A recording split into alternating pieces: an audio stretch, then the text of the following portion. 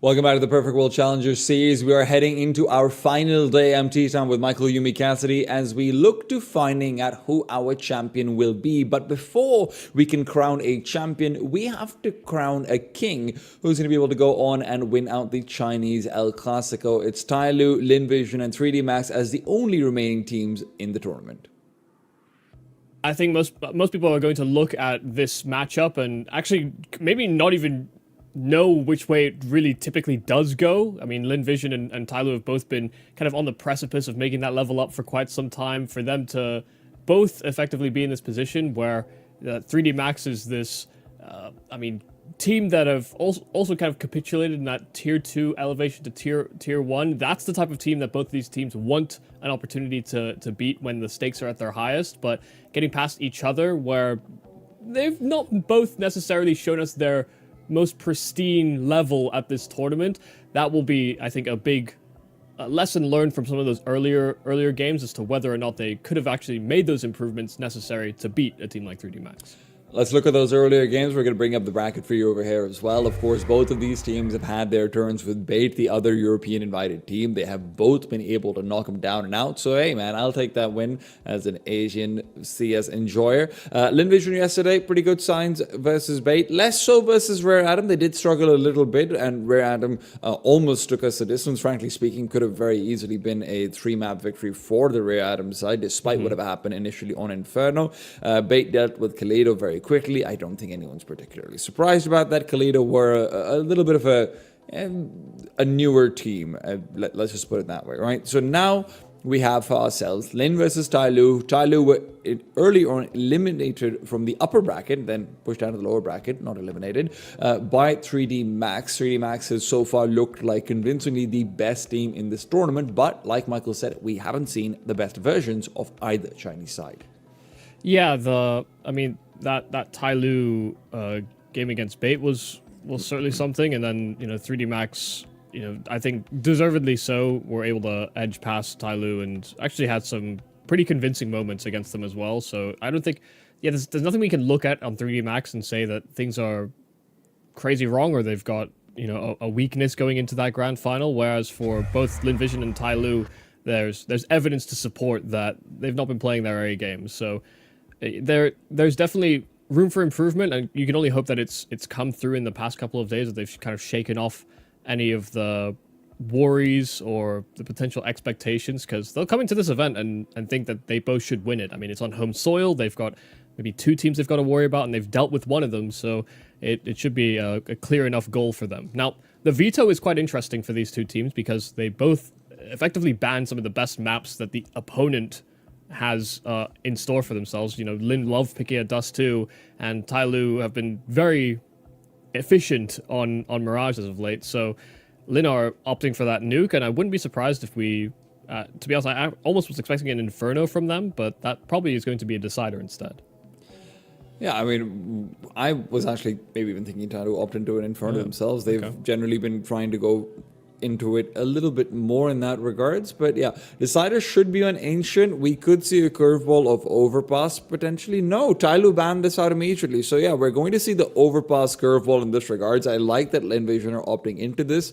I've always been a big fan of Westmount's calling on Overpass, and even though they haven't really been able to debut this versus any quote unquote relevant teams in that regards, the only teams that they played on this are domestics and Rare Atom and the Huns.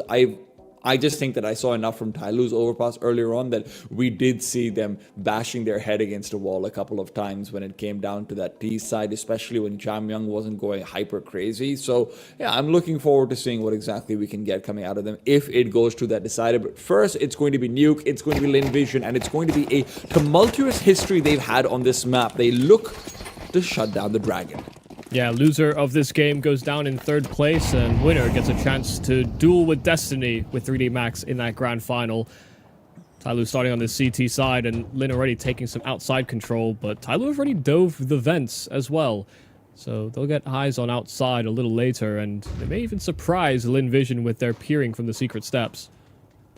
Zacher takes a goosh and a follow-up. Mercury's put him down. Westmelon's good for a return, but I don't know if they've realized how close Su is to them. In the meanwhile, G will be the one to try and defend. His attempts are not in vain. Good for a 1-for-1. And that means Jamyang will be a critical factor. Attacker in from behind is able to cover up Su's ascent. Wasn't quite as sneaky, but Emilia is tearing them up. He's done it all on his own. It wasn't even particularly bad swings from Dailu. Oh my... No, I mean, they were really trying to hound down Emilia there. I mean, 3 players in a spot where Emilia is expected to get traded at some point, but does a fantastic job of sort of timing his, tucking away.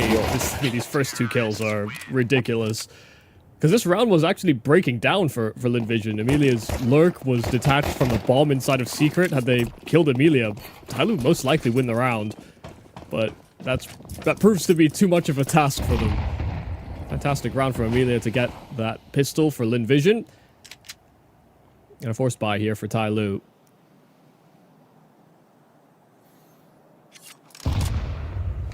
And the scout of G holding from heaven.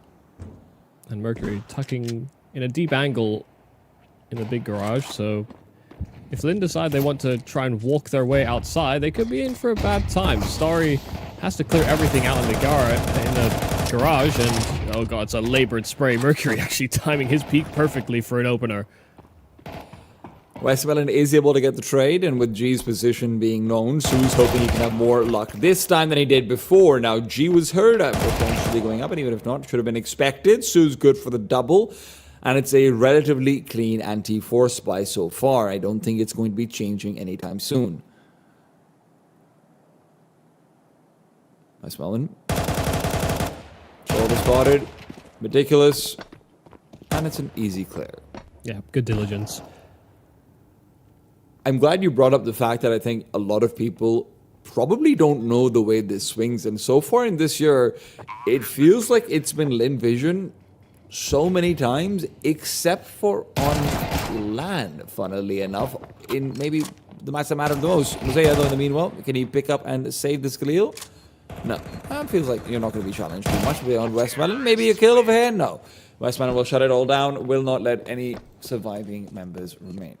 But yeah, Lin Vision have gotten the better of them a lot, but it does feel like ever since Tyloo hit their stride coming into ACL earlier on this year, they've looked like the better team when it comes to, shadow boxing versus other matchups, right? Tyloo's found all of this international success. Tyloo's been able to put themselves in like a legitimate top 15 category, in a place where you should be expecting them to maybe even get real upset wins over teams in the rank 9 to 12 mark. Lin Vision haven't been able to do the same, but I don't know if that's going to stop them domestically. Yeah, it seems like the next hurdle to pass for Lin Vision is actually beating the best opponent or the best rival you have within China to maybe scale yourself up when you get to international waters. How can you be beating international teams on land if you can't beat Tyloo? Westmelon, out and about, attacker, down and out. Credit to Mosea Mercury, man. They've started things off with a lot of damage. Jamyang picks up another one as well, and it is much more expensive than Lin Vision bargained for. They drop down to lower, and gee, maybe there's a weapon to recover. There is. So, an attempt that will be made. He finds too much, just spamming around the corner. G makes a show of it, and now it's back to a 1v1. He's got an AK in his hand. That means the head could be lopped off very quickly. Zacher looking to take the fight. It's up on action, and Zacher takes advantage of the lack of Kevlar. The full wide swing, and Lin Vision will breathe, but with shallow breaths. Yeah, I mean, that was very, very scary. Great work on the low investment there from Tyloo. Not only just sort of flooding in that A-bomb site, but Lin Vision just simply weren't expecting as many players to appear out from heaven and catch them blindsided. The kill from G out of the vents was pretty miraculous, but gave him a fighting chance. And that's the thing about this matchup as well that also makes it very interesting. Starry and G both made the venture over to Tyloo, but only one stayed. The other one went back to very familiar faces. And Starry will be familiar as well with some of the antics Tyloo gets up to. It's a very incestuous sort of ideas game between these two. there'll be greater familiarity than, we talk about rivalries and El Clasicos and domestic matchups, but when you've shared players, it becomes even more tenuous. Trade onto attacker. Linvision turns out are just anti-gun round specialists, Michael. That's all it is. Yeah, love that for them. It's the best looking round they've had all game long. 4-0 start to things, and Tyler's not going to be on another gun round, not until the 6th of the map. I'll say, I don't think Linvision are doing anything particularly special so far at the start of this game. They're not going for an odd timing. They're effectively running this outside default and catching Tyloo members that are either trying to swing for duels or they're getting into these close bursty spots where they can kind of leverage that star power. This obviously being the selection of Linvision in a domestic matchup. Maybe there's sometimes a little extra that can be sprinkled in. I think right now Lin haven't deemed that necessary. Maybe they're just capitalizing on a pretty lackluster outside for Tyloo. That's something that happened for them as well when they were playing up against 3D Max. Starry on outside was just being completely abused. He was a non-factor, invisible in the game, and not in a good way. It is good to see, even if it's just one gun round so far, but it's good to see that he's maybe got a little bit more mojo. His steps are a little bit more loose. Wait, you said Starry? Yeah. There could be some struggles. But they didn't play. They played 3D Max. Oh yeah, they did. In the upper bracket. Yeah. Totally played. Yeah. Oh, good response. Maybe a chance for more if Attacker can swing in from behind. He lets Mercury do it instead. Attacker an opportunity, and it's been quite messy anti-forces and anti-halves so far for Linvision, but this time they keep 3 alive, and that feels like it's the bare minimum. I think what really confused me about that was what I was talking about was that Linvision are doing nothing special, but Yeah. that Tyloo's outside could be bad, and that's why I was wondering, like, why are we talking about Starry? He just got some kills. I'm happy, man. He barely got any against 3D Max. Yeah, okay, I understand that. See if Tyloo can find an adjustment. And they've started to realize that Lin have been going outside and using that as a springboard to get into these rounds, and I imagine Tyloo will try and do something to bypass that. We saw Jam Young try and take a forward-facing duel on one of the attempts, and Starry ended up with a double kill on that yard. I would expect that a smattering of grenades is used for those smokes in onside. That feels like the only way you're able to actually put G into a place where he can be activated. Jam Young as well. He has taken a lot more active roles on Nuke historically, always, but a lot more so on the T side than not.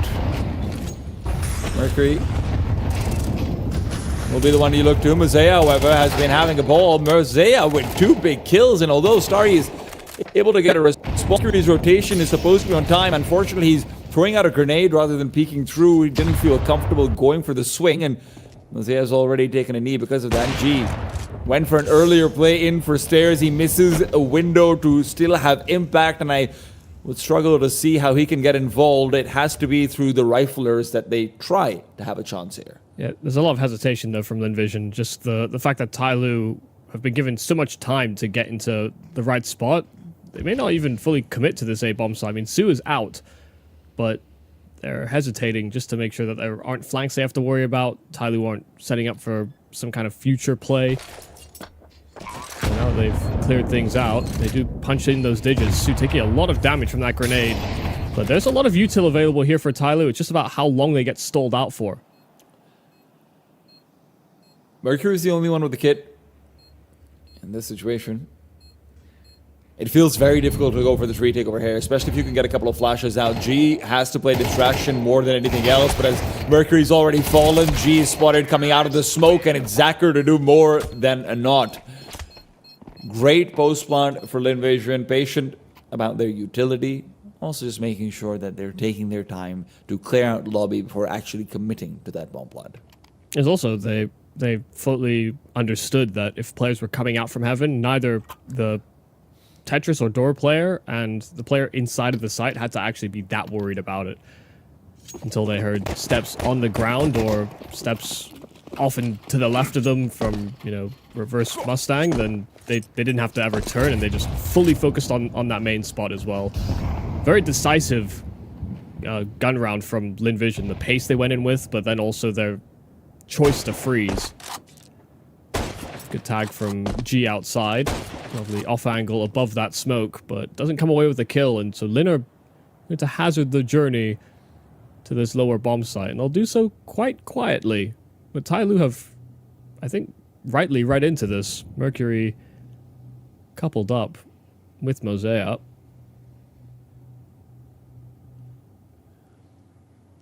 Both of these players have been some of the more dangerous members of the Halfway Club. Unfortunately, that danger has been dealt with initially. At least one prong of it. Mercury, good for one, and that's all he will find. Tyloo are really begging for a tactical timeout. Or at least I'm begging them to take timeout. Might be able to maybe break things in the site, though. G, unfortunately, cannot contribute. They already called attack. I'd like another. And what would be your suggestion for this tactical timeout? To be honest, I just want to see them being able to find a way to get G a little bit more involved on outside without going to secret stairs. I just, like I said, prioritize using HEs over there. Just make sure there's no control coming in from there. And it's really felt like Tyloo has not been able to activate him in a way where, even when Mosaic gets those 2 kills initially, he's in the wrong spot. That's not his fault at all. But all of these calls where he's being active by rotating around the map, I'd prefer something a little bit more passive and just using utility to enable him instead. Sure.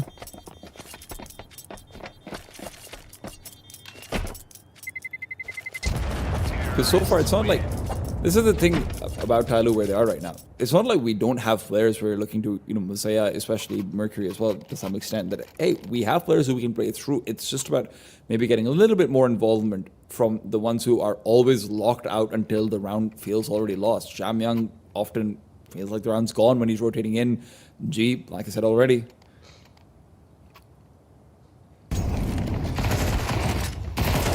less kind words to say about Attacker right now, unfortunately. We'd just like to see him generally step up. Yeah, I think that's really what it boils down to for me, is I just want players on Tyloo to kind of shoot back. Right now, it feels like Lin are winning that opening exchange very, very often, and Tyloo are almost constantly playing catch-up, and it's not as though Tyloo are going in with double swings and clearing things out as a team. They're losing out on those fights, and they'll even miss up the nade outside, but G will win his fight, and Jamyang will stick around after finding his at ramp, taking a lot of damage, but there's G on the support, and while a Molotov blooms at his feet, they found themselves into a 5-on-2, where Lin Vision have very little map control to speak of. Oh, Dagger looks away. Messiah still should be able to cover this one off, but yeah, bombs on the ground now. Lin Vision, any chances that they had on the 2v5 is just swindled down to nothing. Much more comfortable round coming out from Tyloo, and they're going to need a few of those. Right now, it does feel like you need all 5 to have even a semblance of a reasonable half. Yeah, I'd agree with that. Don't think there's been too much to impress us here on the Tyloo side. I think that's largely just due to the fact that Lin were running fairly standard approaches, and there was nothing that Tyloo were doing to get ahead of those types of plays. They were being disruptive, they were reacting, and Lin were simply the better team in terms of how they were shooting at the start of all those rounds, that even if Tyloo were in decent positions, it didn't matter in the end. This will be the first round here for Tyloo. Westbound to save, and that Red Dragon will simply be happy that 5 stay alive so that they can build some extra buffer to their economy. Because if they're going to get those 5 rounds, they don't want to be in a position where they can't afford the weapons they desire. Well, that's how they say you can't always get what you want. They they've realized that already when they were down 0-7. Let's let them have what they want now. Just build strength.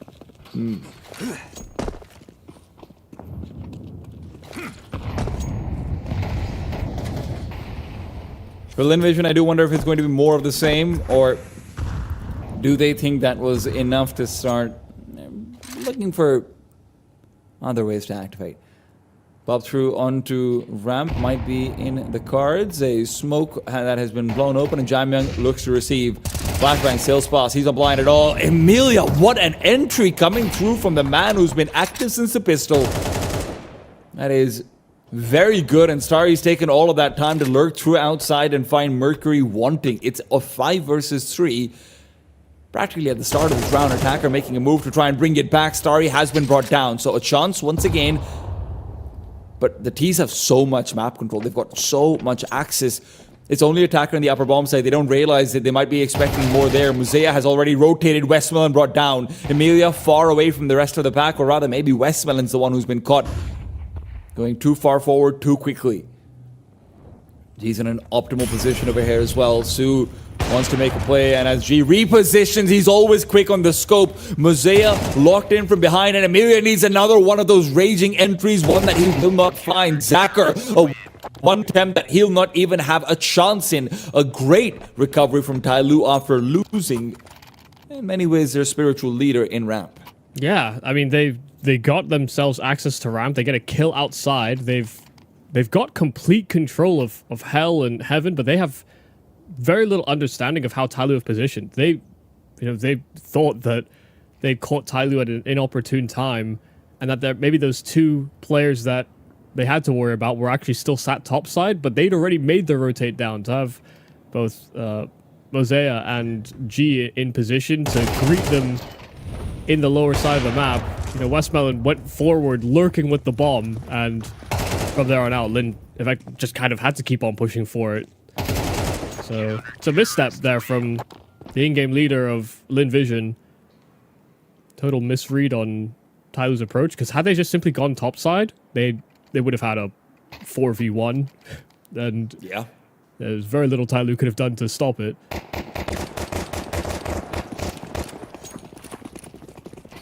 So a little fortunate there for Tyloo that Lin get lured into what they assume is going to be an empty bomb site, and that was far from the case.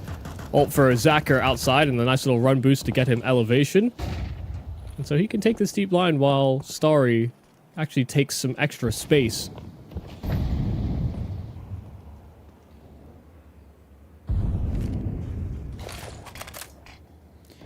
Mosea will be the one on the move this time over. He's got the AK going into the lower bomb site. Like I said before, he's been a dangerous man to deal with. Starry manages to keep himself nicely tucked behind Lonely. So G won't have a sight line, but he's not going into secret. In fact, with the meal skill into Attacker, Mercury's starting to come back up and in through the vents. He takes a slightly more passive angle. Emilia will not be caught out by him on the timing. Mosea doesn't realize it, but Westmelon's already crouched past. He knows what's going on. Oh my god, Westmelon has completely navigated around. Mosea has no idea how Westmelon is already there.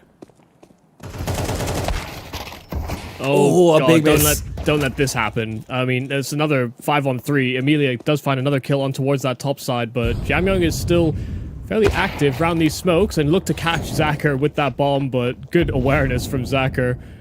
Turned himself around and made sure that wasn't a possibility. Only G that's left in the 1v3. Close range angle with this AWP, and he spotted two. He knows one's close, and he'll finally finish off the job, but it's Westmelon that comes in on that flank. Zacher just has to dance around the bomb site. G shadow boxing with that secondary player, but he's out of bullets, and Westmelon's flank will finally secure the round here for Linvision. An 8th here on this T side, and they are once again just picking Tyloo to pieces. Gets a little bit scary in the middle over there when Jamyang is able to get the kill on Nakomi Sue as well, but yeah, great responses afterwards as well. Linvision, man, they just have full control over this map, it feels like. Even, like you said, even in the previous round of the loss, it's still a 5v3 that they're losing. It does still feel like their round to lose. At any given point, Linvision have felt like they're in control of every gun round. Yeah, they're the one that's they're finding basically every advantage. They're shooting better. They're You know, they're not making small micro mistakes. Bar the one round, it actually did mess them up. It's a nice change here for Mercury, getting himself atop those secret steps. The Molotovs will go deep, but they're looking to target that A bomb site through main. Cold Mesu straight away down to attacker, but Starry's there to trade. The AWP of G that looks to rotate in. He'll catch them at great timing. Mosea's play from the CT vent as well will be successful. Only Zacher that remains. And while he was busy firing away, G dropped silently into that site. Tyloo locked down that A bomb site. The Lin Vision split gets divided. Mosea's been so good so far. It feels like he's been making most of the right moves, even in the rounds where, you know, Lin Vision did also want to win a 3v5 themselves, right? And Mosea's earlier on double kill going into Squeaky and whatnot. Mosea's talking himself out. It feels like he's got a really good read of every fight that's coming this way, but unfortunately, it's not always the case for everyone else. This time, he's able to get himself into a good position, rotate back in from heaven, just cover things off, and play off of Mosea effectively too. And look, if you're on 4 rounds, it's not a respectable half, but it's something where you have hope. It's something where you can manage. It's something where workable. Your entire fate does not depend on a pistol. Yeah, it's absolutely a workable scoreline. And Lin Vision, they don't have the most workable cash. The problem of losing as many members as they have in their wins, they are not feeling loaded. But maybe they can deliver a little bit of force by success.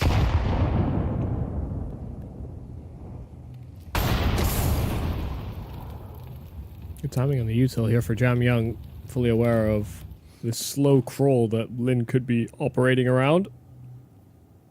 But he's not got support anywhere nearby.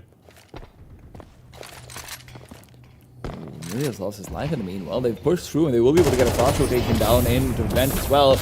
Jamming with the smoke continues to be an absolute menace. He's going to be able to recede back into the bomb site. There are 2.5 players over here to provide access. Lin don't have a lurker, but they will start to split up to try and come in from either set of doors. Jam Young ready to peek, an incendiary down. Starry forward, weak already, and now that AK is on the ground before it's even had a chance to fire back. Mercury, another quick kill found. Bomb plant doesn't really matter over here. A grenade, and Mercury's adjustment is fantastic. Colby Sue gets consolation. Consolation is not enough. He needs another 3 kills, and this Deagle doesn't feel big enough to deliver them. Side, another shot rings out, but it's G to put him down. Tyloo find workability. Yeah, absolutely. I think this is the tempo that Tyloo almost expected coming into this game. You see how good the utility usage is, their timings. They're expecting this slow crawl from Lin Vision, and they are right on the money. The incendiaries that they threw, the HEs, everything made it so that Lin were losing space or losing health quite considerably on each and every one of their, slow checkpoints of progress. So, I mean, that's the best composed round that Tyloo have really put together. I mean, I know they did win a round with 5 surviving, but this was the one where they actually got ahead of a play and were able to contain it very efficiently. But hard to say that Lin weren't the better squad for all of that half. Yeah. The scoreline will definitely indicate as much. And they can only hope that they're able to keep up that level moving into the second half, where they're on their own defense. Tyloo are just as capable as them as, punching quite heavily on those entries. But I doubt they're going to be just as good in the calling department. Mercury obviously newer to that field. But Tyloo, when they win, can sometimes be a little bit more spread out than Lin Vision's more holistic approach. I will always look at Jam Young on the T side of this map, though. And even though he's not had the best game numbers-wise, I don't think his aim has been particularly off in most situations. It has just felt like, hey, it'll just come later. Fine. Right now, pistol round is what matters, and Zacher is who matters. It's an easy first kill. G's been spotted out, but firing back through the smokers. The double J's of Tyloo. G and Jam finding 3 across a bunch of them. Mosea has been left to try and lurk forward. He's going to be hunting down Amelia potentially. If Emilio drops down in through ladder, well, Emilio is going to be spotted and eliminated. Westman left alone, 1 versus 3. Bomb's going to be going down on this B site. Bomb has been planted. Oh, timing's good for Mosea, but he doesn't convert on the kill, but has full awareness of where Westmelon is, and that allows greater space to be taken from Tyloo in the after plant as well.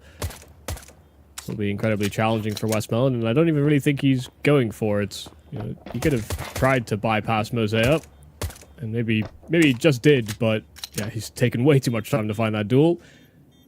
25 whole seconds just to kill one bothersome lurker inside of heaven.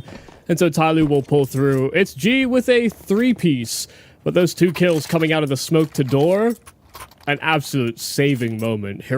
Heroics from G to bring Tyloo their pistol. Oh yeah, great stuff. I really felt like after the first 2 kills getting away of Invasion, this would be just over. They continue shooting in through the smoke, and G is able to spot them out. Feels the confidence of pushing through. Maybe reassured by the idea that, hey, Jammin can always trade me, right? And it's also, I mean, even if he did die chasing that frag, he's doing something to try and win the round. Yeah. You know, they had already lost 2 players for free at the start, so may have felt emboldened by their desperate situation. Well, desperation can deliver some beautiful results. This is not a case where maybe Emilio just doesn't feel desperate enough.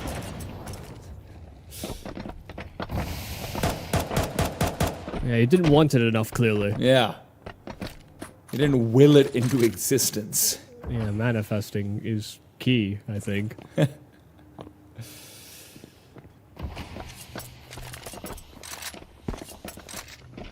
comfortable bomb plot over here, not too many players lost would be the start the Tyloo desire. Westmelon, a drive-by shot that does connect, but not to the head. Jamian was busy doing 360s to clear everything on that bomb site, but it didn't seem as though Lin were that intent on giving this a good old-fashioned try. They lost Emilia immediately, and you saw the perimeter actually spread out on that Lin Vision defense. They gave themselves another chance at it in the future round. This is something that I always appreciate, and it's something that Lin Vision do fairly often, is they don't see this as one of those moments where they have to try and play catch-up when they know they'll be full save in the next round if they lose everything here.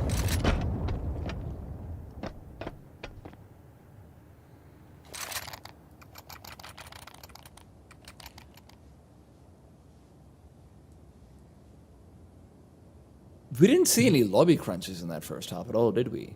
Nope. Yeah, or really any aggression from ramp. We saw 0 active moves from Tyloo that whole CT side, but I don't really necessarily blame them for that when Lin were the ones that were playing actually quite a fast-paced game. If you get caught trying to set up for your own pacey play and you just leave area... Oh, what? that's Okay. kind of insane. That's a ridiculous shot. I think Tyloo really only went aggro twice in that first half. Once was with Starry just getting the kills from outside. And once was when G tried to beeline it for stairs and already lost his... I mean, they went for a couple of A bursts. They went for an A split. They went for one from Hut. They were very frequently targeting and attacking or finding an entry within the opening 40 seconds, which is, you know, considering how games can go sometimes between these two teams, actually very up-tempo. Jamman speeds forward. That's a tank through the wall. He's lucky about that. Still 80 HP on this man. Su is the player you look to in this situation. He's not got a terrible weapon for what he's been dealt. An MP9 over here can do some serious work. 2 kills would be too much to ask for, but 1.5, I'm ready to make that request. No flashes, attacker peeks in, kill number 1, G is still healthy, but you know what? A man advantage and 30 seconds on the clock. This is workable for Lin Vision. Zacher is closing the distance as well. Jamyang on the other side of it is able to force him away. Zacher readjusts, but they're still not onto the bomb side. That's where the util comes in. And they've no smokes either, so actually turning into the site with that bomb is going to be a difficulty, and you can see just G taking that fight immediately in a headshot angle that Zacher tries to cut him down on the cross. It'll be Starry that joins them at ramp that loses his life. Even numbers only for a moment, but G and Zacher trade blows It's only Zaka that remains now. He got that first eye into that B bomb site, but he'll be the last one that peers in before his demise. It'll be G that pulls through with another hero moment, a triple for G, and a 7th round for Tai Lu. They're closing that gap quick. This is going to be the most important round, though, in order to close that gap. If LinVision win over here, well, you might have to say goodbye. That first shot from Zaka was insane, but unfortunately, LinVision aren't able to quite close through with the rest of the bunch. I mean, considering it was sort of a net investment round from LinVision, it's a lot of damage, and it's going to set Tai Lu up so that if they lose 2 gun rounds, they'll be fully reset. Yeah, well, G's found West Melon, so maybe they don't have to think about losing any gun rounds just yet. Yeah, damn, must have caught him just above the edge of the cross. Had to play behind that smoke just outside of main.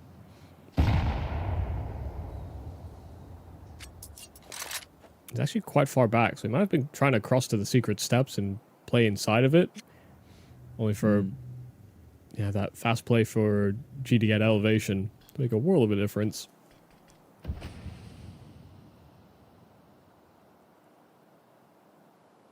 What is the response from LinVision going to be? Tai Lu are still incredibly comfortable playing this super slow.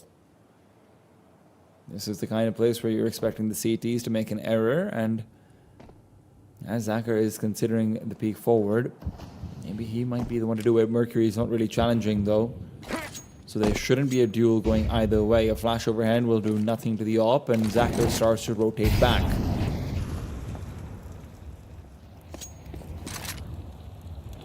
He's making noise on outside as if he's trying to feign going into secret, but Zacher's now made his way back into A. Everyone is going to be here. The cavalry is ready, and Mercury's been traded on top of it all. Mosea, what a shot. G's going to have to come in through the smoke. Zacher will be able to isolate fights to some extent, but not to the extent it required. Emilia had to find a kill if Zacher wanted time to be able to recover for another shot. Yeah, I love the anticipation there from LinVision. The idea that Tai Lu are grinding down that clock for so long, this fake that Tai Lu tried to run where Mercury is running interference, some util outside. They've thrown a wall of smokes and they're trying to feign that they're going to take out outer, but they Molotov those secret steps. Lin actually get ahead of the idea. There's no way you Molotov that at 40 seconds when you're the one that needs to go down those steps into the B-bomb site. So I actually think that was a big red flag that LinVision bought into, and they had all their players in the right position on that bomb site, even in the man deficit. They had a real fighting chance to win that round. But yeah, the trades were very solid from Tai Lu, sorry. Not only that, but the entry from Mercury, had he ended up empty-handed, crossing into the site when main was so heavily occupied would have been very trying.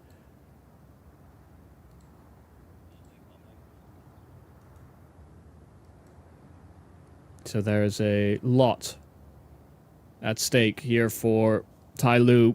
They've been trailing for most, if not all, of this game. And for Lin to finally have these moments of capitulation, these moments of weakness. There was a worry that the form that Lin brought to the table may not have mattered moving into that CT side. I think there's a lot you could say for Asian teams in particular, Tai Lu and Lin, when they've made it a key point to pick Nuke in previous iterations of the roster.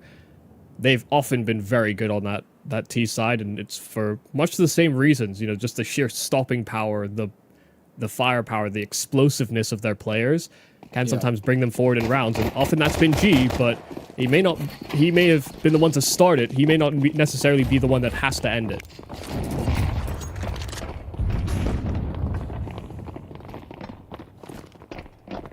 For Lin, you also start to wonder and worry, is this one of those moments where they start to get in their own heads? Tai Lu obviously having accomplished feats that recently that no other Chinese team has really gotten close to in the past, 15 odd years or so of Counter-Strike. G finds Sari early in, Lin want to at least deal damage, want to at least find confidence going into this next round.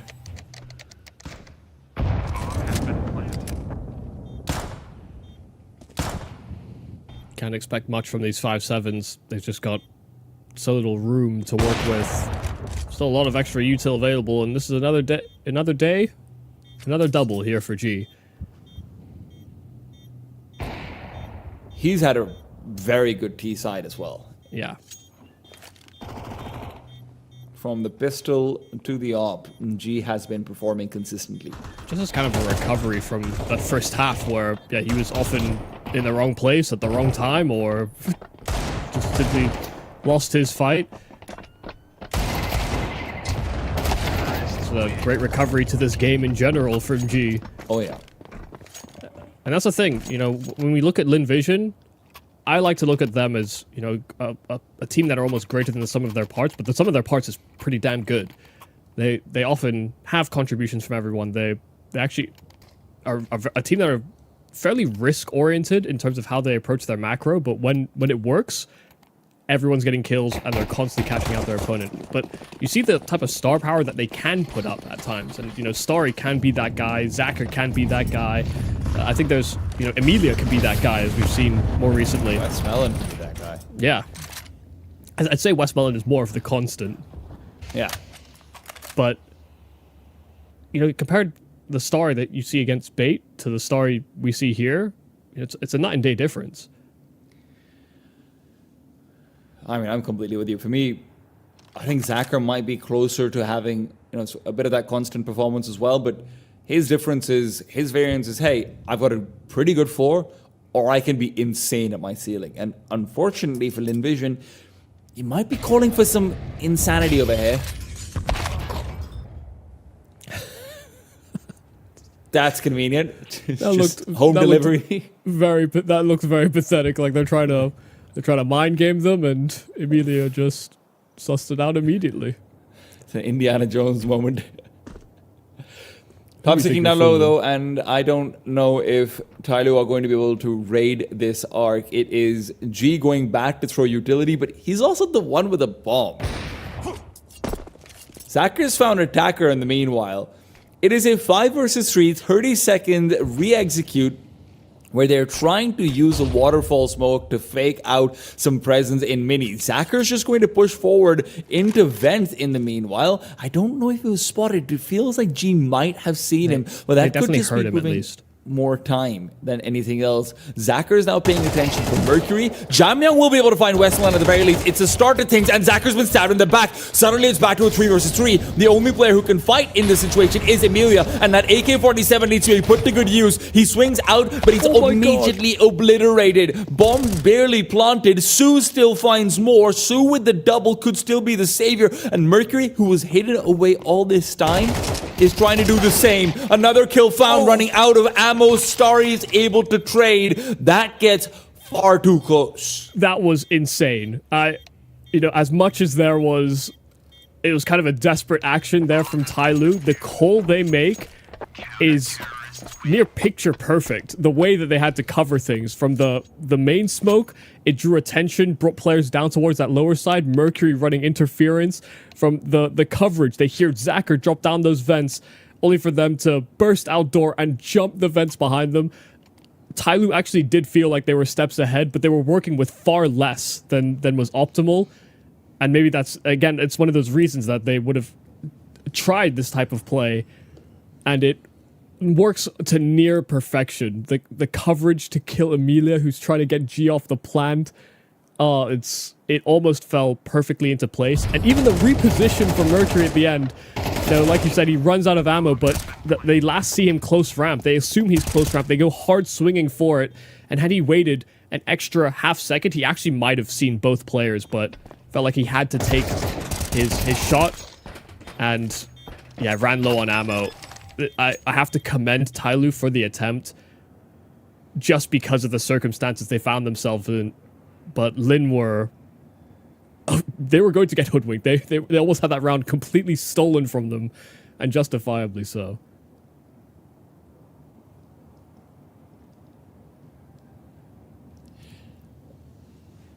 Unfortunately for Lin, even though it's their first round win in God knows how long, the constant threat of an economic reset will be looming over their heads as well. Yeah, no, absolutely. They saved the op, that's good to see, but just one alive, it's not enough. There's going to be enough money as well for Tyloo to get consistent buys, even in the round to follow. So yeah, Lin will have to be very worried about the losses they take, let alone the rounds they win. I think it's... I'm still taken back by that round, because that actually might be the really good call. The single best call that I've seen from Tyloo, just on like a... I don't know how to describe it. It felt so 2 steps ahead. And I don't often see that for Tyloo. You know, the best ways they get into round-winning positions is actually from, you know, default small little things on their map control, and then into fights, and then they piece it together. But to work from a deficit like that, that actually got so much mileage, and I guess I'm disappointed it didn't actually work to win the round for them. I'm sure they are as well. Yeah. It's a great call. It's a great attempt. But will it matter if you falter here? Linvision are still going to be able to try and fight back with this next gun round. Tyloo have not been able to accelerate forward. And before we get caught up in the beauty of that call in a 3 versus 5, it's also a reason there were 3 versus 5. It starts off a little bit goofy, a little bit silly in places where, you know, we're having a chuckle about Amelia just taking down Mercury. A kill for Zacher as well. Yep. Oh, yeah, at the start of that round, they definitely thought Mosea got down and that Linvision had zero idea about it. Because you don't make that type of play if you think that they know you're down.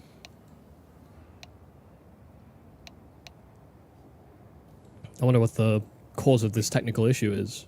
I wonder if Westmoreland's thrown his headset after almost getting 5D chess maneuvered. You know those scenes in anime where it's just someone's head just overloads after they've been outplayed particularly just badly? Like they started to comprehend it, like, wait, he can't actually be that smart. Westmoreland's going through it like a montage right now.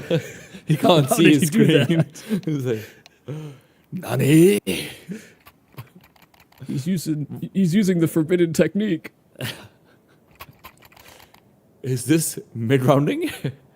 No.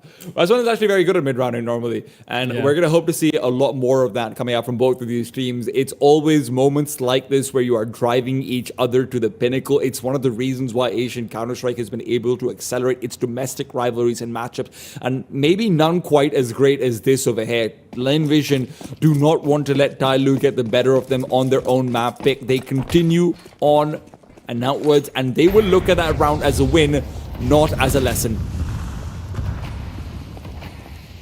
Fast play from Mercury outside. He's doing so independently, even with the HE that tries to siphon his cross. He actually went back into it so that Starry got vision on him and full confirmation that there's someone down towards that lower side, but they're targeting ramp instead, and Amelia in this off angle will succeed it too. The support from Kolmi Su will finish off a third, and while they may get access to ramp, they've lost many bodies here on Tyloo. But they might be able to link up on that lower side, given that Mercury has access to those secret steps, and G to ramp. Amelia just feels like he's the king of ramp right now. Yeah. You can't get one over him. The defense. Oh, yeah. T-side entries were fantastic too. You're absolutely right.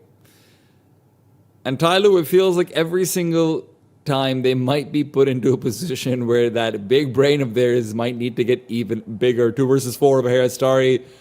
Great angle. Mercury might know where he is, but Starry is going to continue to jiggle. Mercury goes for a gamble. He's hoping he would have rotated away from Garage, and his hope doesn't pay off. Yeah, I mean, they just didn't actually deal with the lower side of the map. They put Westmoreland there, and they said that was it. They didn't need extra bodies, and they were right. Tyloo ultimately don't spring into that lower bomb site.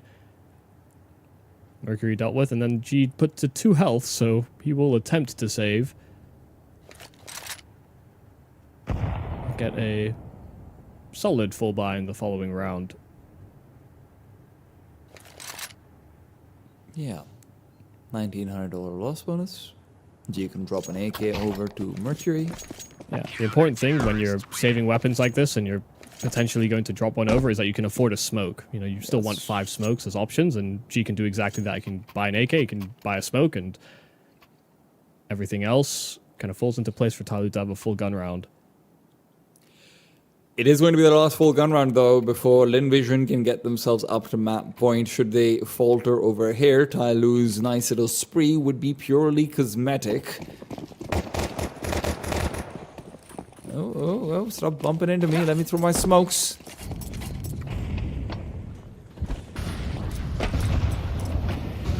Faster play for Jamyang.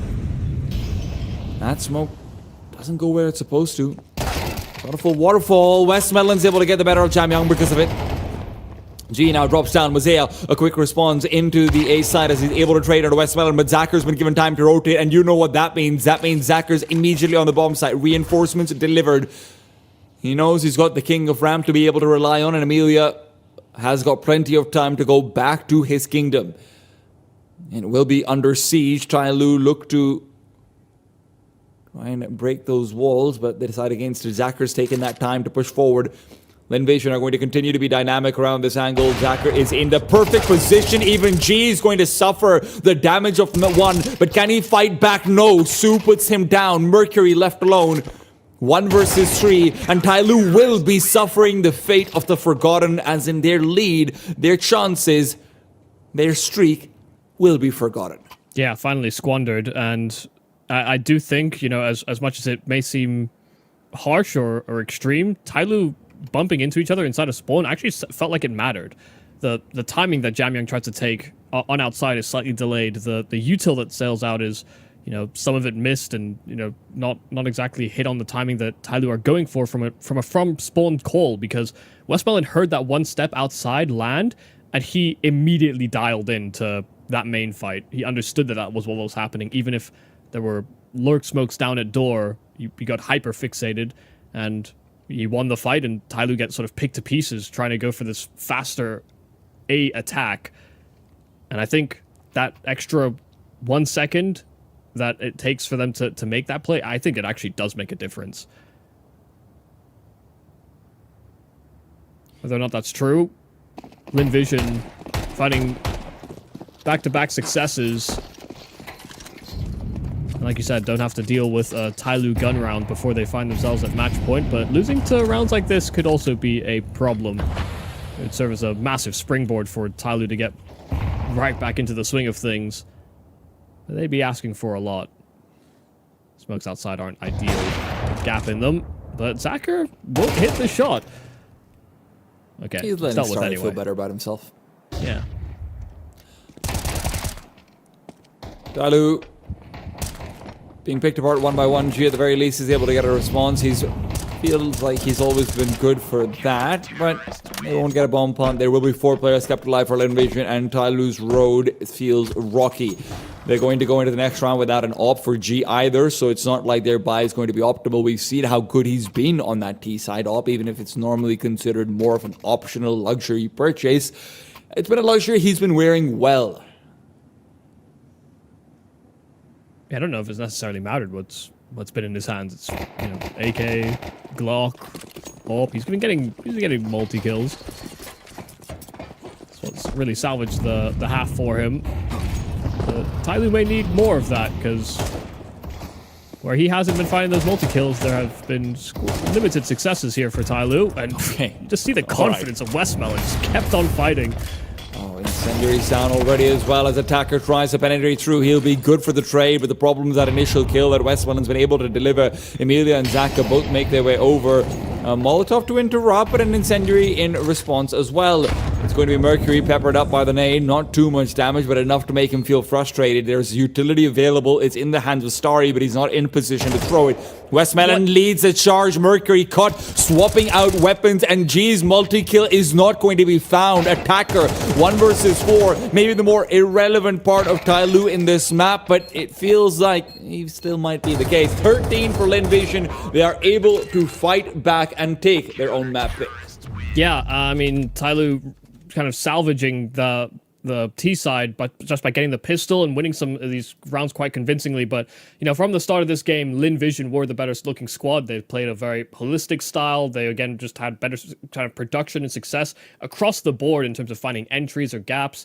I don't think it's any surprises that they pull through, but there was a real moment in this game where it felt like Tyloo could have taken the game by the horns, only for Lin to get some of these back-to-back shutdowns. And then we see these mistakes from Tyloo kind of rear its head, where they're either blocking each other or Mercury in this after plant, I think, just makes a massive mistake, actually, one that's quite fundamental, in fact. So I do think, in the long term and down the stretch, Tyloo maybe had one fantastic call that I'll remember for quite some time, but outside of that, we're actually kind of fairly unimpressive compared to what Lin were doing. And I mean, you look over towards Lin, obviously, numbers-wise, you're looking at Westman and whatnot, but I have to give some love out to Emilia, as we did in the cast as well. Bottom fragging, but it didn't feel that way a lot of the time. Emilia was a real reliable hand in, 3 or 4 rounds where, I mean, even that very first pistol, you're thinking back to it, Emilia basically won Lin Vision 5 rounds or so on his own. So good to see that performance coming in. Lin Vision, Michael, you've always said it. I'm with you on it. Always better than the sum of their parts. And you see it over here as well. Tyloo, unfortunately, those parts not able to activate to the same extent. Attacker, someone who I called the Invisible Man, was invisible in a bad way today. Yeah. Mercury as well, not feeling the hottest. The real Invisible Man in terms of just finding impact and being consistent actually was Komisu, very often there in supportive elements, but, finding a lot of those key trade kills when he was rotating into bomb sites. He was finding a lot of success as well. So, I think he's somebody that's maybe less talked about. He's one of the newer additions, so he's talked about in that capacity, in his proximity to Stanislaw, but it's actually held his own quite well here on Nuke. Yeah, give it another year, they're going to be talking about Stanislaw and his proximity to Call Me Sue. At least that's after he gets kicked from wildcard for the 3rd time for some reason.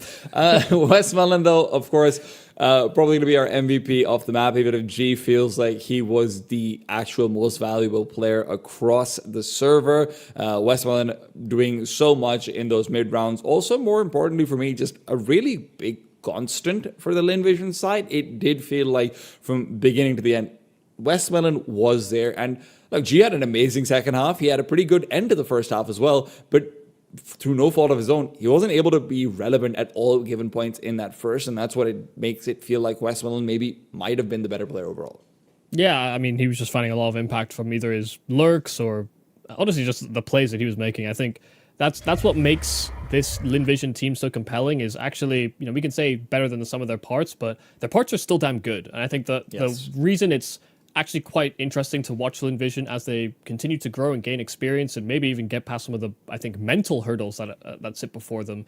It's that they play a very, actually kind of strong strategic game, and they've got the pieces that can sometimes back it up when things go wrong. So they just need, effectively to get past that final hurdle, and Tyloo are actually one of those hurdles, if not them, then 3D Max afterwards. But we'll have to actually wait and find out whether they even get to that following matchup. And to find that out, we've got to be going to Inferno. It's shared territory for both of these teams. Always a risk picking into it, but it's Tyloo's favorite map for a reason. Can they show us that reason, though? That's a question that we will be answering after a quick break.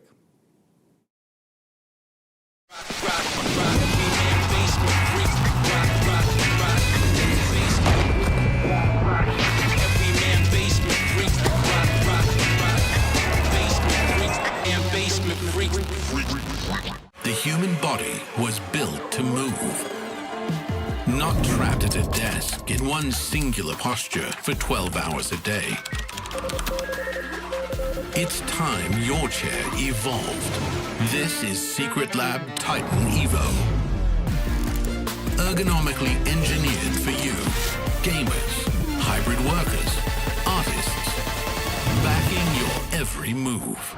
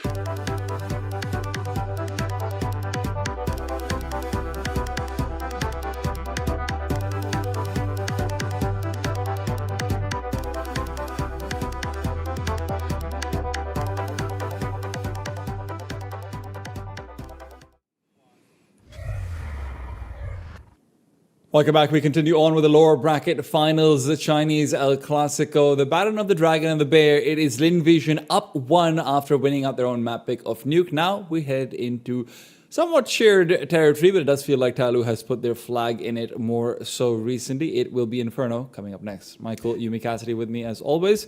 Michael, how are we feeling about this? Yeah, I mean, it's hard to say that it's looking that good here for Tyloo. I mean, Lin have been the team that have looked better and more convincing in the wins that they've had so far in this tournament, and I think that's still carried through into this best of 3 as well. And, you know, as much as this is a map that Tyloo like to play and pick into, it's also a map that they've had quite a fair few losses, and, you know, that within the context of playing against some of these teams at international tournaments where they are seen as the underdog. I understand that the competition is harder, so to speak, but there's a lot that sort of has to be desired in terms of making this a staple and something that you can bring forward even against some of your domestic opposition, because Lin Vision, in their recent record, you know, albeit it's more local in the opponents that they faced, but they've also looked very, very good in the way that they've approached Inferno. I mean, you just have to go as far back as yesterday only versus Rare Adam, right? It was just insane what they were able to do. It felt like every single thing was going their way, and yeah. Rare Adam maybe even the game starting against Bait off cold as well. Absolutely, you know, Rare Adam maybe starting off cold, but you know that's where you then look to Bait and say, well, what's their excuse? I don't think there is one. Lin Vision are just genuinely a very, very good Inferno team, and you know this is why you said it in the veto phase, Michael. You thought this was going to be a decider, not a pick for Tyloo. Yeah, and I think it just kind of goes to show the lack of confidence in their map pool, and I thought that was why, you know, earlier in the tournament when we saw them flex into, you know, like an overpass, I was quite excited at the idea of, you know, potentially that even being a selection for them, like if they wanted to try and bring that back or into the fold. So yeah, I'm a little bit hesitant to say that Tyloo have a way back in, because I think Lin have just more consistently shown that they are of higher value in this particular tournament. I wouldn't have believed you until yesterday, to be honest, because for me, it's that win against Bait that really solidified it for me. Bait generally pretty alright on the map as well, but overall, yeah. I do want to point out that was a map where Starry popped off, and that's not a guarantee ever against anyone. Starry is one of those players who, again, can do really well if he feels like he's completely keyed into a situation, has a perfect read of the game. He can, you know, control apartments really effectively, do whatever he wants from, you know, the A side spot as well. But other than that, Tyloo do have a very hot G coming out of Nuke. If he can continue that form, generally very good on Inferno as well. This could be some serious firepower coming out from the Dragon. I kind of really hope so, because even when we were looking at Tyloo and their recent win at the Fisher tournament, this was a big reason as to why their Inferno had a lot of punch, and Jam Young in particular was insane. And I feel like if we don't get a very, very strong Jam Young, then other things may not fall into place quite so easily here for Tyloo in an attempt to push us to that decider and even the final. Soon might be run down over here. There are 2 HE grenades being primed and prepped in for CT spawn. Never fun to be receiving them, especially less so when you don't have armor. Dualies will not be able to find any kills, just a bit of damage onto attacker. The bomb will be planted, and now the retake relies on a single flashbang. Well, it better be damn good, because it's coming out from Banana. It's going to be 4 that approach from Banana, in fact. Only Sue that tries to hold into spawn and construction. That's a great flashbang, though. Jamyang is going to be caught up, but G wasn't flashed at all. He finds 2 kills somehow, and Jamyang's been given a chance which he's not able to put to use. So back to a 3 versus 3. Invasion still relying on Sue to be able to lock them out of church. Zacher is still fragging. Getting some crazy doubles out, but at the end of the day, Zacher's triple will be ignored, and Tyloo are still able to get the better of them. I would love to see those kills from G's perspective. Yeah, I think he must have been playing anti because he had his teammate right above him, you know, staring into that flash in Jamyang. And you'd have to think that as soon as that flash popped, G turns and gets his kills. But they must have come in rather quick. Yeah, unaffected by the flash. But they did not clear close, and they get punished for it. More impact from G on T-side pistols.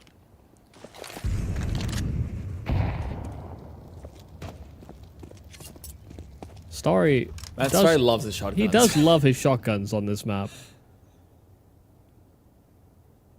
And I've seen it. I've seen what he can do with it. I respect that he understands his position, but man, does it suck trying to retake that B-bomb site. If you're even vaguely tempted to. This is a call for Tyloo that they could get into the bomb site with, but they may not actually win the round with. A very forward play from Mercury, and the 1-for-1 down middle as well. A lot of presence that they are aware of. Zacher with the Galil will be your main man to try and instigate. He's got a full belt of utility over here as well. Would have liked to maybe give some of that over to Starry. A flashbang would certainly help him actually come out of the apartments. He'll also be relying on Westwell as some sort of distraction. Molotov to force attacker out is the call, but afterwards you still want to see that flashbang used sooner rather than later. A refresh on the smoke as well. There's a chance you mainly just fight in for damage as well too. Tyloo wasn't able to come out of the previous round with all that much money either, but when you went for a force by yourself, the damage doesn't matter that much. No kills going back into the site. Mosaic just picked up the Nova? He did just pick up the Nova. I don't think he realized what he picked up until he had it. And so now... He's inspecting it like, can I... What do I do with this thing? Back? G's like, don't worry, I'll take it. No. I think G must have offered to take it. Hey, baby, I've done shotgun hopping. How difficult could shotgunning be? Yeah, you know, the skills are similar. Well, also the best candidate to make money on, to be fair. Yep. See, the positives just keep on stacking up. It's true. It's almost as if, he should have had a Nova all along. I'm going to say a mastermind. The important thing was that they brought the AK for it in that round, to be fair. But yeah. Although Tyloo going into a full stack could be a little bit silly as well. And early for... Yeah, I'm not really sure. I see this happen fairly often, and I understand why teams do it. But they've got a stack here, and they smoke off immediately where they... Actually, they do have a secondary smoke. Actually, it's not as bad as I thought it was. Because quite often teams will go for B-side stacks, and they have one smoke to delay, and they do it immediately. And then the team just kind of goes away from the stack because they don't want to walk through a smoke. Because it's an extra smoke here... Oh my god, that smoke bounced so strangely. Okay, Tyloo are going A anyway. Well, Jamyang is still going to be taking the contest. It's a Galil on the ground. You can maybe look to recover it, although the grenade will not make Starry feel the best about it. He already feels disappointed that he's had to say goodbye to his best friend, the Nova. Well, that Nova saying hello to them as well. Starry will be able to be reunited with it potentially. The money Mercury is making is kind of insane. Why is G not holding on to this? Come on, man. Mercury can drop the orb just as well as G can, I guess. Yeah. Insane work with the Nova. Wow. All right. Not terrible. It's just, unfortunately, it does feel a little bit immaterial after you give away $2,700. Yeah, he's basically got like 2 kills worth of damage on that USP, which is also incredible work from Amelia. Yeah, the concept is strange because I think any team that sees a smoke bloom on banana like this, where no one is jiggle peeking, no one's doing anything, and everyone is full tucked, full hiding, and smoking on timings. That's a huge red flag. Anybody that plays and tries to work banana understands that that's a huge red flag, and I feel like that trap just doesn't work most of the time. You have to throw some risk. You have to incentivize your opponent in almost. Double boost up for Lin Vision. They're really expecting a faster bracket split, and they might be right with the way Tyloo are positioned. It's certainly in the cards. Mercury out into the smoke. A flash to come through. One's playing anti. Starry doesn't deliver. Amelia dropped down as well. On top of it all, so you've lost out on the round, even though Zacker's got a double. Well, I mean, that's just the perfect call, actually. I mean, the getting inside of the smoke and coupling it with that flash. Lin were trying to play anti, but once Mercury gets that opener, the round just falls apart so rapidly. The secondary player is almost always going to get traded. And then, Zacher from the apartments is, in a really tough spot. So, yeah, fantastic, really, from Tyloo. Perfect call to exactly what Lin Vision were up to. Yeah, Starry, the only way you're able to actually take that round back is if Starry just wins the duel outright and Amelia's given some time to recover and make it an actual 2-player play. Instead, it's felt like a no-player play. Yeah, the only thing that's maybe a little flawed is that the flash actually bounces off the wall, but that's very nitpicky. It bounces and then pops almost immediately. It's basically an instant, pretty much, yeah. Yeah. Cute little date spot, but I don't think there's going to be any of those happening anytime soon. This is a place of violence, and Tyloo hope to inflict some of it.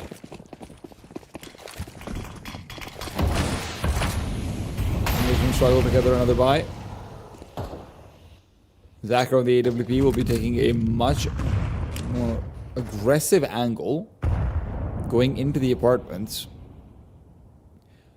But the 2 players left out towards the B-bomb site will be struggling to challenge because of this. Rotations will be slow from Lin Vision, so if Tyloo is able to actually find a banana fight, could lead to another saving situation.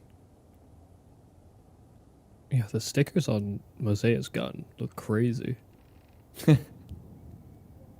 He's like worn them down, so it's like the outlines of the whole Tyloo logo. Never seen that before. Yeah, there's not a lot happening in this round until Starry decides to get a bit inquisitive and right into the crosshairs of Mosea, but it did not serve him much good. Nice kill from Starry. Felt like he should have been the one to fall. Maybe Mosea caught sleeping a little bit. Flashbang keeps Westmelon honest. He's got one of his own as well, though. Jamyoung playing anti-Westmelon, still so fast on the trigger. Jamyoung hoping to do more than just find one. Maybe expecting there to only be 2 players over there in the vicinity. I don't know if Zacher's scope would have been heard out towards the A side at any point or not, but that rotation still catches off a jam. 20 seconds on the clock, and Tyloo don't really have much of a chance of it. Beyond is bull rushing forward and hoping for some kills, and maybe Mercury can deliver. Su spotted out. Su should be going down over here, and indeed he does. The bomb can be planted. There's plenty of time. No HEs to blow open the smoke over here either. An incendiary that goes to the wrong place, but the smoke does fade. Incendiary, now they're wishing they had it for new box. G cannot be forced out without it. No reason to peek now. It all relies on Mercury, as, to be honest, it has so much so before G gets information on top of it. Now he knows it needs to be Mercury to swing through. In a 2 versus 1, Starry, who started this round with a bang, might be saying a goodbye with a bomb blast. Starry, though, good for the one headshot. Can he turn the corner, trying to fake out some sound cues? G knows not to peek. He knows better than this, but he misses his shot, and Starry's got the kid. It'll be right down to the nick of time, and Starry gets it done. 3-piece. For the man in blue. Yeah, marvelous round from Starry. Great patience as well. understood that he was kind of caught in a crossfire and, you know, prioritizes and targets the right man at the right time. Tyloo were both low. I think that was the real issue is Mercury and G were both so low in their spots that they had to try and catch Starry out, and, you know, Starry, when he's on, is so lightning sharp and so quick that even if you're trying your best to mitigate risk, you could still fall victim to him. And that's a 1v2 for Starry, and he is definitely a key man. We talked about the performance he put up against Bait, and for Linvision, for them to take the next step up, it does feel like, you know, Starry has to be a star man on Linvision. You know, Westmelon can be a constant. There can be other players that pick up the pieces, but I'd say in terms of ceiling, Starry definitely displays the highest. Good to see Mercury as well performing in, though, and that was a crazy round to almost recover for Tyloo. Didn't feel like they should have had a chance to, but Mercury finds that chance. Yeah. It's kind of a shame that he didn't commit to the full spam on second oranges as well, because he didn't actually know where Sue was. He just simply spammed it, and then, you know, he hit the headshot, but he took some extra damage for it. Lovely flashes for Jamyoung, just creeping around the edge of the top banana smoke, and he's gone. He's been sharp. Even the frag on the West one in the previous was lightning quick, maybe a misread afterwards, but right now Tyloo had the correct read. It was a trade, that's different. I want raw entries from Jamyoung. Maybe a couple of raw entries to be delivered over here. Starry takes his sweet time, and that's not something he has. Emilia, though, does not wait. He accelerates in through the smoke. Turns it into 2 versus 3. If Zacher had only just hit the shot on the cross, this would have been a real possibility. Instead, it's Attacker to pick up a double and creep his way up to 6 kills. I couldn't tell if Zacher was surprised that there was no smoke down Moto, or he thought one would be sort of fading at that time or something, but he swung out wide enough, but he didn't look like he was ready to take a fight. He maybe didn't anticipate Tyloo would even journey the cross. But you're right, if he'd hit that first shot, he wouldn't have been lulled into this idea that he had to commit to a reswing. We had Sue behind him as well that wanted to commit to a hard clear. But Tyloo finding an entry over a banana and then springing this execute into the A bomb site. Lovely to see that Mercury leading the charge on that endeavor. Even if he misses his first chance, he does prioritize creating space. You know, he still spreads out. He doesn't start, you know, getting caught in a jiggle fight. He just creates space. He has teammates behind him, and he hits the entry he needs to in the end.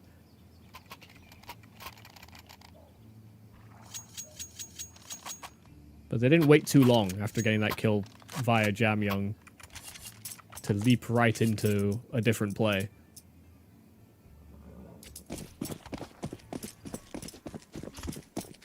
The one round Linvision have pieced together actually started off with, you know, a lot of sort of inactivity around the map. Whew. Hot hands, baby, hot hands. Yeah, that's far from inactive. And not just in the kill, but even on the map, you look out towards how fast the reinforcements are coming out towards the A site. They have left Westmelon completely alone. This force fight that they've gone for, they know they might need to be stacking members more often than not, but they have to be careful. Zacher getting that initial kill has spurred Tyloo on to believe that there would be a rotate. Yeah, they've not been disincentivized enough, really, from this B-bomb site to not give it another look. Zacher will start to rotate back. Not going to be making any audibles mounted. The re-smoke and incendiary that Westmelon has available to him is what they are also relying on. Zacher now another smoke at the ready, but Tyloo are surely going to have to commit through that one if it actually does start to be deployed. Zacher smoked off at Coffins, but he's able to get a good peek, and Emilio's pushed down middle will find the bomb. That completely disrupts anything Tyloo had planned. Mosea now looks to fight back, but the self-flash is what gives them a chance, funnily enough. CTs might not have space to receive. They use their incendiary, but right back in the middle goes Mosea. Tomisu never got the chance to pick up another weapon, so in a 3 versus 4, Tyloo's real enemy is actually time. Yeah, they might just save, honestly. Their position is so bad. They know that they've been trapped at the mouth of B. They've run out of time, and they're trapped behind a smoke. They're going to try and hold on to these guns instead. And that's a great heads-up play from Lin Vision. They realize that they get that kill over towards Banana. There's a lack of a spring from Tai Lu. They don't make noise in the apartments. They don't try and take brackets control. There's nothing. You know, there's no counteraction. When you lose Banana control, that's very frequently how T-sides will respond, is by surveying the A bomb site in some capacity. And so Lin Vision get ahead of it. And you know, the only way that round kind of goes askew is if Tai Lu are kind of holding the bottom side of middle or Banana and ready for two players to sort of wrap in on the flank. And when that wasn't the case, yeah, Tai Lu were screwed. They were completely boxed in. So again, one of these more active rounds from Lin Vision, and it comes based on some of the inactivity of Tai Lu. So that's why Starry started looking into the apartments in one of those previous rounds. I'm sure he had to 1v2 clutch at the end of it, but before that moment, Lin were actually in a winning position.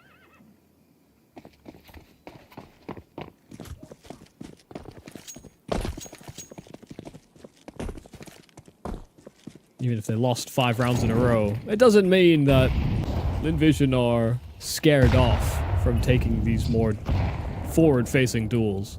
Certainly not. I'm glad for it, because otherwise this game would be less fun to watch.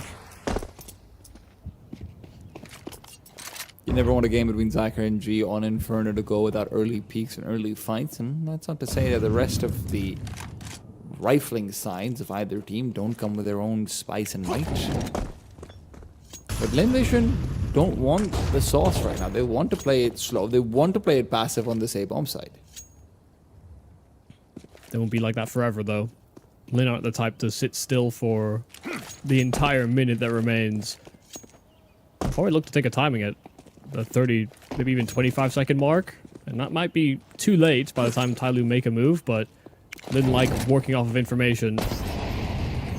This is going to be a fast play from Tai Lu. It's a smoke for spawn from far off, and now flashes from West Melon will not be sufficient. Jamyang's already moved past them. He can get 1 and 2 kills because of that. West Melon really caught off guard by how quickly they were going, and Zacker's not able to find the immediate response, and he hunts too far forward. There's not going to be a chance for the CTs. They need to move back and save what little they have. Yeah, the forecasting was just off, and I know anyone that watches the Weather Channel regularly knows that that's very frequently the case, but you could tell that the util coming out of West Melon's hands was just a couple, maybe 2 or 3 seconds too late.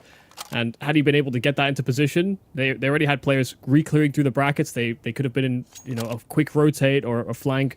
Had those players been a bit quick-footed on the Lin side and accelerated their schedule by those 2 or 3 seconds, it actually likely would have made a huge difference.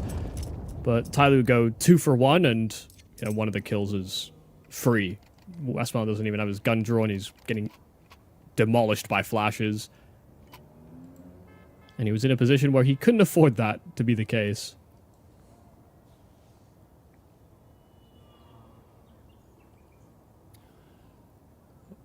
Lin are going to find themselves once again in a fire without all the bells and whistles. Specifically, you're looking out towards Zacher not having the op. And in situations like this, Lin are good about taking fights and taking duels. The problem is, I think Tai Lu are going to be expecting it. You can already see they're really not going into enemy territory at all. No attempts made to trespass after the first wave of utility is already sailed forward. Look at the read Jamyang has on the map right now, dodging everything. Not a single flashbang will connect, but unfortunately not a single headshot will from him either. Westmelon can put him down and turn away, and Tai Lu are bumping bodies in the back of Banana.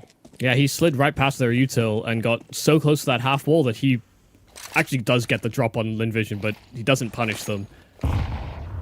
So it's a nice idea there from Jamyang, but he needed that instant headshot. Lin Vision now setting up for the boost inside of spawn, but it's a contact play out from Tai Lu that actually could just completely catch them off. Westmelon is holding in this off angle. He's trying to deploy util, but he doesn't keep his gun drawn. Sue's still on this boost, though. Tai Lu have not cleared for it, and while one goes down, the other will trade.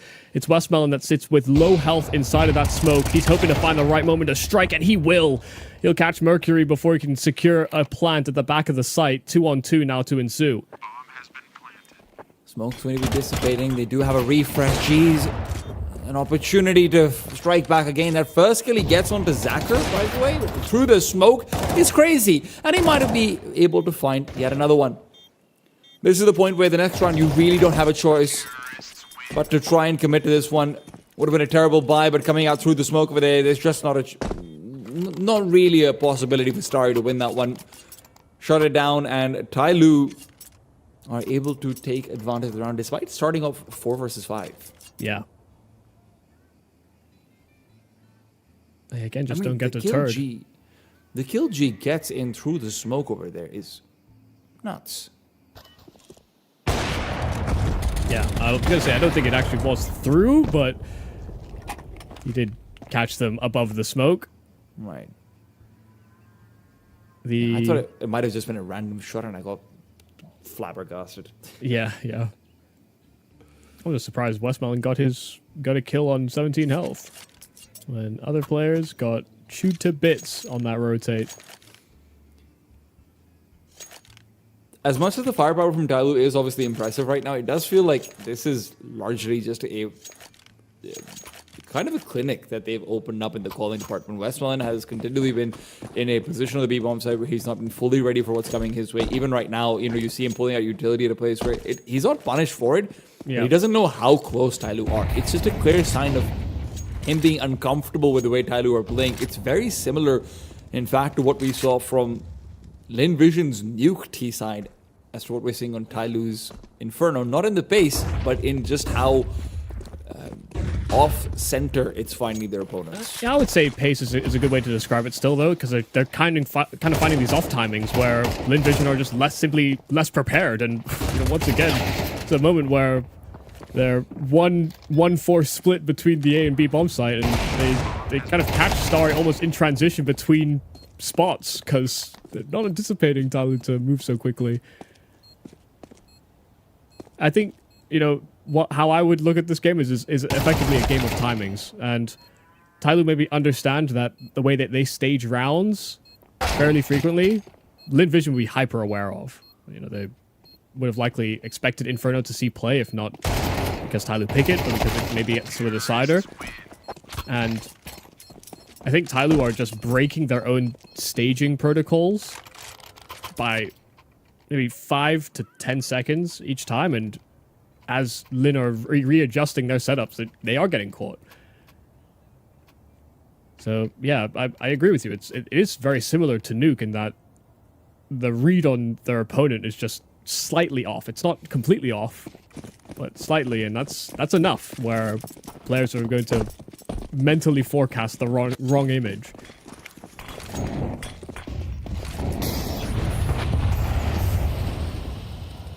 Great early damage onto the T's, and it's followed up with more. The second wave of util is what gets Linvision an advantage. As we said, for Nuke, 4 is fightable. And that's what Linvision are hunting for. He's going to be cut off over here. No, Emilia doesn't realize how far forward Mercury is, but Mercury is now hoping to find another man surprise. Sue is ready for the duel, though. Will not be letting that one go. And with the bomb down, Sue still watching out from the side. Mosea having not made any secrets about his position. This is going to be either a big chance on Zaka or no chance at all. You also look at Westwell on the map. He is closing the distance. The gap is going to be narrowing down. Zaka may have a few different angles to deal with, but with the Dakar position being revealed, Westmelon can give over the call. It is all down to Starry. Long-range headshot with the A4. Can duck away if he wants to, but he'd rather fight. And Linvision will find 3. Yeah, lovely stuff there from Emilia, and also just the util set over on Banana. They deal with Tyloo, who are playing close to that half wall, trying to burst into top Banana very frequently. And even with Tyloo sort of catching them out on the timings, Linvision don't try too desperately to compensate for that by taking a duel or trying to slow them down. They just keep tabs on the Tyloo main force, and I have to say, I mean, the most pivotal kill actually did feel like it was Call Me Sue's inside of spawn, because that was the most raw 1v1, and it did swing the tides quite heavily. Zaya hides away in second middle, otherwise that could have been a very different situation to be in.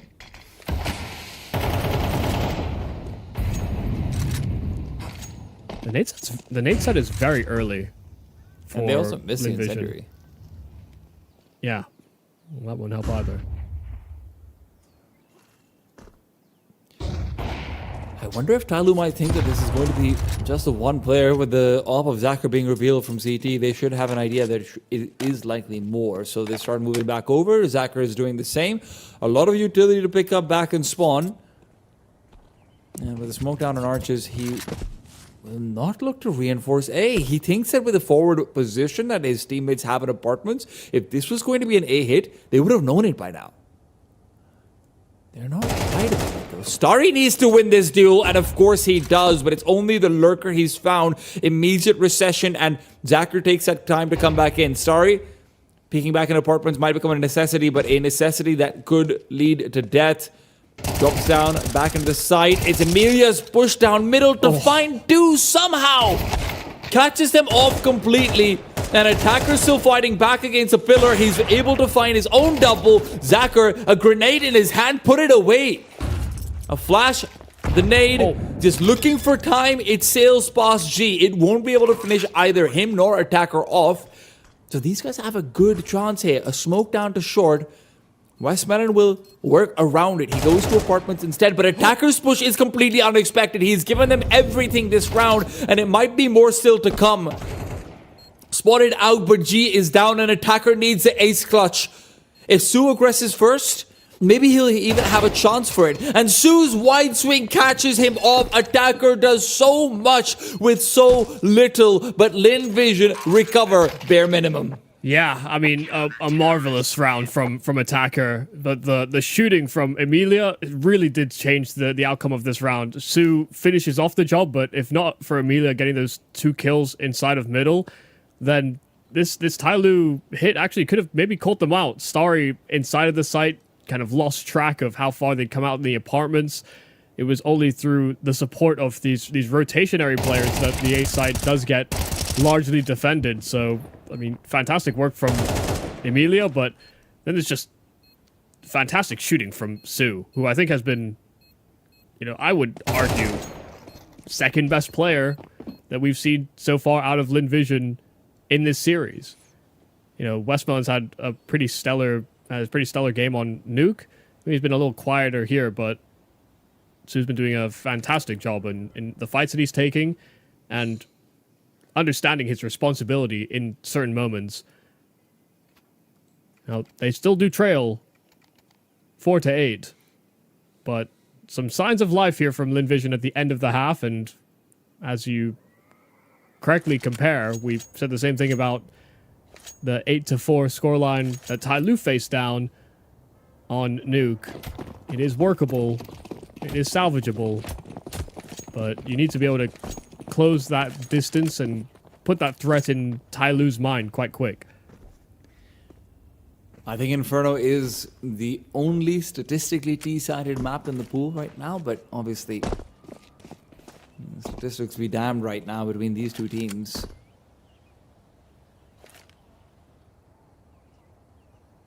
Jamyang single flashbang will be helping the USPs of B. A is where the dualies have been stationed.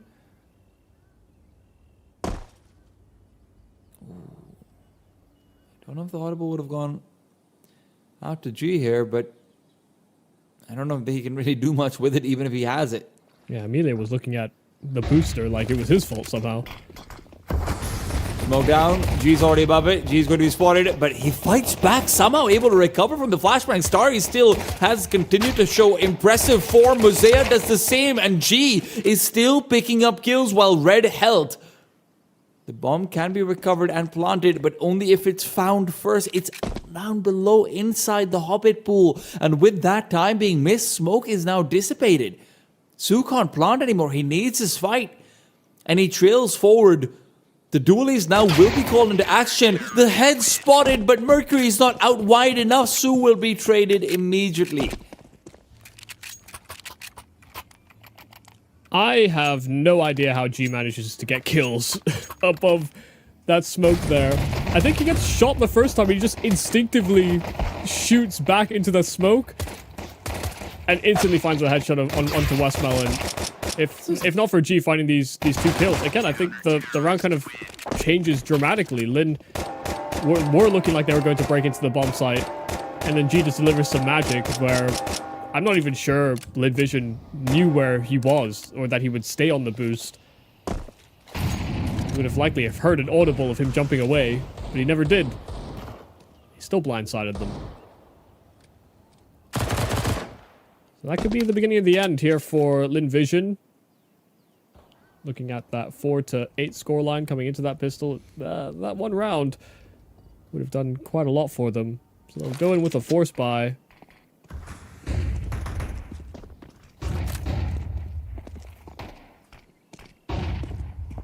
Let's just say Tyloo versus force buys they've had some issues this tournament. So I'd be very, very nervous for them if you were a Tyloo fan. G does have a flashbang if this is going to be a faster play over. There might be an opportunity to enable Mosea to push in through a smoke or around it. Jamyang will be prime candidate with the MP9, and maybe he is being defensive to wait for that very same flashbang. Flashbang goes out, Jamyang good for one. Mosea finds another before the coffin smoke will bloom. The T side was hoping to collect on duels, but they're distracted by Jamyang. Mosea fired back upon in through the smoke. This is 3 versus 4 with Tex that can really close the gap quickly. And I'm looking to do just that. A flashbang push forward. Zacher in the open had his opportunities, not able to put them to use. Still, plenty of threat available between Sue and Westmelon. No incendiaries, no grenades, nothing of the sort. And as they go out into the open, Westmelon's able to pick up another one. Position known, and he will be isolated. It comes right down to the wire. A few more seconds, and there wasn't a kit available for the CT side. Yeah, the fact that they were running into that bomb site with no kit, and they were finally jumping in at about that sort of 22 second mark where that bomb was down is, yeah, very scary. Had they been delayed, had Westmelon somehow managed to evade capture for, you know, albeit it's ambitious to say 5 seconds, but that would have been the difference maker. Some good damage at the very least there from Lin Vision, but they were really hoping for a little bit more. They'll go in with a half buy. They'll have less resources than the round just gone by. They'll still have the stopping power.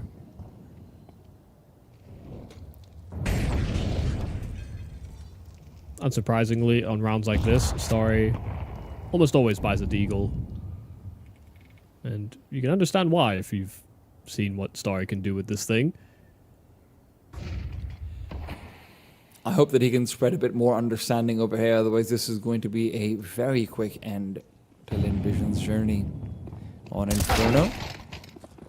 And Zacher debuts. It's an M4 recovered. Mosean right next to him, though, trades and goes out for more. Swinging wide, really not ready for the amount of players coming his way. And now that multiple M4s picked up and recovered, Jamyang will receive the brunt of one. The headshot keeps him low. Amelia doesn't go back to try and recover the bomb. Jam might be expecting that. He's hoping the smoke will mask him, and indeed it will for a while. Amelia catches a hint of him, but the problem is the rest of the players who are coming in from behind. Then find a gap, but it might still have a chance of it, actually. Starry hasn't been detected. Starry's coming in on the backside. If Sue stays alive long enough, Starry's going to get a free kill. Unfortunately, that first if doesn't materialize. And now there's Attacker on the other side, who's been nothing but a stable hand. 14 and 5. Attacker feeling good. Yeah, when situations are at their most chaotic, Attacker actually is a fairly stable hand. There was a chance there for Starry, though, and that may be the final chance for Lin Vision. This gun round will be an opportunity, but they really put a bit of fear into Tyloo.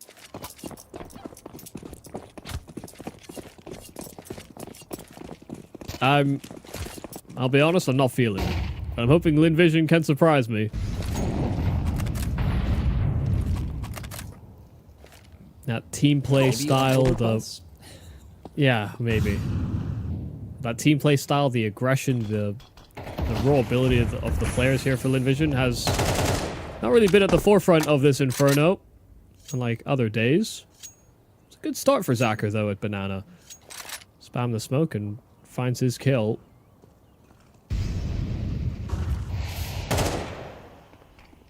Well, the goal to beat it from Isaiah is going to be immediately extinguish it. You can just see how confident Tyloo are in every single pick. They know they're the ones who are supposed to be winning the duels, and more often than not, it's true. Attacker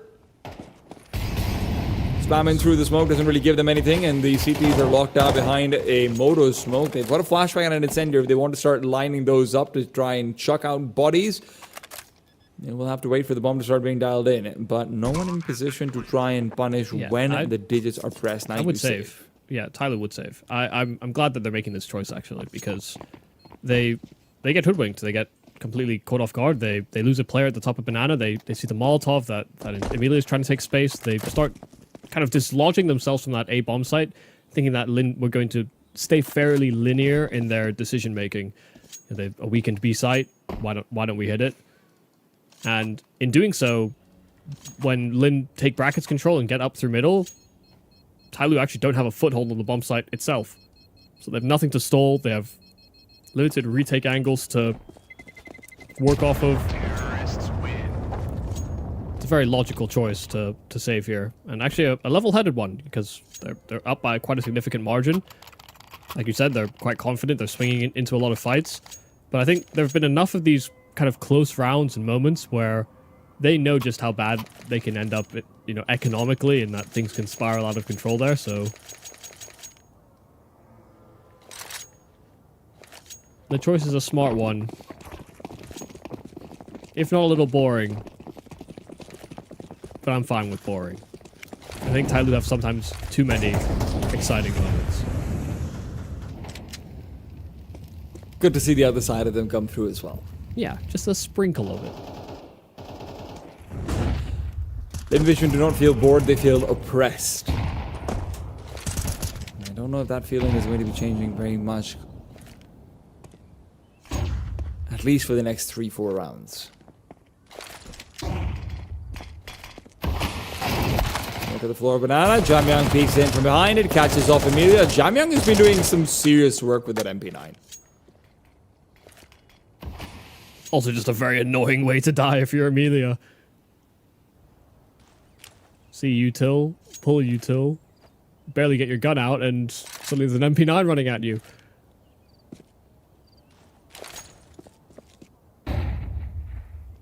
With that kill, Jamyang is able to ask his teammate to rotate back out towards the A side as well. Mosea will be playing as the 4th man on A. And with 40 seconds left, Linvision are committed. Mercury out and about, spots out a leg, will be, surprisingly enough, not beat into. Westmelon is going to fall when Mercury takes that fight. And Linvision, despite looking like they're in a good position, will be losing that position completely and utterly after. Should have probably been a couple of opportunities to get a kill. They have not really been able to capitalize on any. Yeah, really just hoping for lazy clears, I think, there from Tyloo. But they Molotov the player out from the cubby in the arches, and nobody even dared to peek into it. There's just a lack of coverage. That could have been a way to punish the setup from Tyloo, in fact. But Lin get completely stalled out.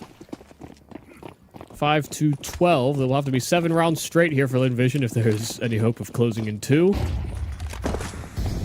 And I am far from convinced so far. Had a stellar Inferno the other day, but this is a different day.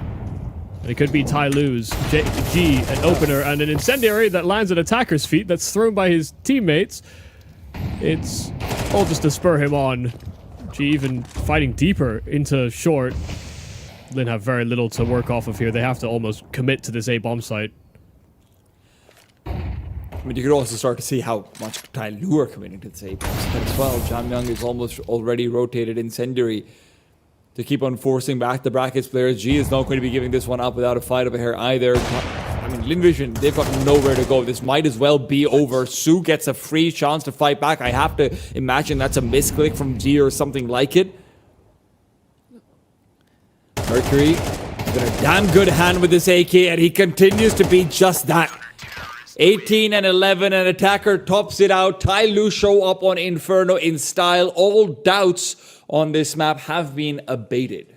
Yeah, I mean, a lovely game from Tai Lu. They played kind of an off-timing macro on their T side, and on that CT side, it did feel like there was just an absence of that confidence, that spring to the step of Lin Vision that can actually be so threatening when they've got so many pieces that can step up. It felt like players actually took a step down, and the calling couldn't actually compensate much further from that. So, yeah, I liked what we saw from Tai Lu. I wouldn't say that was the A game of Lin Vision on that map, considering what we've seen from them in previous outings.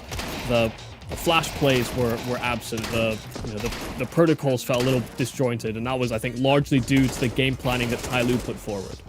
Yeah, it's always good to see when both teams have their A game, but in a lot of ways, it's even better sometimes when a team like Tai Lu is able to push the Lin Vision side into such a corner that they're fumbling any opportunities that they even have. Lin Vision, we saw a couple of rounds in that game where, hey, maybe you could have fought back, maybe you could have made this more convincing, but even those, you see rounds like the pistol for the second half, right? G able to get multiple kills from a position where he probably never should.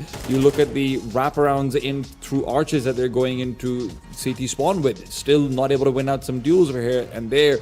Lin were outclassed on pretty much every capacity, be it fragging or be it calling, and very often it was a combination of both. Gotta say, this is the kind of recovery I really wanted from Tai Lu. If we're heading into Overpass, this should be exciting.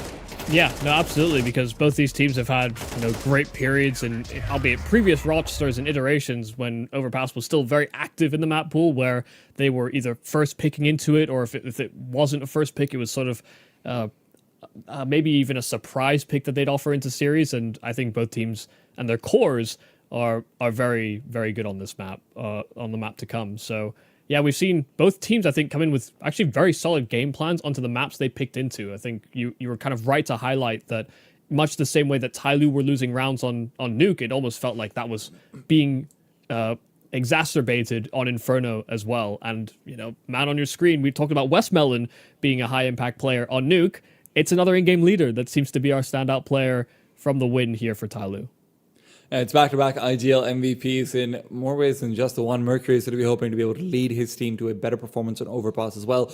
Overpass will have some concerns that need to be addressed for Tai Lu. Obviously, we saw them play it earlier on and really go to a bit of a standstill. At the same time, Lin Vision haven't played Overpass versus, opposition beyond your Rare Adams and your Huns of the world. They've not played it on an international stage. They've not played against a Tai Lu or a Mongols. This is going to be a lot of question marks, but the only way we can answer those questions is after a break as we head into the game itself. We'll be back very soon with map number 3. Who goes on to face 3D Max in the grand finals of the first Perfect World Challenges series? Let's find out soon. The new breakthrough, an innovative phone with 1xBet app. With 1xBet app, you can register and start betting in just one click. Intuitive interface and thousands of sports events every day. User-friendly app. Big wins, fast payouts. The human body was built to move. Not trapped at a desk in one singular posture for 12 hours a day. It's time your chair evolved. This is Secret Lab Titan Evo. Ergonomically engineered for you, gamers, hybrid workers, artists, backing your every move.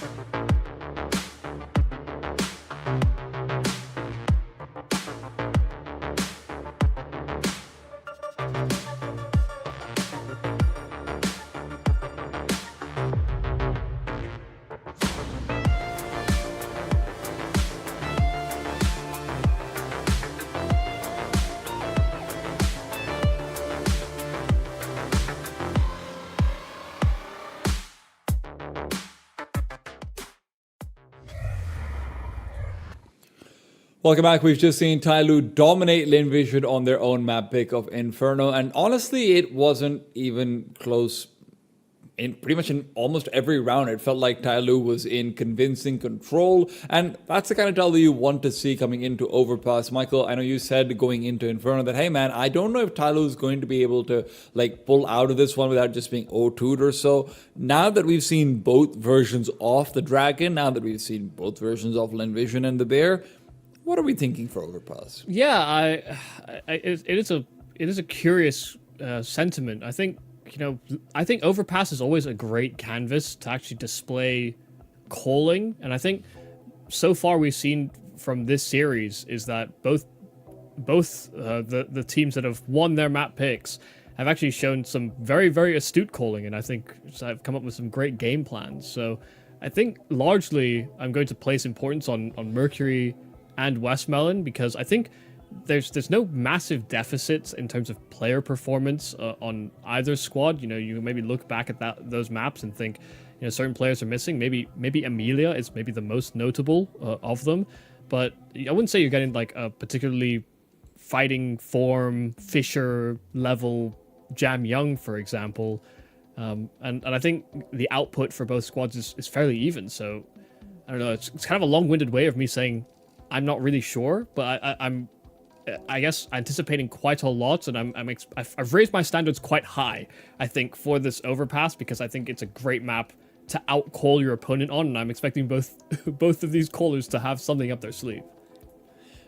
I'm really interested in this, especially because when we expand on the idea of calling, Nuke and Inferno, there is so much footage available for these teams, right? It's insane. Both of these teams have played it to oblivion and beyond. Yep. Overpass is almost the opposite, right? Obviously, it's a newer map, but then Linvision, like we mentioned before, haven't played it against any non-lower level domestic opposition. Tyloo have had a couple of maps on it so far, but even there, it's nothing where I look at it and say, oh, hey, yeah, this is just like going to be easy to figure out or so. So as far as preparation, the advantage obviously goes to Linvision. As far as experience, the advantage goes to Tyloo. So again, it's that interesting marriage of the bunch, and it feels like Overpass is one of the maps where sometimes preparation can trump experience, right? We've seen Tyloo don't have the perfect mid-round calls. Even earlier on versus 3D Max, we saw them struggle when Jamyang was going Fisher mode Super Saiyan and things like it. So I'm curious to see what exactly we are going to see coming out of this then. Yeah, and you only have to really look at the types of teams that have been good at Overpass in the past,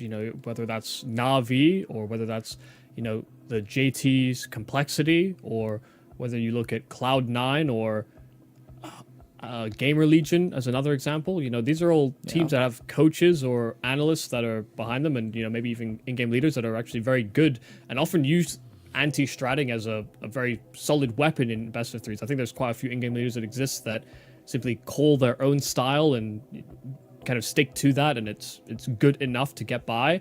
But the types of teams that have been good at Overpass previously have been largely based off finding cute boosts and over prepping and finding ways to counteract your opponent. And I think famously one of the AWPers that people would often look at and think, oh, he's like a textbook AWPer, was Device. And I think a lot of people would have studied and looked at players like Device and the ways that he would try and counteract his opponent on the other side, and how it would change his movement and his fallbacks.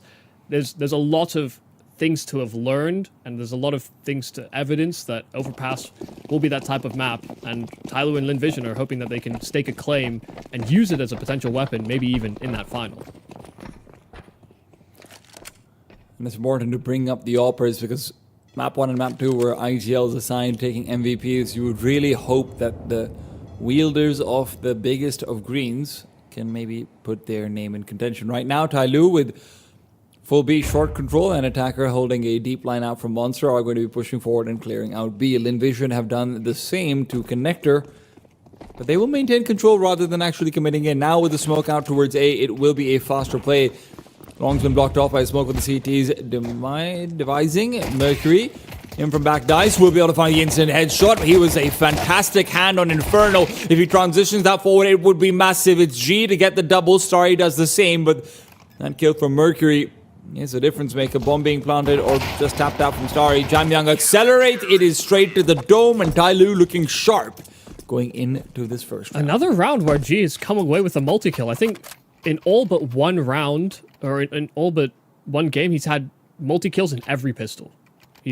I think the CT side pistol on Nuke was the only one where he didn't have massive impact, but yeah, G has been a major reason, I think, Tyloo has been able to pick up so many pistols in this series. Come away with triple kills, he's come away with double kills. Every time, except, I mean, bar one, he will get more than one. So, it's a massive boon, and it definitely will help Tyloo, and has helped them so far this series.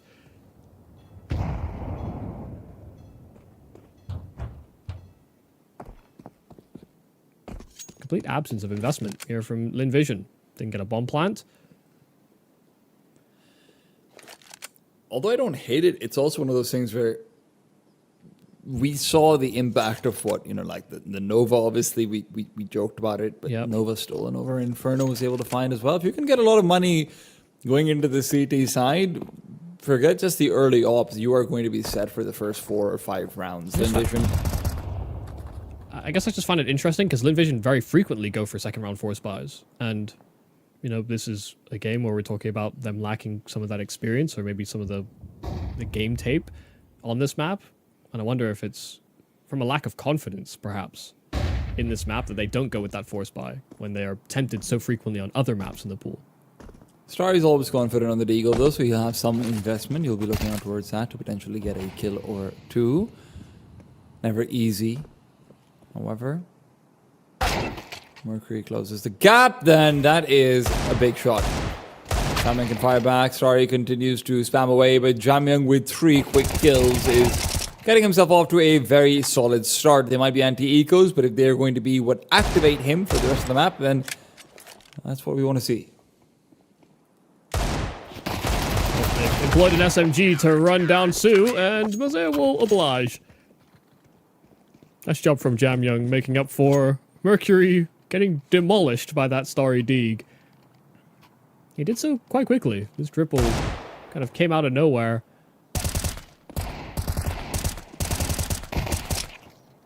Yeah. Clean.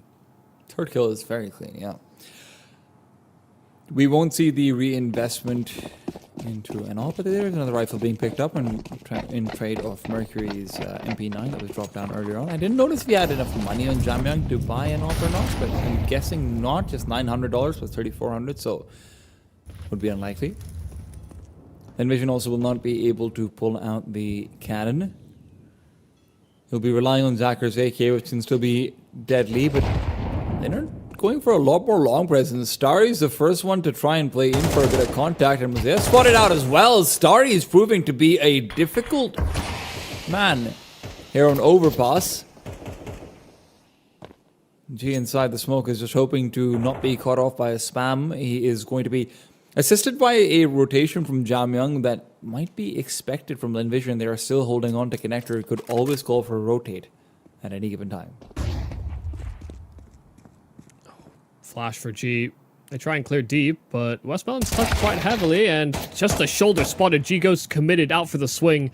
The headshot Westmelon, by Westmelon, will find him that duel. Rotate over towards the safe bomb site. Jamyang will receive some support and had a chance to finish off the job, but it wasn't actually onto the weakened player. It's Zacher that sat in that corner, and so now Jamyang should identify 2, but by the time he does, Emilia has crept all the way up. Zacher 1 on 5. They're coming to his bomb site, and that may be ill-advised. Those players on long are so weak, and that nade could have finished the job, but Starry gets ahead, and we'll finish off a 3-piece. 2 openers from Starry, breaking forward for Lin's first round. When I think back to Overpass for Lin Vision, outside of Zacher, the obvious shining light would be the before he started IGLing Westmelon on the B side of the map, right? Absolutely. That's where you very often saw him just have incredible timings on short. You saw him being able to just aggress forward in the middle of the round really effectively. And it's not the side of him we see now. He's much more of a back player. But the part that maybe it's easy to forget is Starry on A was doing a lot of the same, but more towards the later round and having more of his thunder stolen away because his skills came off the back of, relying on rotations Westmelon is forcing. If Starry is now getting a good read on the map, this could be a very Inferno-esque situation where, you know what, you get Toilets control, you're playing this incredibly solid lurker. It's a dangerous prospect. And especially when, a lot of lurking responsibilities nowadays seems to fall essentially on Amelia, who can be quite influential. And, that lurking role in the many iterations of LinVision has swapped hands many times. You're talking about Westmelon as a star player, then transitioning into in-game leaders, where Zacher was also amidst some role swaps where he went from AWPing and very frequently being sort of the con player to then becoming Westmelon, essentially. Like, you took a lot of his roles. And, for all the changes that LinVision have undergone, yeah, it is nice that Starry can be sort of a more forward-facing piece, because sometimes that was LinVision's weakness, is that they actually didn't have players that love to take fights and swing for duels. And I think Starry has kind of always been that guy, but they almost reined him in a bit. It almost seems like they're embracing that aspect of his game now. I'm glad to see we got about a year or so where Starry just became this incredibly passive player outside of a few specific maps.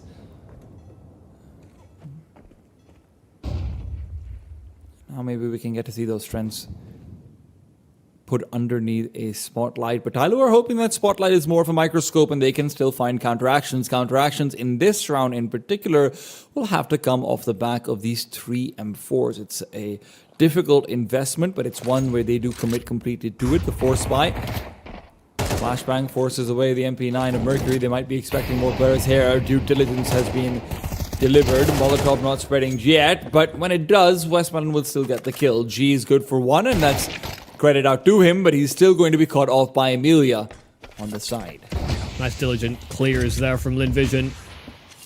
And not a whole lot that Jamman can do to get a foothold back on this A-bomb side. They didn't get lured into the trap, I think was the key thing. There was no front bathroom smoke, and so the idea that the player that's full blind, if he was solo inside of the toilets, just rattling off shots immediately and trying to tuck himself away, Lin just read right through it and think there must be more than this. We don't have a secondary flash. We don't really necessarily want to chase after an MP9, even if it is in that corner, but it's a weird reaction to getting full blind. So Lin take that extra second and do it right.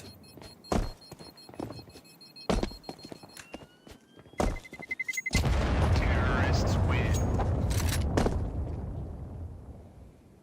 Now I just have to make sure that you aren't letting the CTs get too many kills with these 2 safe weapons or the USBs in the next round.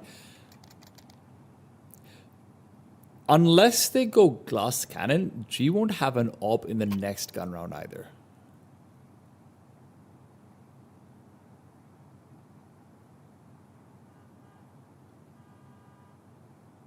I would have liked to see, and that's also assuming, by the way, glass cannon is only an option if you get at least 1 kill. Yes, exactly. Players, I don't think he doesn't even have money for that. So yeah.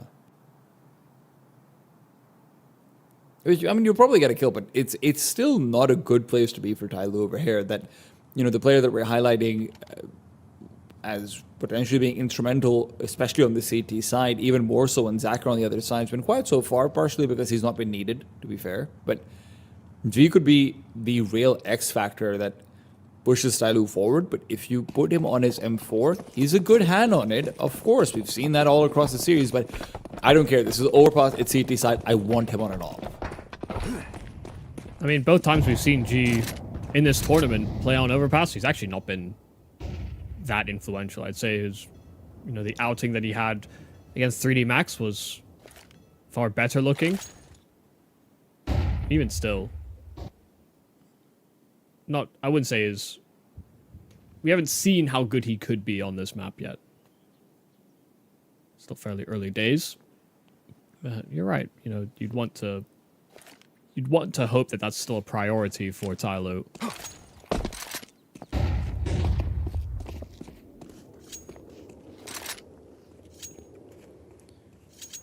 I like how Tyloo are setting up over here. They are playing turtle.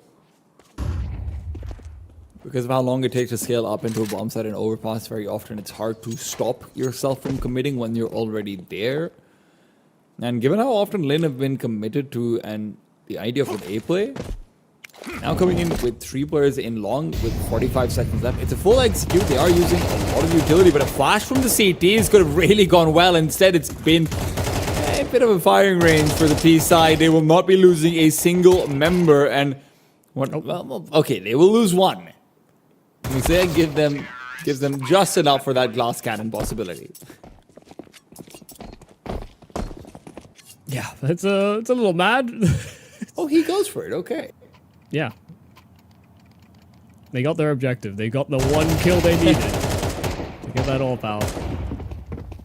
And I talked about this before, and I think it's something that I'll repeat for at least a few months probably, while Overpass is, I guess, fresh-ish into the map pool, is that because there's so much precursor utility, there's a lot of utility you have to use on a T side to clear everything, given the amount of opportunity there is on a CT side to be aggressive. You can play a little bit more defensive and still have good reads, just simply because there's a lot of signals that you get for free.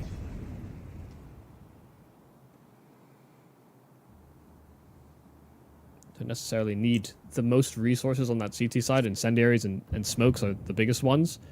You know, flashes are great, especially on the rotates, but far less necessary than some of the other maps we have in the pool. G, a chance over at long. The flash didn't quite catch him all the way, but they're looking to reboost and take a challenge. This could catch out Lin Vision, who are staring at the bathroom story flicked to doom. Excellent opportunity that's been taken advantage of. Tyloo are, with that kill, going to slow down the long aggression by a lot. You can't go through and long with just 2 players, especially after you've just had a boost on the other side. You'll need to call over some backup, but Zacher getting a return is big. Now they have their opportunity for the first time in, well, this entire game to maybe even take a gander towards B. They will be hesitant to do so, though. And understandably so. They don't know how much utility is left over here on this B-bomb site. They don't have much of an idea of the resources that are being committed. And with 25 seconds left on the clock, going in under those conditions is going to be almost impossible. Tyloo, position 3 players here. Mercury's going to be able to give the call for everyone to start moving over to B. It has to be straight duels being won for Lin Vision. It will not be off the back of any flashes. Attacker holding on for dear life. It is 3 alive for Tyloo, as what starts with a great kill from G ends with a fantastic double from Attacker. Yeah, I think Zacher even killed G on the jump spot in a bank. So, I mean, the kill that Lin find back is fantastic, but for Tyloo, after that kill from Zacher, there's just a total absence of pressure, and, you know, Mercury cleared out long. He walked it the whole way, and as he was doing that, Tyloo were already starting to cheat over to that B-bomb site. So, yeah, they got ahead of what Lin were doing. Lin come to that conclusion, I think, a few seconds too late. So, that extra man for Tyloo made a world of a difference. This is a very aggressive play, though, for Mercury. Forward past the smoke in the fountain. He catches one, but Westmelon does trade it. But G stuck around to get a kill of his own.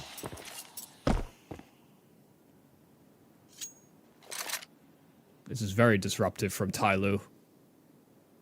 And it's something that I was critical of them kind of not doing when they were playing against 3D Max or against Bait. It felt sometimes a little too static.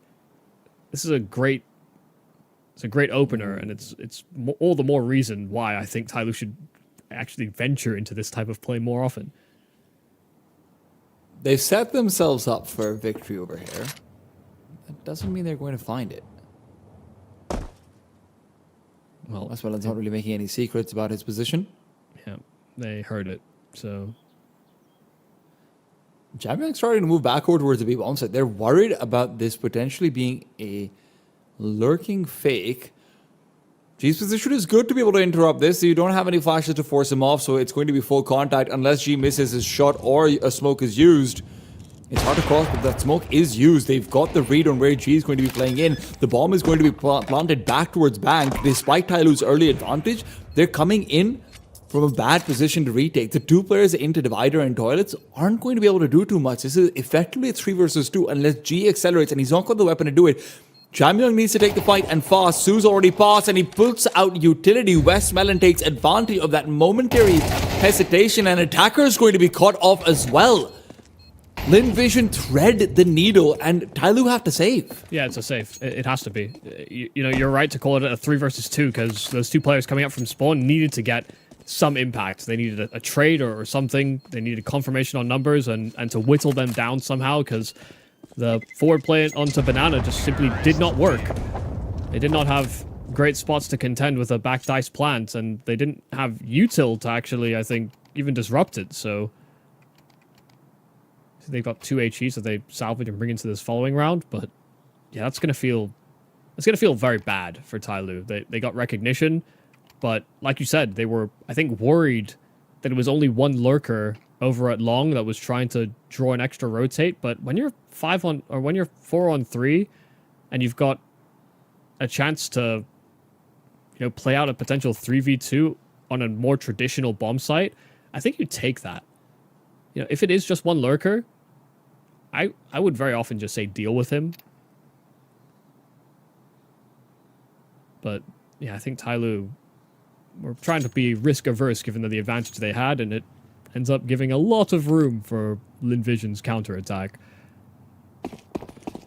Great awareness though. They saw that A bomb site was totally silent. They crept out and they maybe even read what Tyloo were doing before they got confirmation of it, and they were absolutely right. They didn't drop that smoke, they would have been in trouble. I'd love to see a little bit more pressure coming out towards the B-bomb side, though. It does feel like they have completely neglected it through this entire half. Well, there's pressure, but not from who you want. That pressure could be received by Call Me Soup with the flashbang. I don't know how blind he was, but either way, it's an opener for Attacker. And all that pressure on the B-bomb side that Soup could have maybe put in for the late round, it's not there anymore. Tyloo can be single-minded in their rotations. They've got G on the deep line as well with that AWP on Monster. So, yeah, they can afford to have these 3 players here on the A site. A little boost up here for Zacher. Oh. Yep, he saw the jump spot, but he was also spotted, so Tyloo should know what's coming. Emilia might be trying to play the late round in a situation where he can't. This smoke is going to be down for another 16 seconds or so it's about 18 seconds on the clock where Lin Vision could go through it otherwise, but it's going to be penetration without flashes. Flashes are late. Jamyoung will not be blind, but he was turned away, and Starry gets a double as a result of it. He might not be done, even though Mercury puts him down. He's held Emilia fine, an advantage. That advantage not capitalized on. Mercury is insane inside Toilets. Westmelon brings himself off of the potential bomb plant, and now it has to be Zacher to protect him. Zacher's not able to do so. He misses that shot, but a second one given over, and G's USP is going to have a tough time. I don't think it's a 1-bullet kill. No, it is. He's close enough for it. And Lin Vision will concede despite the great entries from Starry. It's Mercury who gives Tyloo a chance. Oh my goodness. It should not come as close as that. I mean, a 5-on-4 when they have full information. They jump spot, they've got deep monster control. They're still holding on to Con. They know that if there is going to be somebody short, they'd be totally isolated, because that's the only timing that Lin Vision could have hit. And for them to have got this blocking smoke down at that 33, 35 second mark, Lin had to make a desperate play through that smoke. There was still bathrooms control from Tyloo. I just don't know why everyone from Tyloo was fighting Banana and Toilets. 3 players staring there, and there's another avenue into the bomb site that is totally disregarded. Even if Jamyoung is kind of pseudo-dodging flashes, I think almost, to be honest, that Jamyoung made a big mistake, effectively. There's too many players staring at Banana, and that can be good, maybe because they knew that timing on the smoke was good. But Lin coming through it, you know, Starry almost goes nuclear to win that round. I mean, I can't believe the two players missed out onto Mercury over there as well. Amelia actually had the backstab, couldn't finish him off and backs off. He's hoping that his teammates can finish him then, and then Mercury just gets given that time to go full Matrix mode. Bullet time gets activated. That's a missed incendiary, never good. Yeah, it's a harder one to hit in CS2 for those that aren't aware. In Go, we had like perfect lineups. People would hit it basically every time. In CS2, the most consistent I've seen is actually a run boost throw, and there's, you know, there are lineups you can do, but it doesn't land in time if you spend the time doing the lineup properly. That's how it started in Go as well with the run boost, was the first way people figured it out. Yeah, it still feels the most consistent in CS2 to do it that way, and I'm sure there are players that can do it consistently, but I've seen that fail more in CS2, but that may also just be because the map is fresher.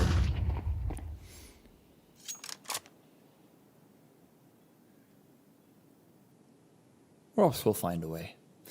Yeah, I'm sure that some players are going to find perfect lineups, and others will try and replicate it, but probably mess it up. I've been there. Mercury's going to be the one to take aggression forward. It's a deep smoke back to Divider to give him some space, but G's watching up for this exact play. West Melon boosted up. And G is receiving 8 and 5. I'm getting to see a very good side of him, but at the time is the issue for Lin Vision. They don't have Molotovs for the back of the bomb site. They've only got 2 flashes, and by the time they scale, these flashes won't matter that much. So Zacker's been left with both of those for a late commitment. Flash number 1, flash number 2, and Amelia is again going to be swinging wide, but much later on. G can't do anything about the players who've already crossed, but maybe he can do something about Zacher. Zacher's been put down, but Sue takes that time to find another kill, and now comes the Amelia activation. The problem is the bomb. It can't be planted in. Starry has to make that commitment. If G swings wide, he could stop it, but he finds a wrong kill. Amelia's the one who goes down, and that bomb, rather that grenade, doesn't cross over to the other side of Dice. Starry, who's been yet to frag in this round, will still be yet to frag. He goes down, and Sue's triple kill is not enough. Lin Vision are continually finding themselves in, frankly, pretty bad positions and still almost getting it done. Yeah, they're very long focused, and I don't know if they're using this as just simply some kind of weakness that they spotted from the few games that they've seen of Tyloo on this map. You know, I definitely have noticed that there's, you know, almost an absence of utility in late rounds for Tyloo to stall out that long control outside of one round where Lin had to kind of come through it. You know, I would say the positions aren't fantastic for Lin Vision, but I just think the absence of total map pressure is something that is coming back to hurt them. They're getting quite a lot of space. Tyloo aren't being the most aggressive outside of the one round Mercury pushes to Fountain, for example. It's just a bit peculiar that Lin are stalling and just constantly hitting this A-bomb site. Good timing for Lin Vision. Mercury just left Con, and, well, like ships in the night, they just don't know about each other. Mercury descended and got out quietly. But Tyloo are very quick to pick up Banana. That's the real vulnerability. G, this shot. And a refrag. Sue's had a few good rounds out. That previous one was nice, and another kill over here would be a cherry on top. I don't think he'll have a chance to eat this cake, though. Attacker is flanking in from behind. Just needs to play containment around connector. Have we had a single T footstep on the actual, like, B area? Not like outside B, but the B area, like in through Monster Tunnel or the site? Nope, don't think so. What's wild to me is that I've always liked how Lin called on Overpass, and this map hasn't changed that much. It feels like this is the team that's really experimenting with it for one of the first few times. Yeah. I do wonder how much of that comes down to the quote-unquote newer additions in Sue and Amelia, maybe being a little bit less veteran on it, but yeah. 10 seconds, and Lin need to die. That's a sentiment shared by maybe both teams. Starry, a quick close on one, and pull out the bomb perhaps. Start to plant it. Oh. Like, yeah, but he knew he had couldn't. a chance over there. No, he knew he couldn't. Even if he started punching in the digits. I'm saying Tyloo had a chance over there to just let him live. Oh, yeah, that's him after. Yeah. Well, you were saying why doesn't he pull out the bomb? So I'm just saying, you know, if he did, he dies.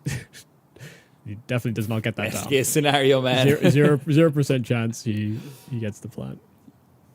There are places where death is the best case scenario in Counter-Strike. Yep, that is true.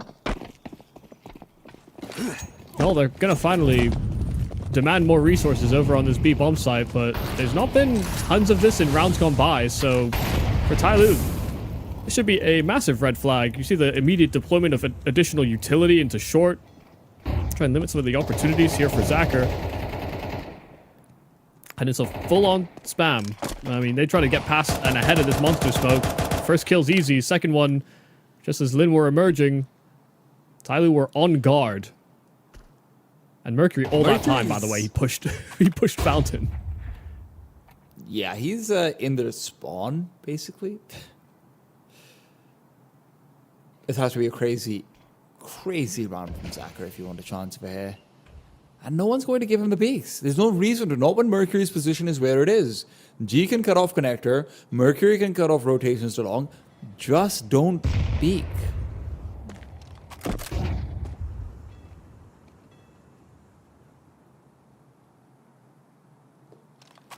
They also still have like, a fair few nades. Mercury's finally taking his timing. Got so close and held for so long, but now is looking to fast flank over towards B. Westmelon is alone outside this monster tunnel. And that's the round.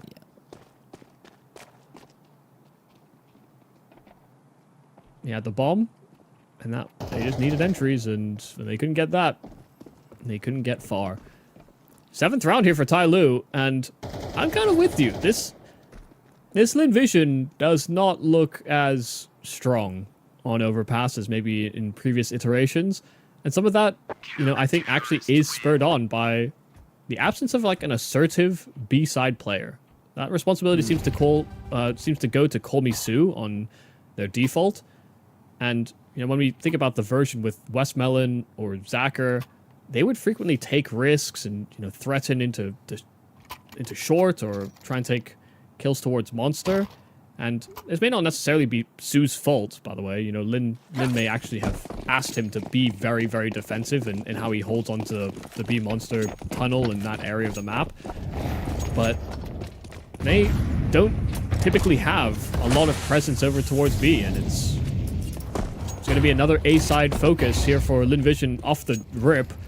Tyloo were playing close pawn. They wanted to take an early fight, but that may be ill-advised. Starry, another entry, another position where he finds that opener from party. The thing is, if Lin get 5, none of their trials and tribulations matter going into the second half. And that's what they need to tell themselves. G realizes it as well. He gets spammed down and forced off the angle at Divider.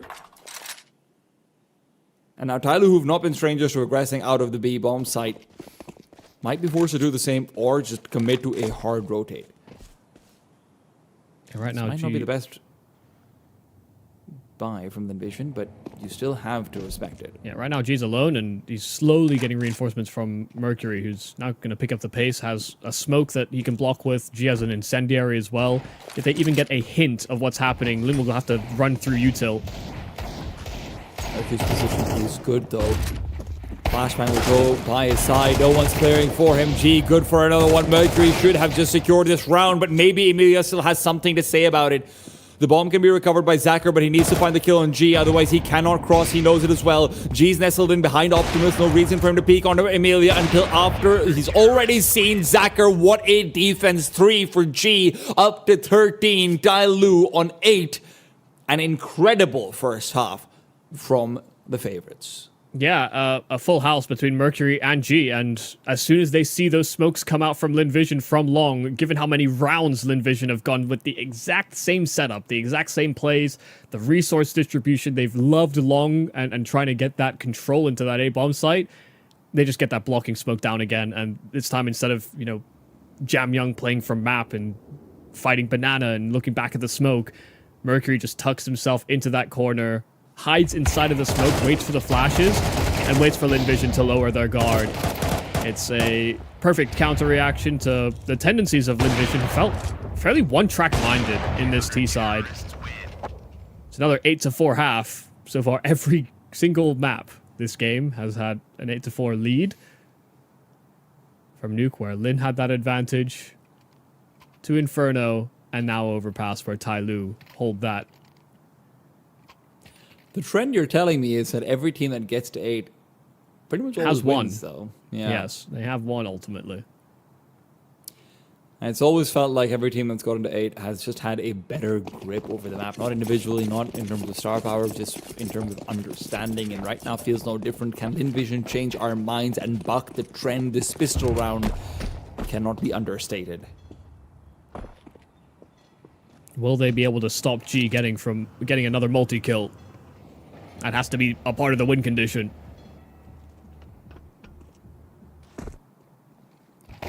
That's what I'm Very aggressive. This is going to be a very good timing. He can catch off the back lines with a flashbang to help. Oh my goodness, that's the perfect call. Linvision with that right back into things. Yeah, damn, that was a downloaded call. They understood exactly what Tyloo were going to do before they did it. And the aggression to the short pipe, the flash they throw as well over the other side of Monster, sets them up beautifully. Tyloo were just about to go with their B-side execution, and they get destroyed just as Util leaves their hands.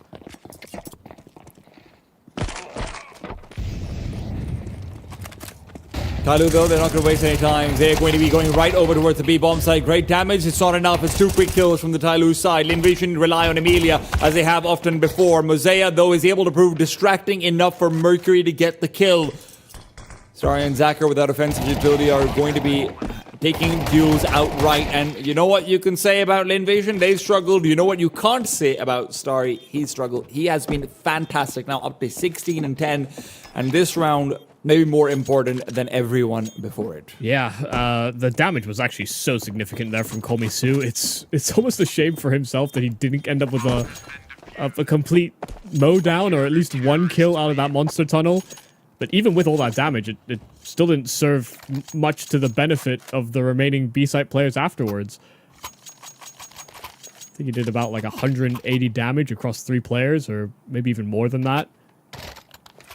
And Tyloo still got into a compelling position. Now, why they planted for Heaven is quite curious, but maybe they thought the 2A players would have been aggro and that they'd be coming down con. Either way, that triple from Starry is very well placed. He has shown up. He has been contributing even in these rounds that were quite tenuous on that T side. He will still be key in the long term if they want to make a comeback. But there has to be contributions elsewhere as well. You know, there was a lot of conversation at the start of this game between us about G and whether he'd be able to display what he has. Zacher has to demonstrate that the same. He's 3 and 8. And typically he's one of those players that, you know, can have these, you know, these peaks, but often maintains a fairly decent level. This is well below that. This is definitely indecent, and not in a good way. Yeah. CT side up, though, could be his chance. And we have a fair bit of reinforcements coming his way. First kill is good. Maybe more where that came from. Inside the smoke goes Mosea, and Zacher's not letting him get away with that one. It's the second player, though, who's able to find the better of Emilia, but that's enough time for Westmelon to rotate back in. And yeah, 7 now for Linvision. Tyloo, that T-side roadblock that they kind of ran into against Bait, I'm getting worried. If we don't see a gun round win, that might be in the back of their head. Yeah. Yeah, it's like that's actually a good reminder, because I'd maybe almost forgotten about that as well, given the way that Tyloo have looked so far on that CT side. I'd maybe compartmentalized the grief their T side put me through as well. But that whole game, to be honest, I've compartmentalized, given the amount of force buys that happened the whole time. Hardly a normal best of 3. I'm never going to forget that performance from Kenzie Zor. Fair. Some good stuff, but right now, some good stuff from Vision. Look at how aggressive they are out towards the A bomb site. Yeah, but they're still not cheating a rotate. They're still not trying to help out Su, who's by himself, trapped, and has to play behind all this util sailing into B. It's going to be a foster play from Starry to get the backstab in. Can he get more than one? Will he need more than one? It's a 4 versus 4 on the site, and Tyloo realized it. It's only a matter of taking the fight to the CTs rather than waiting for this flank to come in. Look at the amount of util Vision have, but no one to re-execute onto the bomb site with. How do you go on the site? Starry is still worried about a player being outside of Monster Title. Mercury's picked up a kill on the Zacher, brings it back to a 4-on-4 and a 4v3 on the site. Let's not forget. An incendiary that goes down below Heaven, but with the boost up to Heaven, that's where the real risk lies. And CTs are going to realize too late that this might have been a great amount of map control they gained, but Tyloo's call was perfect to counter what Envision present. Starry, the only one to find any kills, and Su just feels like he's on an island with fire around him. Yeah, everybody dies. Absolutely everyone. Not a single survivor. So extra money does go into the back pockets of Vision, but they had a great position, and Tyloo understood that.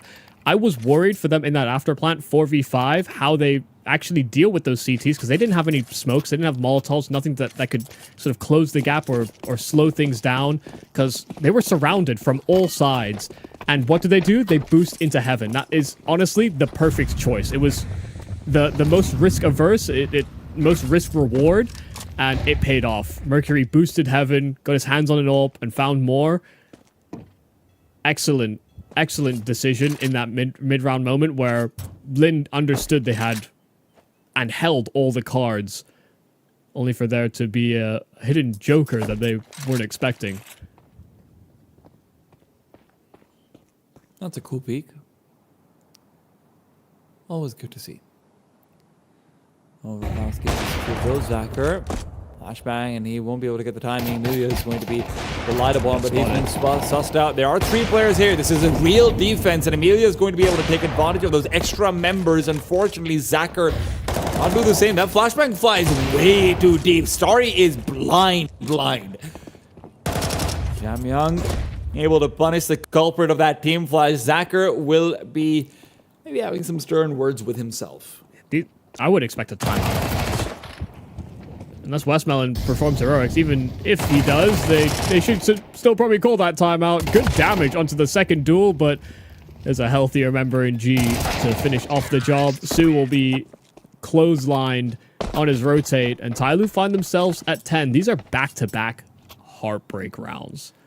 Lin were very proactive in the round prior, and they still couldn't pull the pieces together. They had great advantage. This time they have 3 players on the long fight. AWP to cover. You've got Amelia tucked in. Treve, Starry fighting from the edge of the bathrooms.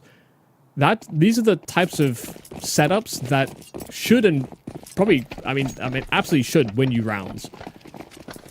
I'm deeply surprised that Lin have not been able to pull through in at least one of these moments. And I imagine they are as well. So I'm caught off guard that there's no timeout, but maybe they'll just discuss things during this USP round. Unfortunately, the USP round is complete without having Starry on a D. Great flood into Con, though. They overwhelm attacker, and Starry justifies his purchase. 5-on-3. And weapons down that they'll have to be very careful about. They run out of Con, and I thought they would chase down the dropping of weapons. They heard Jamyang filtering one of those AKs back. This can't be the round where Tyloo falters, not after everything that happened versus Bait. Yeah. Well, they started winning against more force buys, but if they lose to full USPs, this monkey's paw's still got new tricks. And the problem is, they have utility, but that doesn't always help you versus the USPs. You want to play inside those smokes potentially, and Amelia's going to realize that Jamyang's making his way over, but Jamyang is looking away. He's not aware of the idea that Amelia could be closing in the gap, but Jamyang still gets into a safe position in Optimus. Double kill found, and Amelia, all of that space he was able to get will be meaningless. So Jamyang's heroics will pull Tyloo out of a bad spot. Yeah, really nice. got close, took a risk before the smokes bloomed, and he's rewarded for it because Amelia doesn't call to his teammates as a possibility. They don't expect that timing, and they think they can get out through that smoke to back Optimus before they have to deal with any Tyloo members, and they were absolutely wrong. That was ultimately against USPs, but they do dodge a bullet there. Feels like heartbreak round number 3 for Envision over here. Every single time they feel like they've got such a good position and a good grip over what's going to happen, and then look, this one obviously you're not supposed to win it, but when you're down 7-10, when you've been trailing the entire game, when Tyloo have looked like the better team the entire game, any semblance of hope is hope you try and take. Yeah, you're certainly hoping, that's the right word, that even if you're not supposed to win that round, that you still do somehow.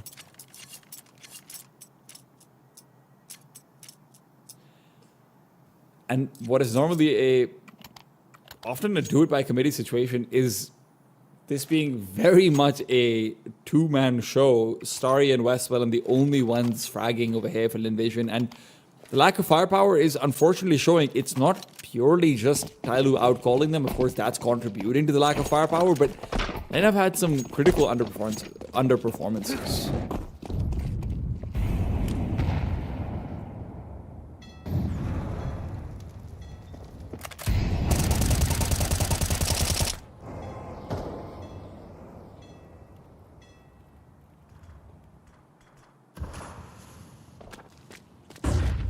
They need a hero. And sure, they might already have one in their back pocket in Starry, but only so much you can do over here. Oh my goodness, even Sue getting blown up like that. Tyloo are reading them like a book. Yeah. Especially with the worry and, you know, with how fixated Lin were on that T side to be attacking that A-bomb site. And I imagine just wanted to mitigate risks over on B, only for an opener to still be given up. Talking my business. Yep. It's the type of game he's had. Starry's been much more hot. Amelia in from behind, but no utility, nothing of the sort. Attacker will be able to compensate for that. Tyloo are going to find themselves on match point if Amelia doesn't find the round of his life. He's trying to find space for Westwellen to come in from behind. Westwellen can find the first kill. Maybe more where that came from. If he dropped the bomb, there was certainly a chance, but ifs will never materialize. Not for Linvision on Overpass. Yeah, 12-7. To think that Lin have to rally off of a pretty lackluster force buy. That was their best chance to try and gain some ground. Having a full gun round. I don't know what the solution is. You still get Westmelon. You still get Starry. But where is that third star? They've got so many pieces that can activate at different times, whether that's Amelia, whether that's Zacher. Oh, we've seen some, honestly, good performances from Sue as well. But that is not coming to fruition. Far more genuine recognition of round states from Tyloo. Lin have gotten into advantages, but they have squandered them. And that weighs heavy. Scout of Zacher forced away from Long, but he'll want to still fight tooth and nail just for some extra information. He got, I think, a confirmation on some numbers. He spotted 2 players past the rock.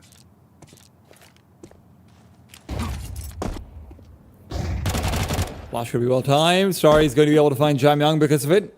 And now you start rotating backwards towards that B-bomb site where Westmelon lies aggressively. They could cheat a rotate, but they're actually sticking to 3 on that A-bomb site. Now that Westmelon spotted a player, there should be help coming.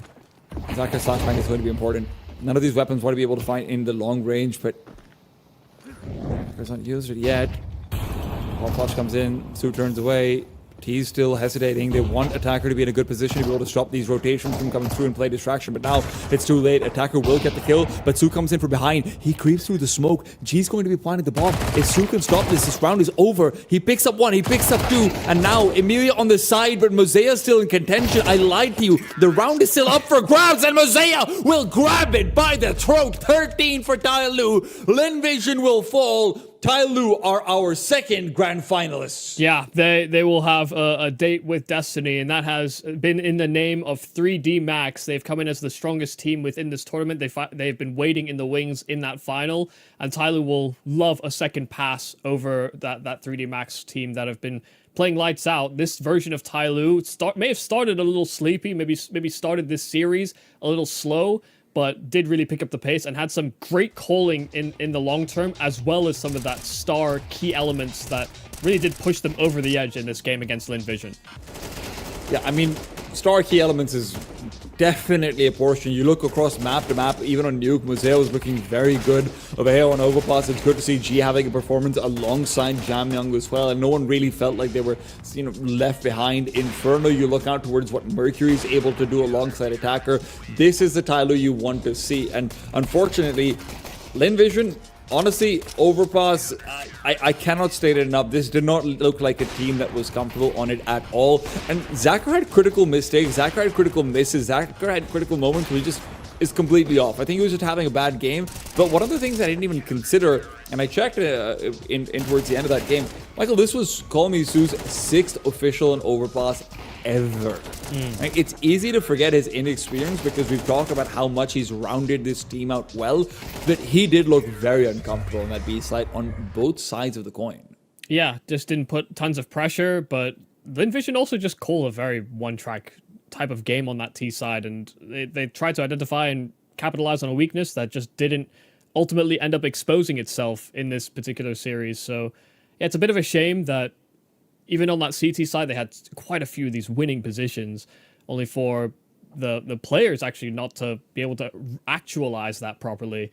And in spite of the fact we've had a slow and maybe a quieter series from Jamyoung, he becomes our standout player on this map. And, given the way that Jamyoung used to play on Overpass, I think he's happy it's back in the pool.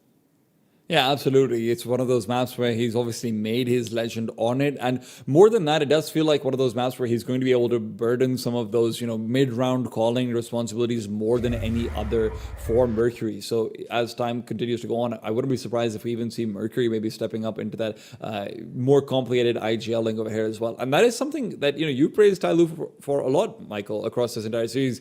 Tyloo had some great calls all in all. Yeah, whether it was just changing their tune or changing their tempo, I think Tyloo were playing well past expectations. They're a team that are a little bit more firepower driven, and I think that's sometimes reductive when you look at it through the lens of Asian Counter-Strike. A lot of people you just see as like hyper aggressive Counter-Strike. Tyloo aren't that type of team, but they do just have these pieces that stand alone very well and can just pull up on multi-kills, and even if they're not doing something very actively to win rounds, they can sometimes just kind of fall into it by just individual intuition. But this felt far more holistic, which is something that I usually attribute to Linvision. Tyloo had that extra chemistry and extra macro element that made them very, very threatening in this series. We've had a very clear hierarchy set so far. We know that Rare Atom was, almost able to best Linvision. Linvision outclassed, and we know that Bait was competitive versus Linvision. Linvision outclassed, and Bait loses out to Tyloo as well. But there's still one rematch waiting. 3D Max knocked Tyloo down to the lower bracket, but this is Chinese lands. This is perfect world Counter-Strike. We believe in double elimination. We believe in rematches, and we believe in potentially even revenge. Can the Frenchman stop Tyloo from coming back down from the lower bracket, or will this be yet another defeat faced by the Dragon? We're going to have to wait to find out. It's going to be about 45 minutes off before Neokai and Scriv will be your storytellers for the grand finals. This one is going to bang. See you guys soon in the Twitch chat, and Neokai and Scriv will see you guys soon and guide you through all that fantastic final.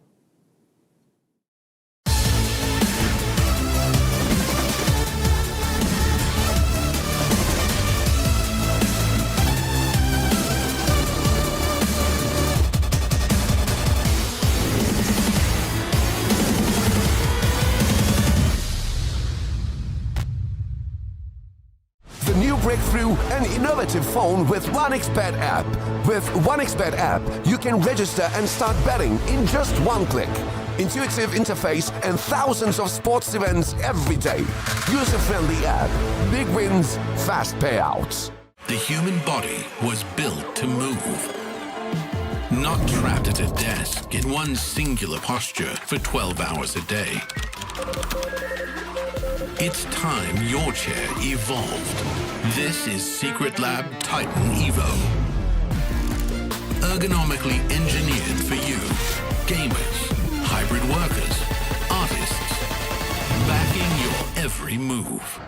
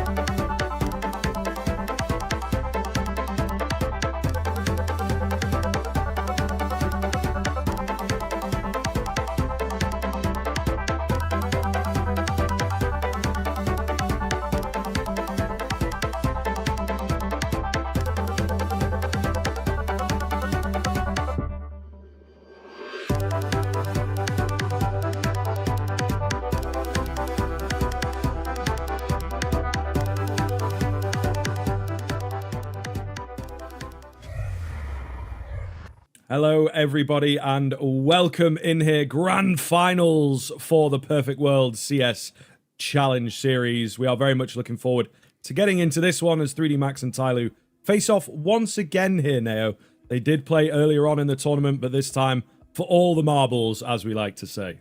Yeah, as predicted that these two would meet in the final as well. It felt like it was always going to happen. This is a sort of a mini tournament that did feel like it was quite top heavy in a sense. 3D Max are a side that are trying to book their spot into the latter stages now of the major at the end of the year. And Tyloo have just been such a heavy hitter in the region for a long time that domestic competitions like your Air Atoms and your Limvisions felt like there wouldn't be that much of, let's just say, a threat.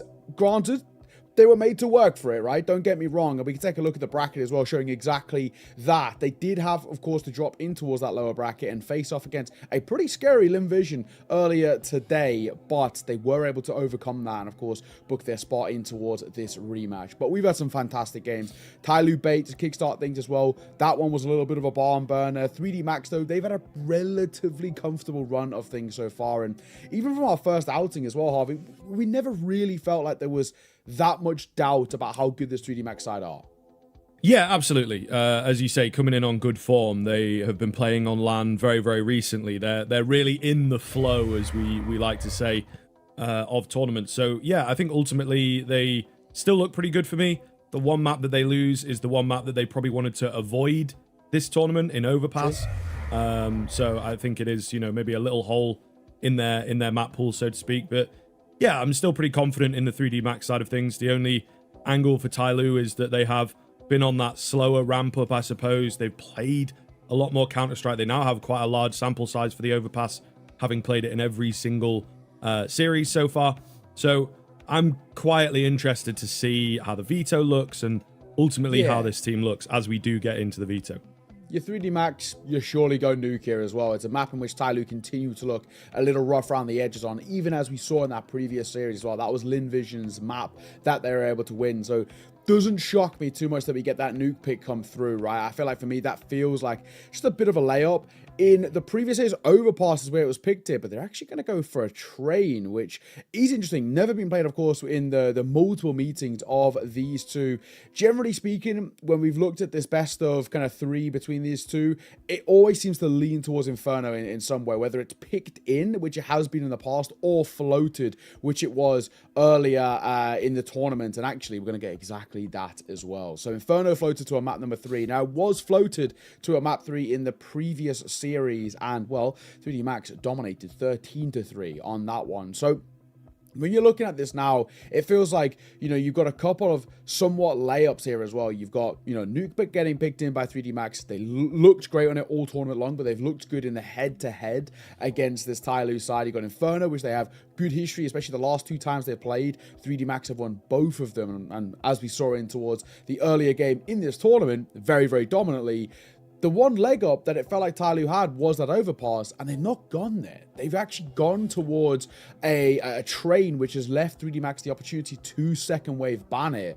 So I do wonder what the decision behind that is, because Overpass worked, honestly, relatively comfortably. It was a 13-9 in that upper bracket final. So I wonder why Tyloo didn't go there. Yeah, it is an eyebrow raiser, honestly. They've already played it today. You know, they've played it, like I say, in every single series they've had the Overpass. So it feels like a foolish move, almost. Yeah, very, very confusing, especially when they sort of stuck with it despite losing it against Bait in their opening series. They picked Overpass into 3D Max on the same day, and we were like, okay, this could be a risk. But actually, they played very well. Solid CT side from them, only dropping 1 round on their CT side to close out the game. So I'm not quite sure why they don't move towards it, unless this train is some super heavy pocket pick that they've been, you know, just keeping ready for a rainy day. I don't know. It's a bit of a weird one, but yes, we shall see here if they've got kind of a game plan for it. Maybe they fancy themselves. You know, you look at this man on the screen, the AWPs on train, super, super heavy. Maybe G is kind of feeling it and he's directed the veto a little bit, as he absolutely loves the camera. But yeah, I think for me, I really do have to lean the way of 3D Max now with a veto looking like that, in all honesty. I think that, again, they don't really like playing train. They seem a little averse to the newer maps and whatnot, not really doing too much work and trying to avoid reps on them as much as possible. But that does feel like you add an unpredictable element to the game if you are Tyloo by picking this map. Yeah, there's no way for Tyloo to do any sort of kind of prep really for 3D Max heading in towards that train. So they've got to have something up their sleeve. But I will say, when 3D Max last played train against MIBR back in Cologne, that was stage 1, it was a pretty decent win. They actually didn't look too shabby. Now, granted, I felt like a lot of that actually was quite hinged off the fact of individuals stepping up. But, you know, as a whole, you're looking at the way this veto set up, and I've got to agree, I do feel like you lean 3D Max in. Now, I'm going to give kind of Tyloo the benefit of the doubt and still say, right, Tyloo can take that train. They've got the reps. It's obviously been a good map for them. They won 4 out of 5 on it as well. And some decent teams they've scalped along the way. We're talking about back-to-back wins where we've got kind of Bait and Astralis being dropped as well. And M18 Complexity as well, just to sort of neuter a little bit of the North American scene. So I'm going to give that one towards Tyloo, but I still think 3D Max should be the favourites coming towards this series. And, of course, this map of Nuke as we get this final underway. Tyloo taking on 3D Max for all the marbles, as we put it. I am looking forward to the rematch. Yes, crowning a champion here, of course, and getting that lion's share of the prize pool. Mosaic opens us up, not waiting around at all, not feeling the pressure of the day, as Mercury will join him to drop that bomb. Super clean openers here as they look set to take the pistol. Ooh. The unlikely angle from Exorcisto will work to just thin the numbers ever so slightly. Gravity trying to do the same, and unfortunately, he will lose his head pretty solidly. Well. That bomb dropped. It makes life so difficult here for 3D Max. Somebody's got to step up in a big way. Maybe that somebody might be Body. He's in a bit of an odd spot. He's sort of wrapping the backlines, but he is also being held by attack. I don't know if he'll clear that angle. It's such an awkward one. He does. Okay, credit to him. Exorcist, he's also scooped up the bomb. The same time that fight was happening, he salvaged the bomb, and he's now looking for a reaggress. That'll cost him his life and drop the bomb right back where it was just recovered from. Unspotted. He's also a known quantity as well. Too many people to fight, and that'll be Tyloo, who kickstart Nuke emphatically. A very nice pistol round to get their campaign in this final underway. Yeah, and again, just bringing the game to 3D Max, which is very good to see. And this is something to really consider. The lower bracket run, of course, is somewhat brutal and a bit more to do for Tyloo. But they've already played today. 3D Max have actually not played since Friday. They had like an entire day off. So it depends on how you look at it, right? There's this time to prepare. There's this time to work on your potential opponent. And there's not, you know, that many teams that you really have to work with. So it's like, get some guys on Bait, get some guys on Tyloo. That's probably a fair guess.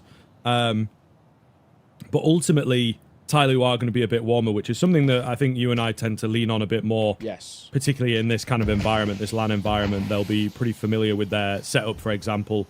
No real added stress to the pre-game nerves and things like that. Yeah, absolutely. I do really feel that as a whole. I mean, I keep asking myself this question every time we have one of these situations where it's lower bracket final into a grand final or consolidation final into a grand final, however you want to put it. And honestly, I feel like it's nearly 100% of the time where that team who's played that lower bracket game coming in towards the final, they do better. They're warm. They're ready. They've already had a game under their way where they've kind of got a bit of the ring rust out of the system. I think it makes such a big difference. You're already used to the stage and the environment and the crowd around you. And hey, credit to them. Decent little crowd out there as well. Perfect World Studios. Out in Shanghai, they have big appetite for Counter-Strike in China. Lucky. They get the first. Actually, the pistols are causing a bit of a problem here. XSC's finds one of his own. One goes down. Yeah, this could be a very winnable situation now, in all honesty. Lucky taken down upstairs, but he's traded. I think that's got to be it. Mosea is not really close enough to capitalize. He's super low. Jamyoung, you know, it's nice to get the kill, but it reveals his location, and maybe if he was trying to go for it, he didn't want to be seen so early. So yeah, they have to concede it. They have to give it up. This is something 3D Max, for me, have been pretty good at, is these low buy situations, forced buy situations. They do seem to have sort of really worked on a few protocols in that sense. Mosea will go down. Ultimately, I think would have gone down to the bomb there, but yeah, they keep the 1M4. Not quite going to be enough. 3D Max, though, immediately returning is a very big deal. In the previous series as well, between these two, 3D Max won 2 of these rounds where they lost the pistol, they win the force buy, and they come in with not the best weaponry, but they're so good at kind of grouping up and playing this sort of pack mentality. So really, really effective work from 3D Max. Give themselves a bit of a layup to open the doors of this T side. Now, of course, they'll know on the flip side that Tyloo, yes, they have to force because they're in double eco situation. They can't really go for a low buy here because it'll be a low buy in towards the next regardless. So they know that, yes, there's weaponry brought to the table by Tyloo, but it's not going to be the most scary. So they've got a real stark advantage in this round. Body took a bit of damage as he was peeking towards outside, but he will get the cross now. So he's over towards Secret. He doesn't need to do anything. Just playing this position is strong. Exits for one quick trade at the hands of Attacker.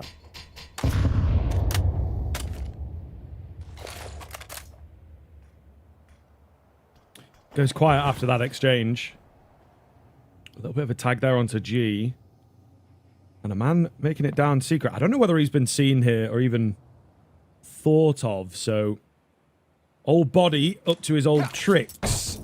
As he loves solo play at lurk play. And he might just be able to get away with something later on in the round. But it doesn't look like they necessarily want to join him quite yet.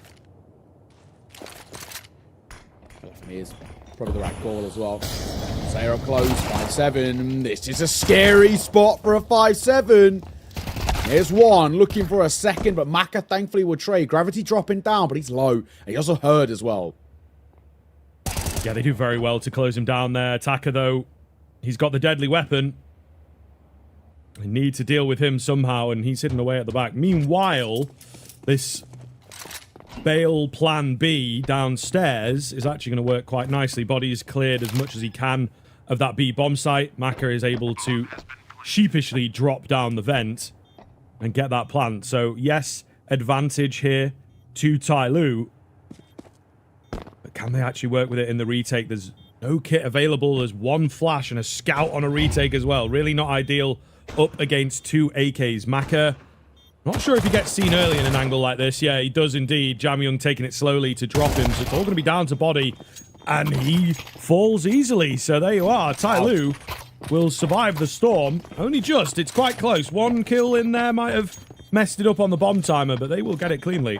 What a response, though, right? You know, for Tyloo, I think they play that so well. It's actually quite a standoffish approach as a whole. They want to give 3D Max a lot of space to maneuver, but with that space comes opportunities as they overextend. The chance of isolating, and that's exactly what happened. So it's really well done from Tyloo, keeping the numbers in their favor, constantly playing together in terms of this buddy system to trade.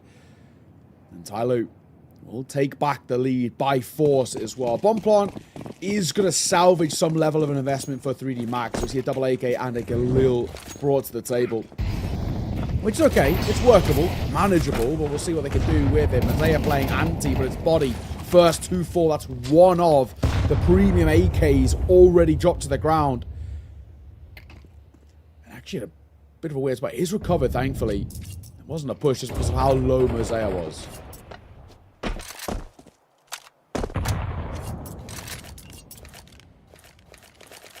Well, we'll see here if 3D Max can create anything. So far, not so good.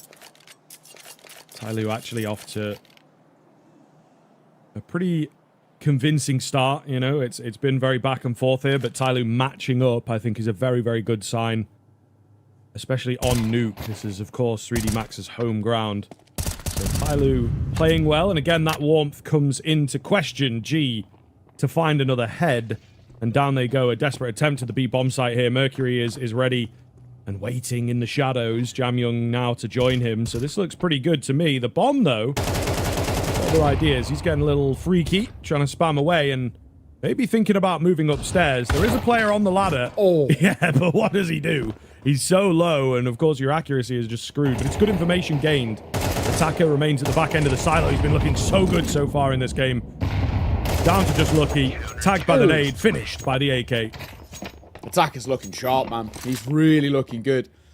Nice play. A anchoring's never an easy spot. It's actually statistically one of the worst spots to play on the CT side of Nuke, and Attacker makes it look quite seamless. Nice work from him.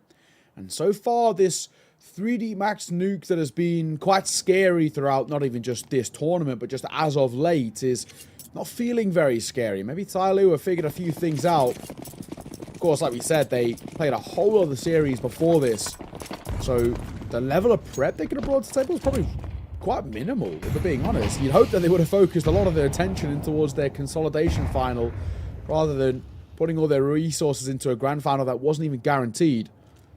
So far, Nuke looking so good. Low buy for 3D Max. Finances have finally run out. Not only did Tyloo get this lead of a 3-1, it should be made 4. Yeah. Keeping them under the cosh here, really pushing 3D Max down.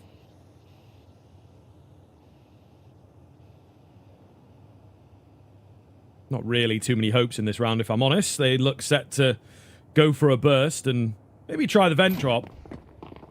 Might just work. Oh no, okay. Well, there you go. You see the distraction to get the bomb down, but unfortunately, he was unable. A desperate attempt, but you got to respect it. What else are you really going to do in a round like that? Yeah, exactly. I can get behind that. You know what I mean? I respect what you're trying to do there. It's a gimmicky round. We're not expecting a lot. We don't really... Even getting a kill feels like quite big with how low the buy was, but if you could have stuck a bomb plant out, I would have understood it. 4-1. Buy back in for 3D Max. Lose this, and then we can start talking about maybe some alarm bells ringing off, right? This is where trouble starts to set in. AKs across the board, but all the finances put in towards round number 6. You lose this, and Tyloo, they can guarantee themselves bare minimum tied game at 6 rounds in the CT side, but sort of the way they're playing right now, maybe even guarantee a lead, and that would be a real hiccup. Doing a bit of research as well for this tournament, and it was sort of, you know, a question that was proposed is sort of, why are 3D Max playing this tournament, right? What is sort of the advantages for them, as well as obviously things like reps and, you know, prize pool and VRS and all the rest. If they were to win this tournament, it could even book them all the way up to stage 3 at the major. It could really help out a long way. But they've got to overcome Jamyoung, and my god, he gets 4, and he does it effortlessly. 3D Max gets shut down, so the hopes of building up those VRS are flying out the window right now. This is their map pick. Holy yikes. That's crazy. And listen, when Jamyoung's in the feed like that, it's a very worrying sign. If he is leading the charge, honestly, the best player in the region.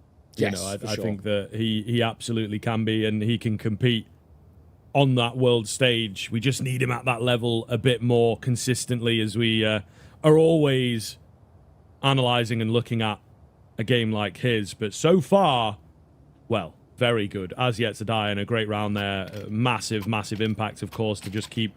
Again, 3D Max with no real options. They have to go for the pistols here, have to concede another round, and... yeah, crunch time, isn't it? They pull the timeout as something's got to change.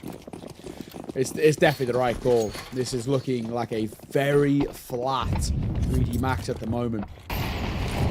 Like I was mentioning before, interrupted by Jamyoung's heroics, that this tournament is actually really important for 3D Max in the sense that a big, solid kind of win and a grand final under their belt goes a long way for them in terms of the VRS, right? It's where they can start getting into that position of skipping stages of the major later down the line. And, well, Tyloo will upset that and, of course, have some hopes of their own. If 3D Max were to win this, they could be 9th overall in VRS. And Jam Young continues to be such a problem to deal with. Mercury will add to his tally as well. So the pistol's being put to bed very easily. And this has kind of been those rounds that 3D Max have had up their sleeve. At least the half-by Deagles and Tech 9s have looked quite scary. Not anymore. Indeed.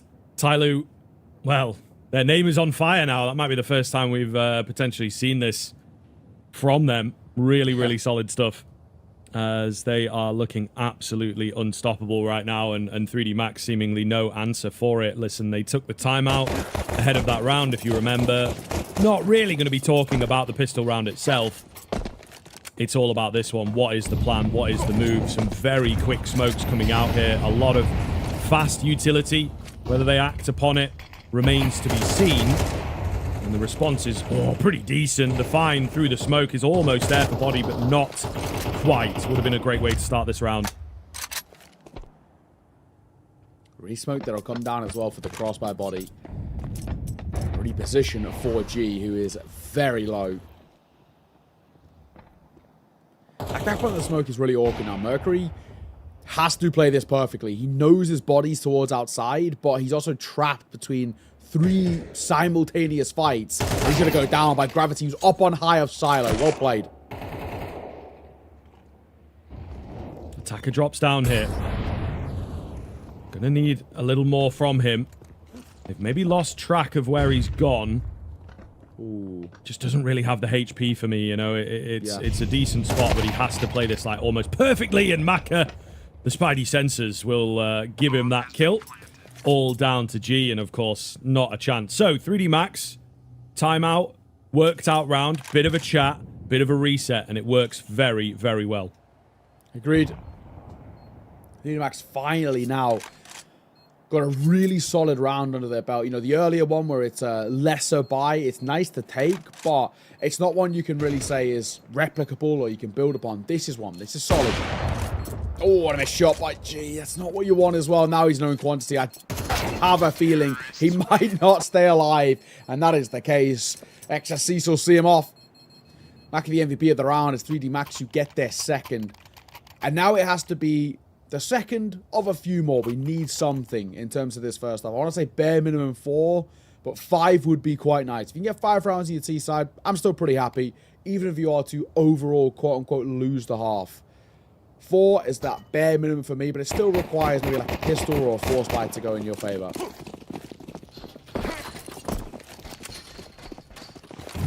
Yeah, absolutely. It's all about these follow-up rounds for 3D Max. Tyloo looking to lock in here. And they will also mix things up a little. It looks like they want to go for some sort of a lobby crunch. Attacker is punished, but Mosea has crept round the back, and now he's dipped, so he's in a really good spot. They have to be careful of how they play this. They're not necessarily all together on the 3D Max side of things. Jam Young misses his opportunity. At least he's sort of locked this player into the A push. As I say, Mosea's position really quite good. Jam Young has got a guy beside him as well. That's going to be a problem. Mosea looking to get this multi-frag moment. Swaps up to the AK as he was out of ammo and just keeps the kills coming. They know about Maka. Down he will go, and Tyloo's response is just as emphatic as 3D Max's. Yeah, near perfect. So it's only Attacker who falls, who calls from the grave, and calls excellently to get Tyloo into that guaranteed lead on this CT side. So well done from this side, who, you know, little hiccup or a speed bump where 3D Max get their second, and they answer back in a way that just shuts them down immediately. It makes sure they don't build up any sort of confidence, don't get any sort of momentum rolling in their favor. That's the perfect way to respond after a lost round, where you just reclaim all of the control back again. Really well done. Maka towards outside, spots the cross of G, who does cross safely, but this is a risky position for him to play from, and he swings in towards body. That is a death sentence, and same to be said for Mercury.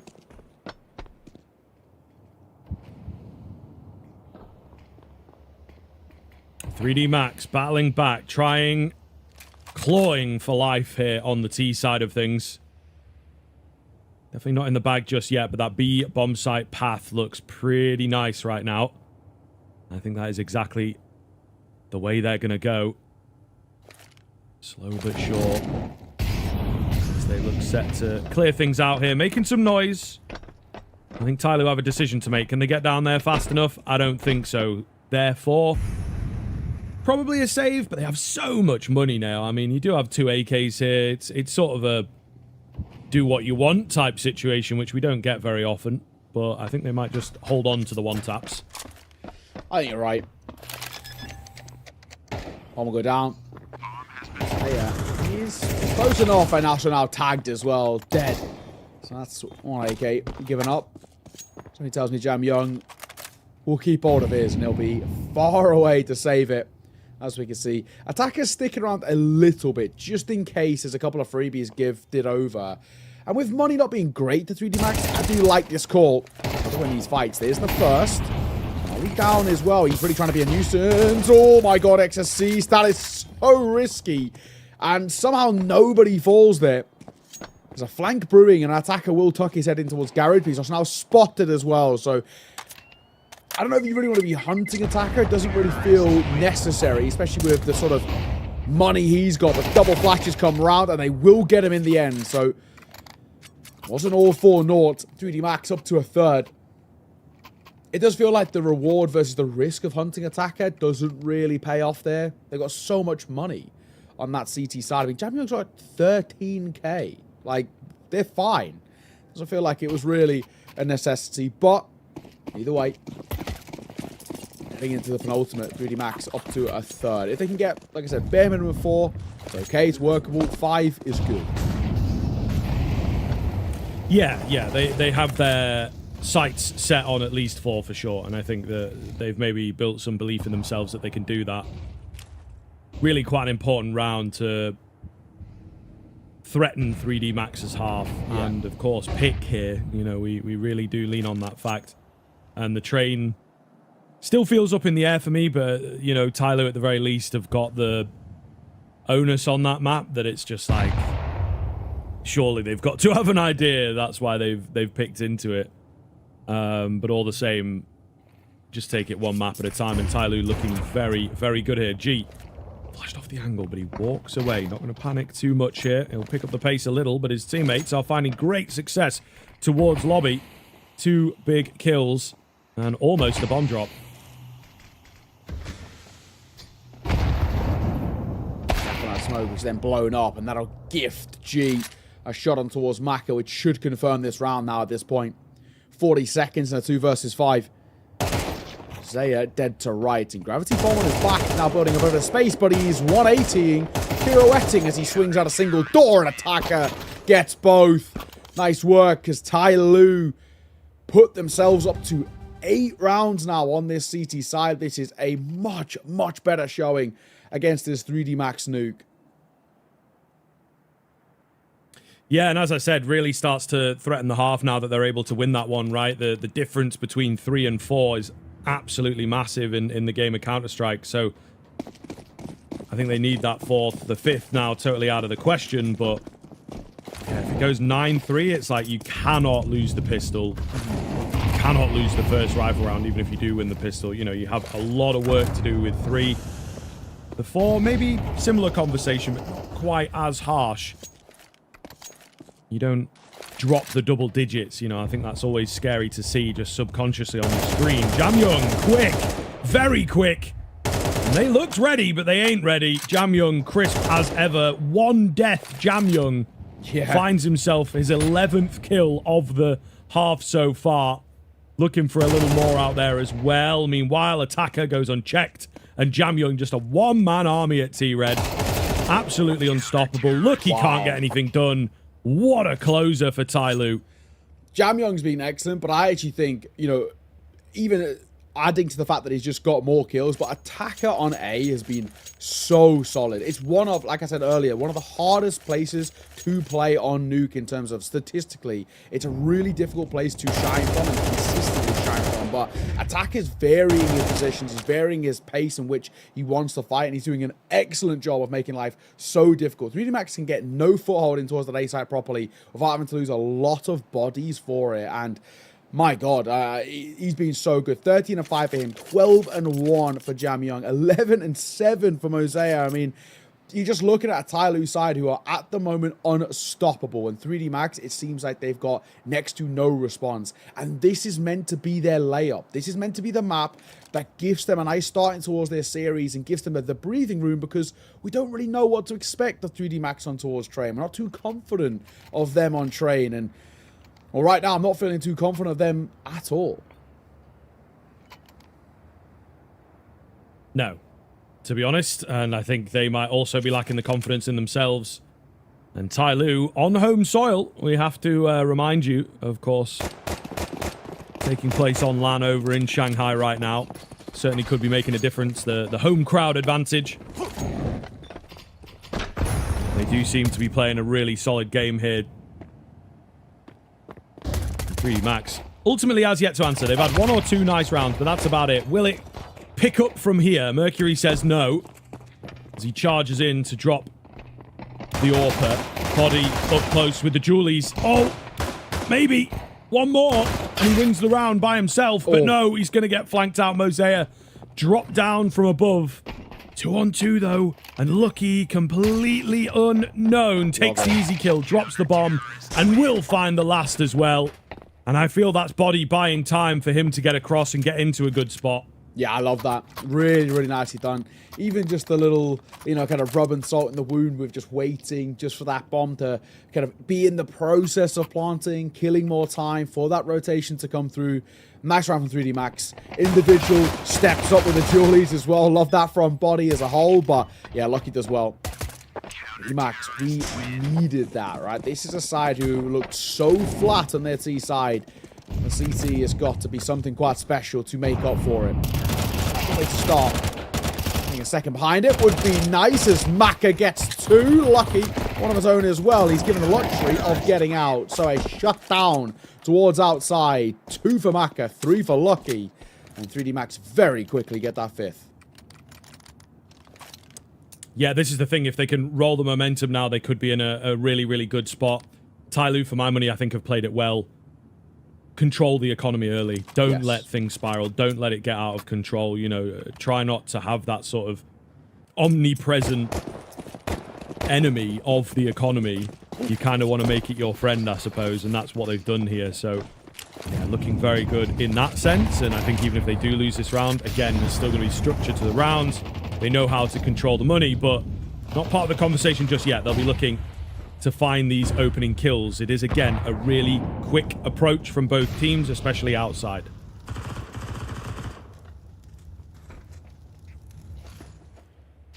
A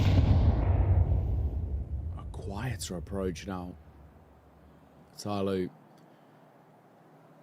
Not loads on offer in terms of freebies, so they're going to have to make something out of it. This move by Body. Oh, and it works. It works so well. And the trading towards attackers even nicer to get that man advantage for 3D Max. 4 versus 3. Tyloo in a bit of trouble now.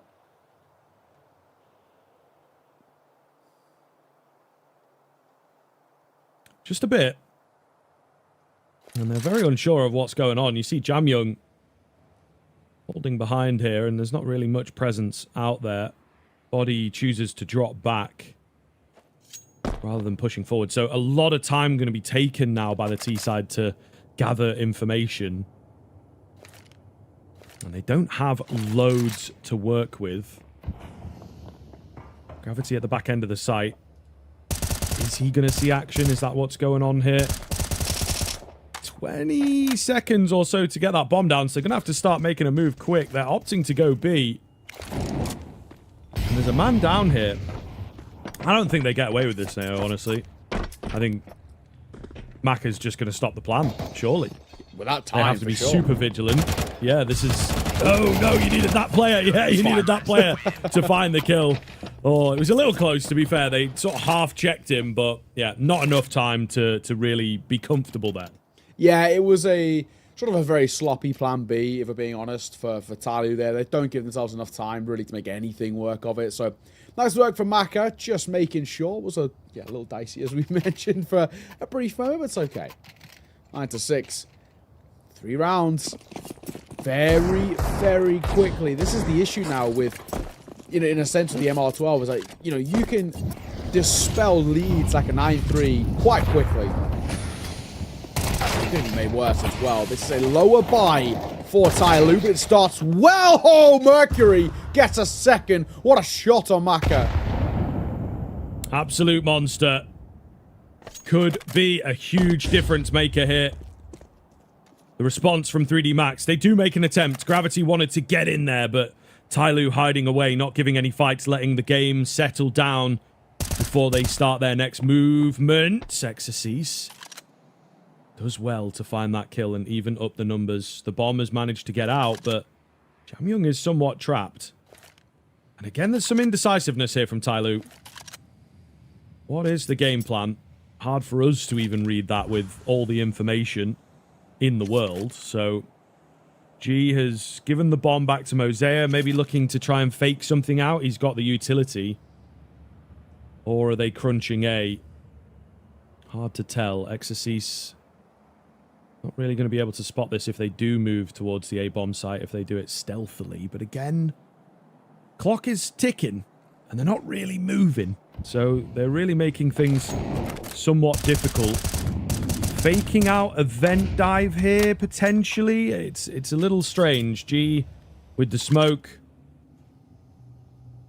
I guess they are going down. I suppose the bomb has managed to just cross for free. This is crazy what they're getting away with. 15 seconds. And 3D Max don't really know what to make of it. There's no one down this time, but still, you do have to plant the bomb, guys. It's somewhat close. Body's reading this. And again, if he drops the bomb in good time, he's in a good spot. The plant's going to come in. They've lost G. They've lost Jamyoung. They get the plant, but it has cost them everything. And now Mosea, he could clutch this up. This has been a mental round. Nothing is really making sense, but tap on towards the bomb, and Mosea panicked and floss. The door is closed. He opens it for a kill. Can't get the second. That'll be 3D Max, who walk away with another. A 7th now put on the board. The deficit down to 2. But when you look at the bigger picture as a whole, Tyloo weren't expected to win that round. So the fact that they make it even somewhat close is relatively commendable. It's 3 kills as a bomb plant, and it's a lot of residual cash added to the investment in towards round number 17. Before they go in towards round number 17 as well, Tyloo will call attack pause. So a good moment to discuss what's next. Choking on towards the mic as well.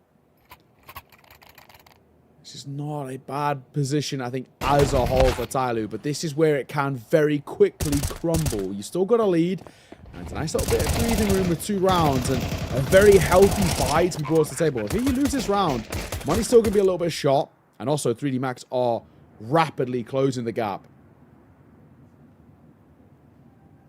Yeah, it's true. It is very, very true. I think Tyloo are knocking on the door, but this, you wouldn't believe, started out as a 9-3, right? 3D Max have done very, very well to pull things back and remain cool. And T-side of Nuke, man.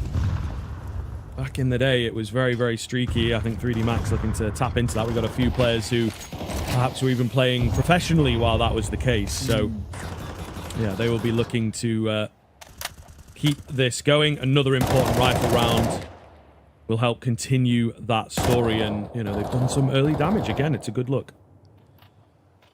Okay, so off the back of it, I say that before Maka takes a shot that'll catch G. It's a really important opener. Onto him, no less. See how kind of nervy they are of a wrap coming through from that of B. Gravity, he'll talk. He spotted one, and he knows about Jamyoung. Somewhere up here is being pressured, and Gravity even getting one there, honestly quite commendable. Yeah, pretty important. The kills keep coming in, though, for the T side. Attacker, in particular, has worked the A-bomb site. They've lost control. And finally, a bomb plant in good time for Tyloo. Body the only one left as they keep getting picked off. And he was downstairs expecting another B hit. Not the case this time for Tyloo, and to me it looks like they have cracked this, getting the double digits and keeping 3D Max at bay. You know, the streak looks good, but it doesn't really matter until you retake the lead. And that, of course, has not been the case here. So Tyloo kind of getting the round at the perfect time. Yeah, absolutely. Okay. For Tyloo, first side to cracking towards double digits. Really important. First side as well now where you're getting closer and closer to that finish line. Say that'll come through as well. It should be okay. I can say Mercury was the one I was worried about, but just about alright. There's money to work with for 3D Max. They're not under that pressure just yet, but it's the scoreboard that they're really concerned about. Tyloo being 3 rounds ahead of them and now 3 rounds away from taking Nuke. And if they are to take Nuke, the narrative built around this grand final changes a hell of a lot. We said that it felt like Nuke sort of felt like the gimme in the favor of 3D Max because they've been good on it. It's actually not looked good for Tyloo. They did play earlier, did lose, and wasn't really convincing from what I saw. 3D Max. It's been a long time to get in towards this game, and it might be just a little too late for them to give themselves a chance.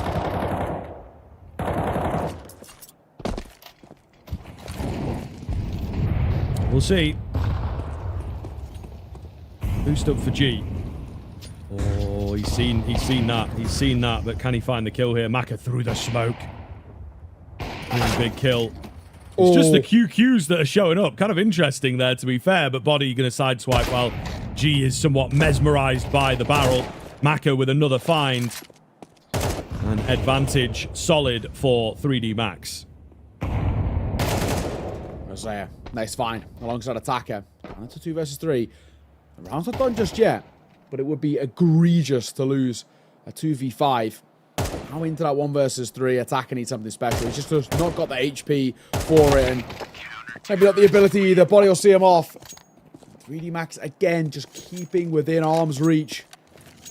Still that residual cash for a Tyloo investment, but they're a little maybe aware of the situation ahead of them. We buy in here, which is of course the right call, but we lose it. 3D Max probably tied this game up. And that's where, because of the momentum and the streak that they're on as well, they might even get the sort of the statistics, the odds, the favor back with them.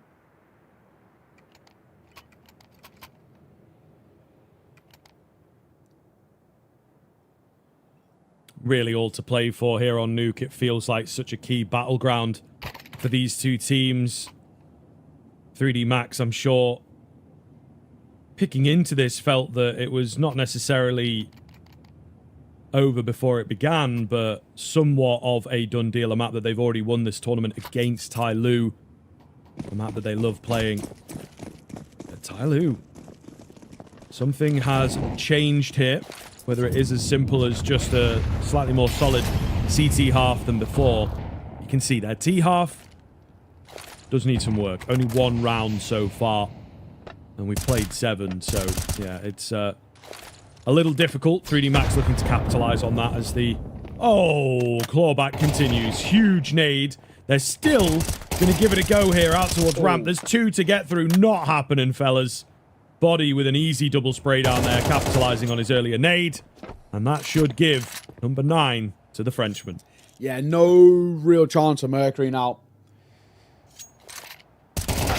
Anyway, but nice find, but he takes a lot of damage to get there.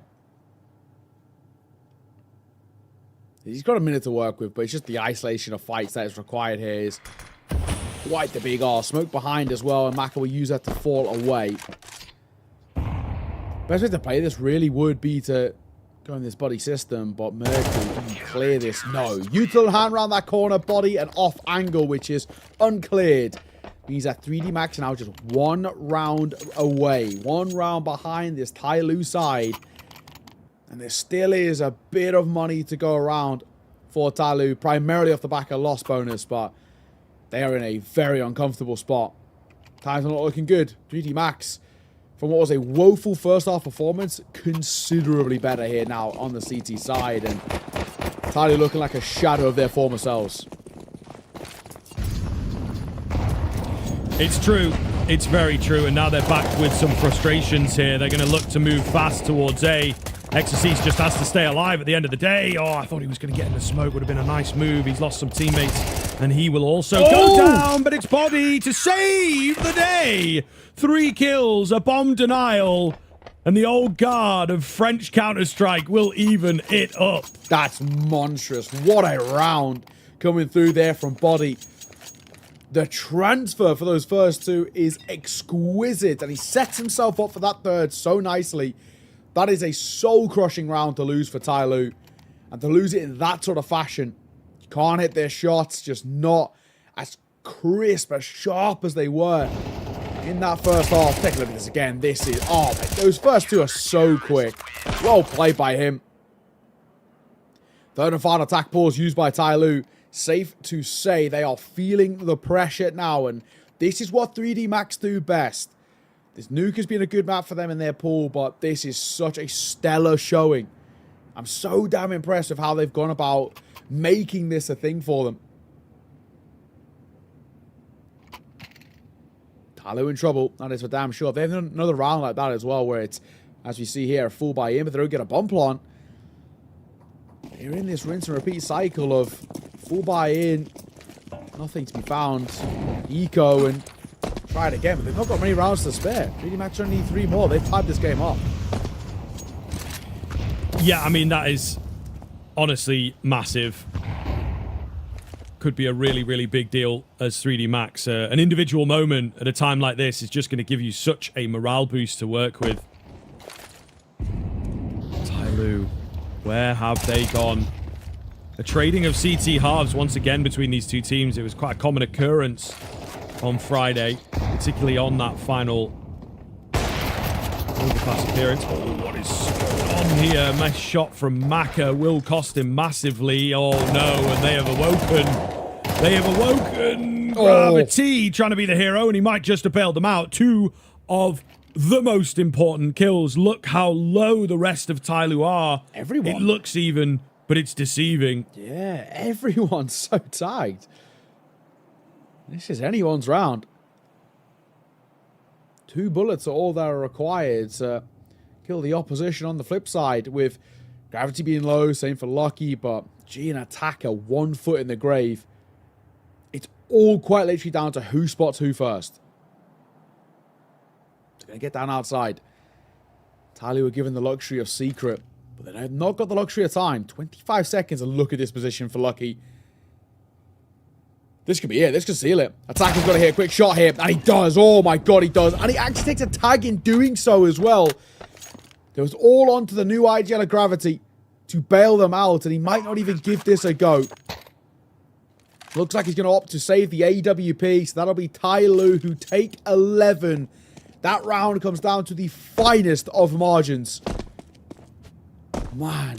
And it's Ty Lue who walk away with it. And that Attacker kill, it's worth its weight in gold. That alone, more or less, feels like it wins them the round. If he loses that, they've got no chance. Yeah, it feels like a later reaction from Lucky. Yeah, agreed. Also, just a bit distracted by what was going on in the round. Yeah, of course. Pretty high. He had to adjust down, which is what lost him that. Yep. Oh. Attacker is doomed, and he does indeed know it. Oh, they both are. So there's your silver lining. 3D Max on the precipice. Yeah. As are Ty Lue, to be fair. If they can take this and, you know, eliminate all players, that final round for 3D Max would be devastating. Final couple for Ty Lue. The econs are screwed, is what I'm trying to say here. Money is a real problem. Yeah, I mean, for 3D Max, if they lose this round, that's it. Right? They're going to have no money left over when Ty Lue was sitting on 12. So, I mean, this is the definition now or never, right? You lose this, that's it. 3D Max are losing their map pick, which is a massive change up in what we thought this series was going to go like.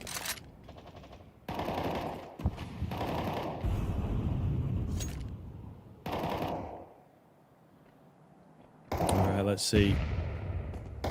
Starting with some outside control, but not necessarily following up on it. Ty Lue pretty far back, as you would expect, apart from this man who looks to creep in. Maka keeps his cool. Big find. And another. Really well played as he gets activated on that AWP. Some massive openers. Quite literally couldn't have had a more important moment for Maka to get a double. He's been a little bit quiet. Those two going a long way. Now they just have to play it together, which is what they're angling for. And I wonder whether Tyloo, with a minute left, might even be angling for a save. I think they are. Oh my, they are. They're angling for a save here, Tyloo. This is a game of percentages right now, and Tyloo don't fancy their chances. Man alive. So they made that call at the minute mark in the round. So it just shows how far 2 kills can go when this much is on the line and we're this deep in towards a map number 1. This is a back and forth affair, and this map looking like a marathon rather than a sprint. What a series feels like we're set up for now, if this is anything to go by. 10 seconds left. Body will miss the jump. It doesn't matter. And he gets a debatable upgrade. Famas to a Galil. I mean, it's relatively similar. There we go. That's an actual upgrade. An AK's down. There we go. 11-all. This is a wild one. It also very kind of impossible to predict, it feels right now. Yeah, well, look, wing and a prayer for Tyloo in particular, who I think are very, very lucky that they managed to get everyone out and, you know, play that super safe game towards the end of the round. And it's so tight, isn't it? Where it looked like Tyloo were going to take this. It's like, okay, 3D Max just not showing up. We got all this conversation about being ready for the server as compared to Tyloo, and it just looked like, right, well, they're going to need a map to get into it. But CT sides, man, continue being strong. You know, may feel like a small change in terms of the econ. I'll hold the point because we're going in quick. We're going in quick here. Exorcise, the back end of the site, going to find 3. We're not done just yet now. It is not a sealed deal. 3D Max may well have found themselves, oh man, wow, the ultimate comeback. Overtime secured. Tyloo, not even a bomb plan. What do they do now? Yeah, it's not only about finding that round for 3D Max, it's the fashion at which we find it. It's abrupt, it's immediate, and all 5 stay alive. I mean, that's just as good as it gets, really. 12-11, map point on their map pick for 3D Max, and the recovery has been excellent. There's a level of a buy for Tyloo, but I wouldn't call it a good one. It's Galil's across the board as they prioritize utility in a couple of sensors. Something quite special's got to go in their favor, or something quite horribly wrong for 3D Max, if we're being honest. And it doesn't start well. Mercury goes down to the flames. Jam Young going to try and get him behind, and he does for one, but a quick play from Lucky keeps things in favor of the French, and they look to push it even further. Numbers still favor them, 2 versus 3. There's now a bit of space for Tyloo to work with towards B. Still doesn't look good for my money, and they're starting to close the gap here. Gaining more information. Look, he's just going to miss them. Oh. It's not really Gotta know, right? anywhere else they can be, but yeah, he might. Yeah, he knows. Yeah, for a moment there, I think they were a bit worried, you know, and thought that they would get the timing, but KSG as well. Oh, he's stuck out with the bomb, but he's happy to take one fight. Unfortunately, wasn't ready for the next. Where is this last player, of course, is the big question now for Attacker, if he is to keep the game alive. Lucky playing it patiently, just misses the mark, but he will hit the shot. And 3D Max pip them to the post. Absolute devastation on Nuke. A 9-3 half from Tyloo. Only 2 T rounds. And they were so damn close. Man, weren't they? What a map. To kickstart this grand final, it really couldn't get any better than that. we're talking about momentum and snowballing and recoveries and individual brilliance. We saw Jam Young step up on a multitude of occasions, Attacker looking fantastic on that CT side, but ultimately all that matters is 3D Max taking it over the line and giving them a 1-0 start in towards this grand final, and it really looked up in the air at one point as well. Tyloo, an excellent first half from them as well, right, where they were really looking like the team that had it all figured out for how 3D Max play Nuke, but they forgot to figure out how to play their T sides. They fell very flat in that second half, and we started to see the individuals shine a little bit more. Lucky looked great. I thought Maka had some moments as well. So in particular, you're looking at a 3D Max side who that recovery is quite a bit of indictment on just how good this side can be. And for Tyloo, maybe a bit of troubled waters for them. Yeah, I think that is certainly a good way of putting it. I don't know what's happened internally with the team. I don't know how you would necessarily bounce back now, because it really felt like they were in a winning position, a fantastic CT half from them. And just maybe a timeout somewhere, you know, once it started getting a little close, we felt like they were playing it quite well. They controlled the economy early. They weren't sort of force buying and getting overconfident with their position. They just couldn't get in. And maybe there is a bit too much tightness. We also didn't see that many pace changes. It could have been good to see a burst onto A with the rifles or something quick towards ramp. So they didn't really threaten 3D Max all that much in terms of pressure and quick thinking. There was maybe one or two, but more towards the end where you feel a bit desperate and you also have less room to breathe. So yeah, it was difficult to watch Tyloo unravel on that T half, and now we move into this train that we're just kind of confused, I think, is really the nicest way you can put it, in all honesty. They have some decent reps for sure, and again, it's one that they maybe feel confident with in this tournament, but it does feel like the Overpass has been more what they were enjoying in terms of a pick, and Overpass obviously doesn't make an appearance here. So yeah, a few quiet conversations now in between map 1 and map 2 have obviously got to happen, and maybe the bounce back possible on train for sure. It's not one of the maps that 3D Max play all that much. Yeah. MVP, of course, standout being XCC, was able to step up in a few big occasions. I mean, they had 2 4Ks in that second half as well, which in particular, really, really well done. I mean, the thing with 3D Max, you could actually throw out nearly every name there as well. I thought Lucky looked really great, right? Really solid in the way that we won out of him. Body had some great moments too. Maka on the AWP, especially late in towards the game. And Gravity's calling. So you're looking at actually what is a really holistic performance coming through from 3D Max. I'm impressed, right? You know, that's not an easy deficit and an easy hill to have to climb. That recovery takes some doing, right? You're looking, and something that's been a really consistent talking point for 3D Max throughout this entire tournament is about, you know, new calling, new coach, right? New system for them. You've got Gravity, the youngster who's taken over the reins. You've got the new coach of coming in as well. So a whole new system around 3D Max. And in the past, it felt like in situations like that, 3D Max would just check out, right? Tilt would take the better of them, and that'll be that, right? Map would be done. They'd just say,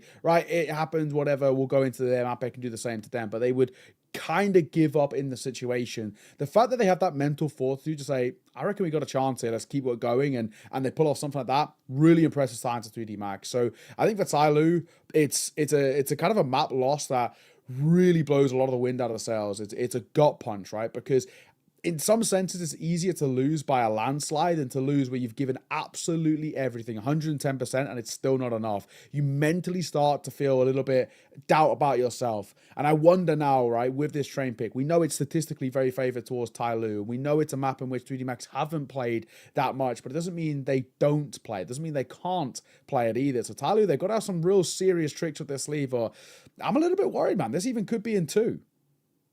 Yeah, and I think one of the interesting things that I just had a quick check on between these two teams in the last series and now into this one, they've only lost a total of like 5 T rounds against them, and that's the course of 4 maps. Their CT sides on the 3D Max side against Tyloo in particular have been really, really good. Yeah. And I think that's maybe where the resilience comes from, right? They take a moment to talk about that and be like, our CT sides are really solid against these guys. And now feeding into the conversation for this next map, they're going to start in theory, and I don't see why they wouldn't, on that CT side of Train. So, you know, they have now a real scary prospect, because I think that they just seem to have a read. Tyloo can't really crack them, and a lot of it comes down to the conditioning, you know, a technique that we like talking about. I just don't think there's loads of it from Tyloo. They maybe have some set ideas, some set rounds, but they don't throw the mix-ups in there unless it's like a low buy. And then they're not as scary, you know, like it's not like you're sending 4 out on A and you've got that lurk and the lurk nearly clutches up. Okay, so it's something we've got to watch for the lurk next time. All these kinds of things just seem to be missing from the T side from Tyloo. It's a bit one track, which is not going to beat a team like 3D Max. You need a bit more than that. Absolutely. With that being said, we're going to go to a break. Before we get things underway towards map number 2, it's Train coming up next. It is the pick of Tyloo to stay alive in this grand final. Let's see if they can.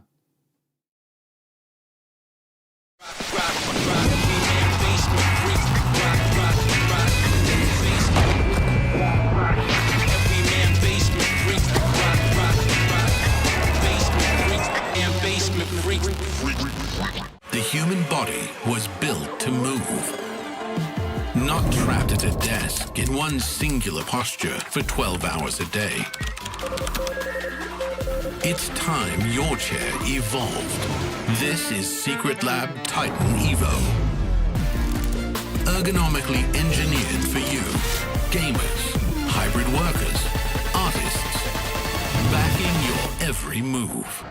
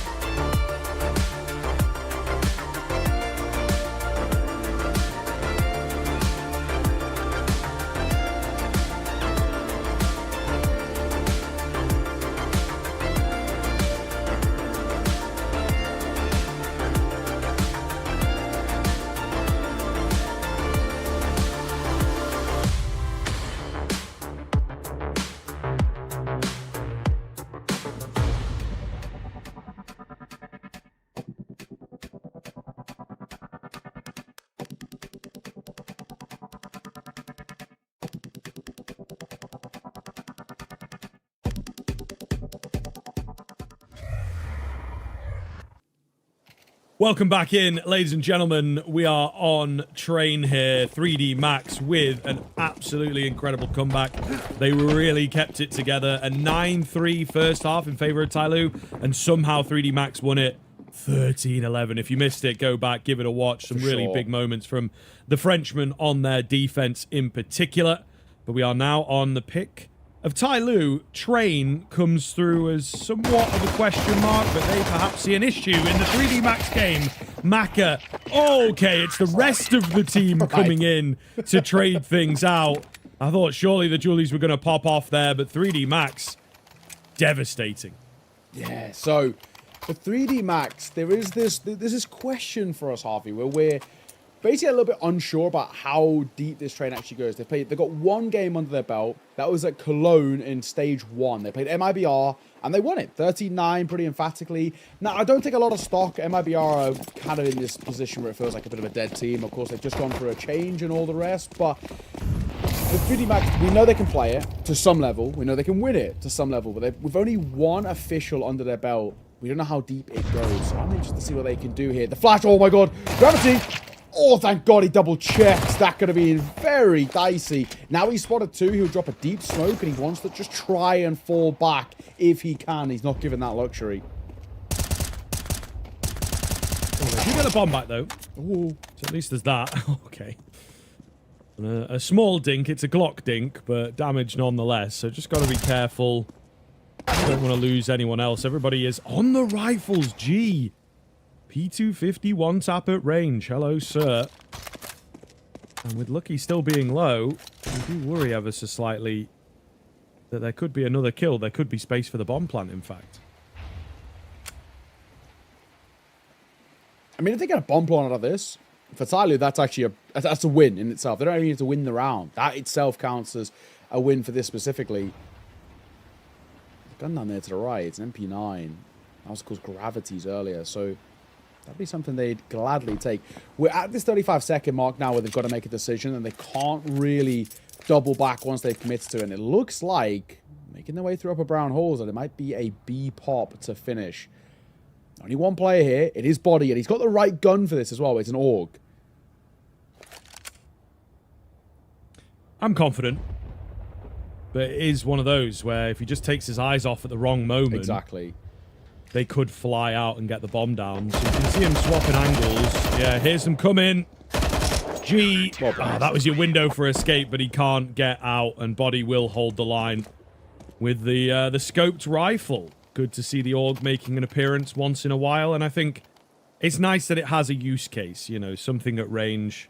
Saw it a little bit on Nuke in one of the lower bracket games, I think. Yeah. But yeah. Dude, I genuinely still believe that the AUG has a lot of decent uses. You know, when it got that nerf, you know, that and the Krieg got nerfed into the ground, right? The SG's so bad these days. Super slow fire rates and all the rest. But the AUG, it's same fire rate, right? And it's still really accurate on scope. They just made the spray harder when it is scoped.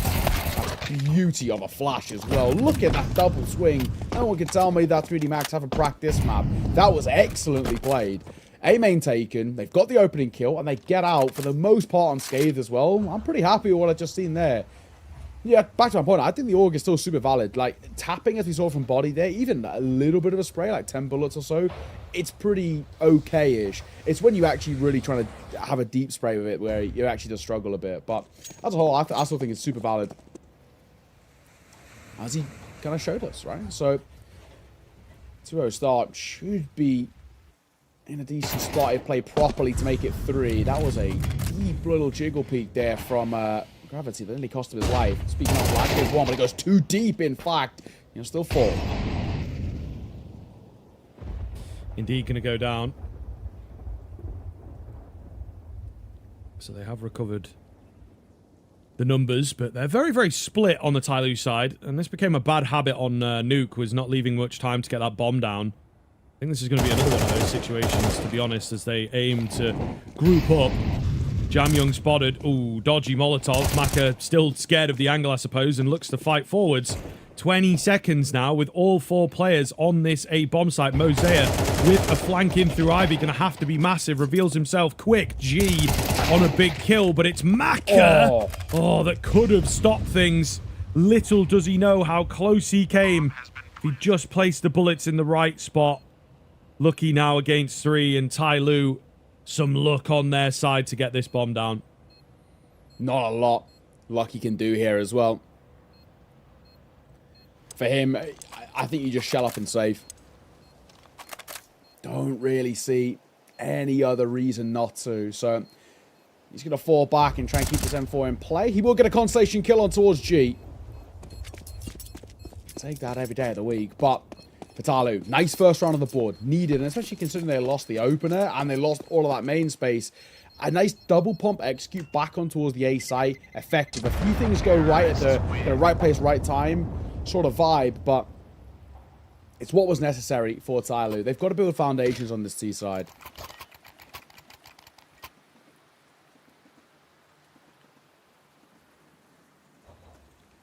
Started so well. Such a real solid flash move from 3D Max, but yeah, just couldn't quite commit. And the late round actually worked for Tyloo, where it looked very, very flustered going for that kind of thing on Nuke.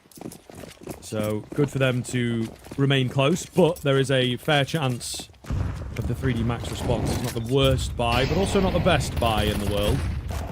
We shall see if they've got any more of those coordinated attacks in their back pocket. Little information gather out towards Ivy, but really gained off it. Borrow a bit of damage dealt. Jam Young down to about half.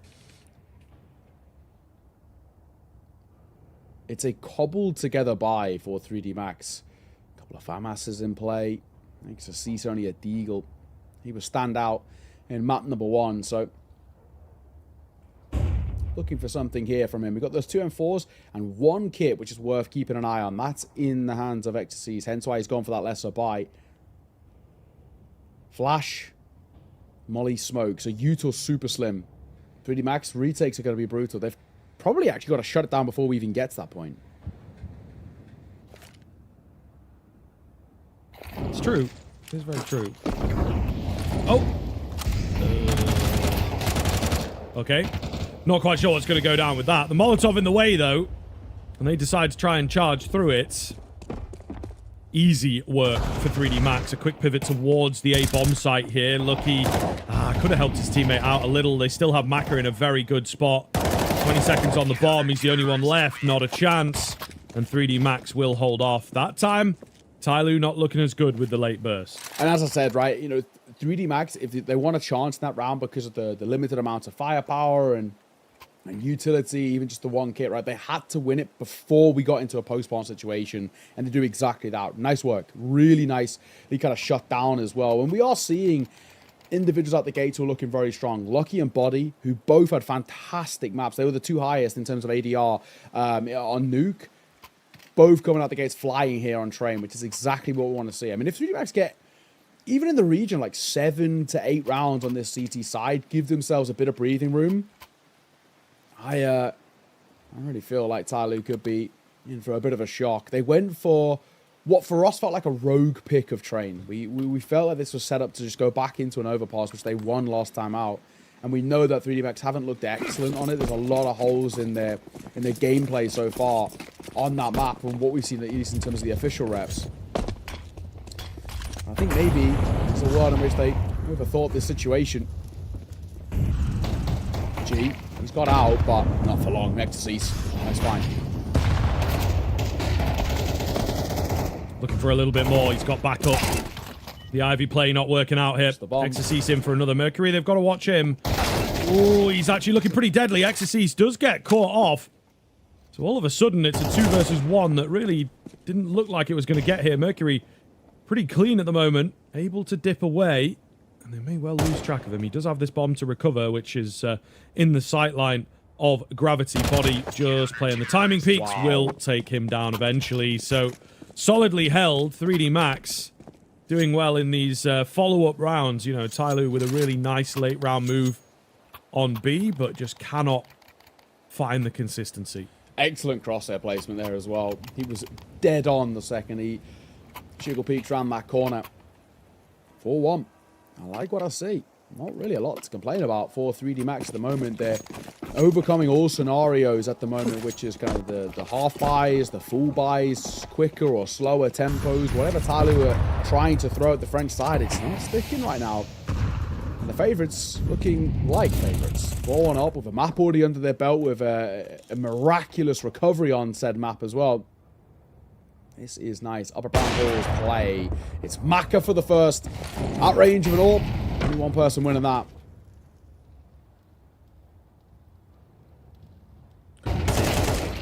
Up close, spots the shadow first.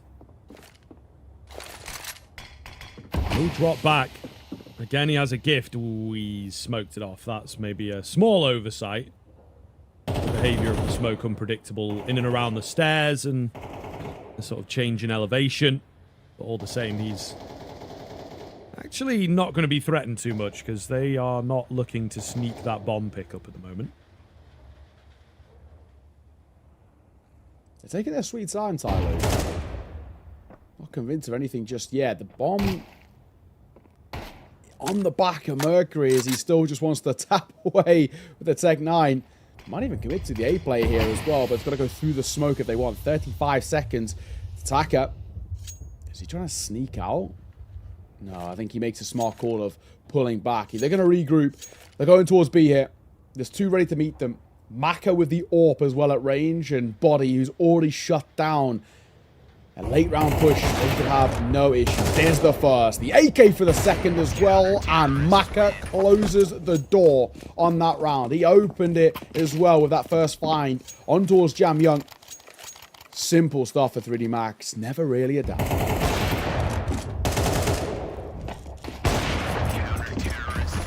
Looking really quite convincing now as they start to stretch ahead. You know, for a moment there, I think Tyloo had us believing they were going to keep the competition up, winning out the first rifle, but they've severely struggled since then.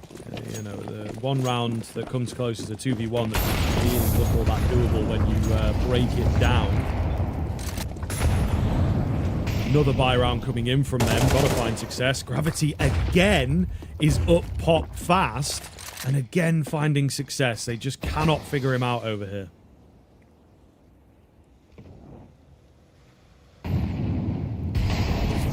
Edge. That's lucky.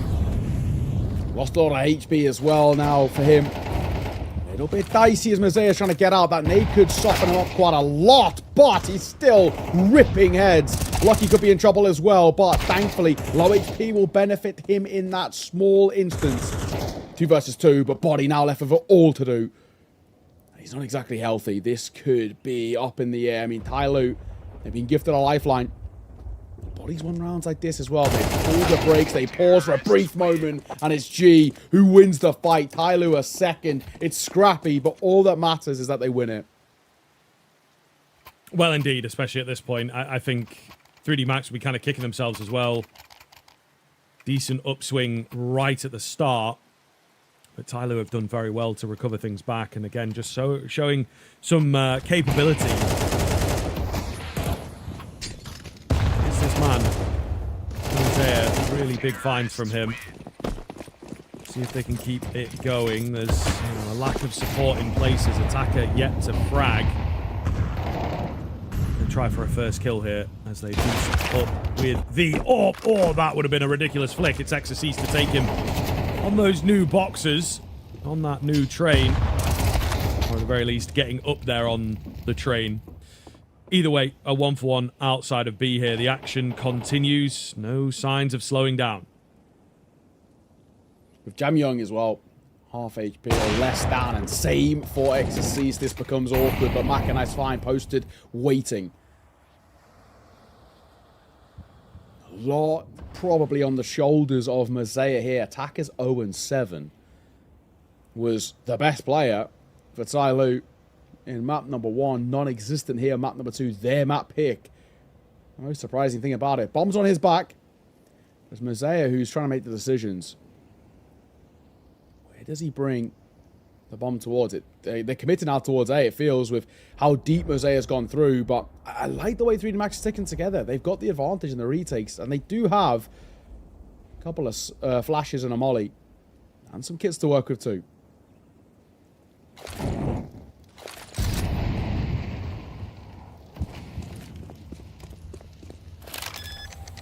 Bomb plant here.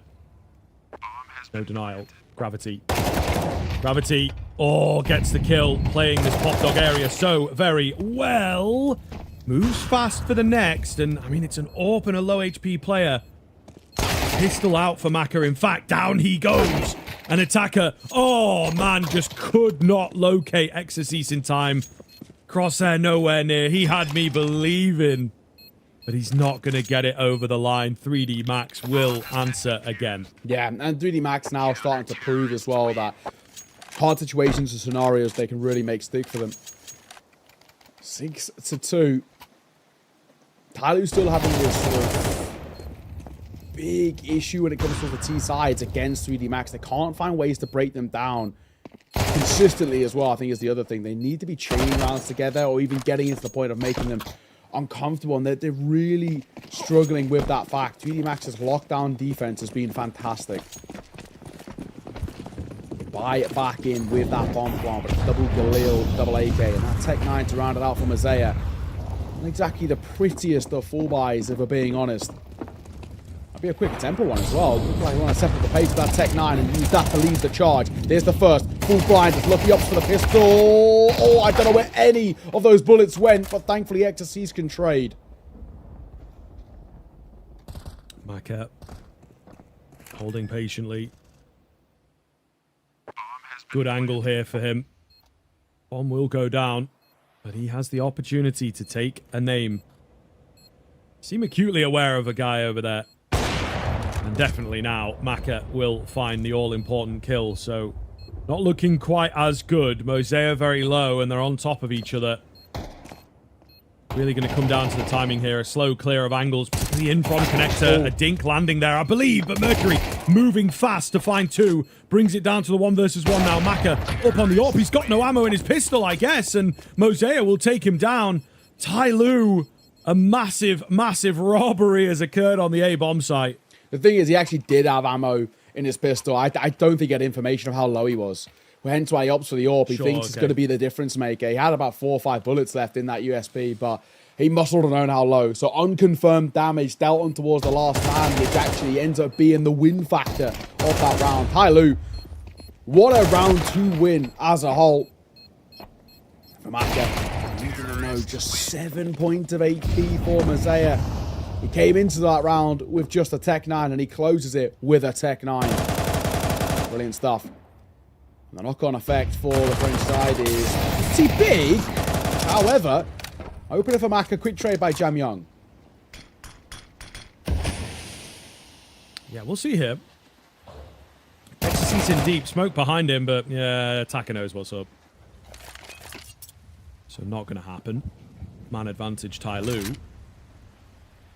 In a pretty big situation. 3D Max, I think, would have been excited to get those 8 rounds secured quite early in the half, and there was definitely a chance to do that. Attacker looking a little jumpy here as he clears all these angles. I know, man. Well-placed 5-7. True. Can always make a difference. They just have to be careful. Very grouped up here.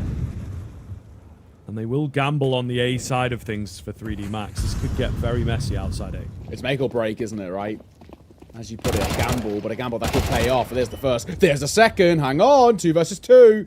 G gets a kill in all the carnage, but there could be more on here. But G and Jam Young shut any of that narrative down. And Tyloo net a 4th. A lot better on this T side. Starting to figure things out now. And that 4th should very quickly turn into towards a 5th. There's no funds for 3D Max to work with.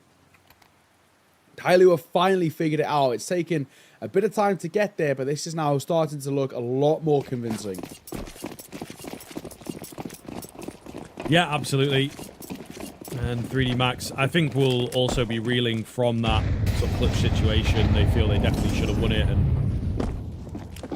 yeah, discovering the guy is super, super low. It's going to be frustrating. It's going to be very frustrating indeed. Small concede here, of course, as you would expect. Any damage going to be good. So body on his 5-7 does well, finding one. Just maybe one more to join it would be nice, but it doesn't really make that much of a difference. You know, personal economy, it's good for the kill bonus. Like I say, Tyloo are going to have money into the next round, kind of regardless of what happens here. Maybe if they all go down, but I think that is not going to happen. Yeah, probably a little unlikely, let's call it, but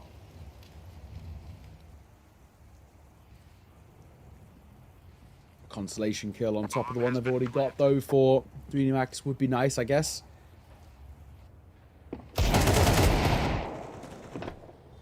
Might be here, unlucky. They're trying to be a bit of a nuisance, but he can't. And Gravity solo. Nothing really to expect from him. Tyloo, the 5th, as we expected them to be getting, and they do. Attack needs to be a little careful, though. He is low. This P2K, while it's not a threat 9 times out of 10, in this situation, it is. They are going to clear him. It's fine. Tyloo, find that 5th. A 1-round game as well, now heading into the final round of this half. I think 3D Max will be disappointed in themselves if they can't at least take a lead here. Letting things come even would be a real bad indictment, I think, of how this half turned out. As they were in such a good position early on, and one key round that, you know, you must win has kind of cost them a lot. Not everything, but certainly a lot. Tyloo with some control back, and they'll be going into the more favorable CT side in just a moment.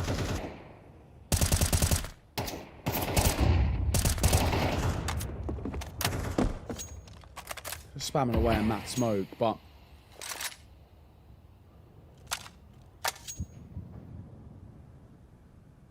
nothing offered up just yet. So creeping towards a minute mark. Tyloo haven't really made too much of a decision, but I like the way they're starting this. A bit of a poke and prod, seeing what the response is looking like from 3D Max. A real stark change in the tempo as well. They've been throwing in quite a few of these quicker rounds, and they've been conditioning them for that. Now, slow things right down. Triple group towards Ivy. That could be very scary, though. Yeah. We have seen a few overfaces from some of the 3D Max players. Looking good for one, traded back, but it's really, really deep information there. XSC's going to be ready. Does he have a teammate around? The answer is no. So again, also only good for one. Mac is not here quite fast enough. He can cut them off. In theory. Oh, man, he's not considering it at all, and they will sideswipe him. I thought he was in a great spot. I mean, the timing on it is kind of nuts, but still just fully gives up that back Ivy angle. And they flank him out. Body, meanwhile, the lone B defender, to kind of save the round. In all honesty, they are headed towards him, but they don't consider him. So what is going on? An absolute mess from both sides. Body, while being shot, finds the kill, and then jumps into the third. Ridiculous. Once again, it is the old guard, the legend of French Counter-Strike, to bail them out. Yeah, and they needed that as well. He really had to step up, and he does such a good job of it. It's not easy, but one of the big things they had going for them as well is the clock, right? You know, just with how low it had gone. Body does so well, but Tyloo never should have been in a situation like that. It should have been, you know, at least putting pressure on towards getting a bomb plant a lot earlier in towards that round. 7-5, 3D Max. They've booked a slim lead heading in towards that second half, but I don't think it's the end of the world for Tyloo. There was definitely still things to like and take away from that. I just think for them as well, they need to make sure that they can quite quickly on towards their CT side, settle the nerves, set the tone, however you want to put it, and put pressure immediately on the shoulders of this 3D Max side. If they can get a pistol and a force pipe to follow it, that must sound quite pretty.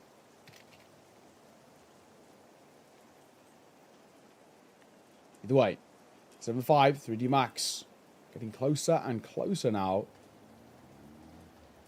to a grand final in their favour.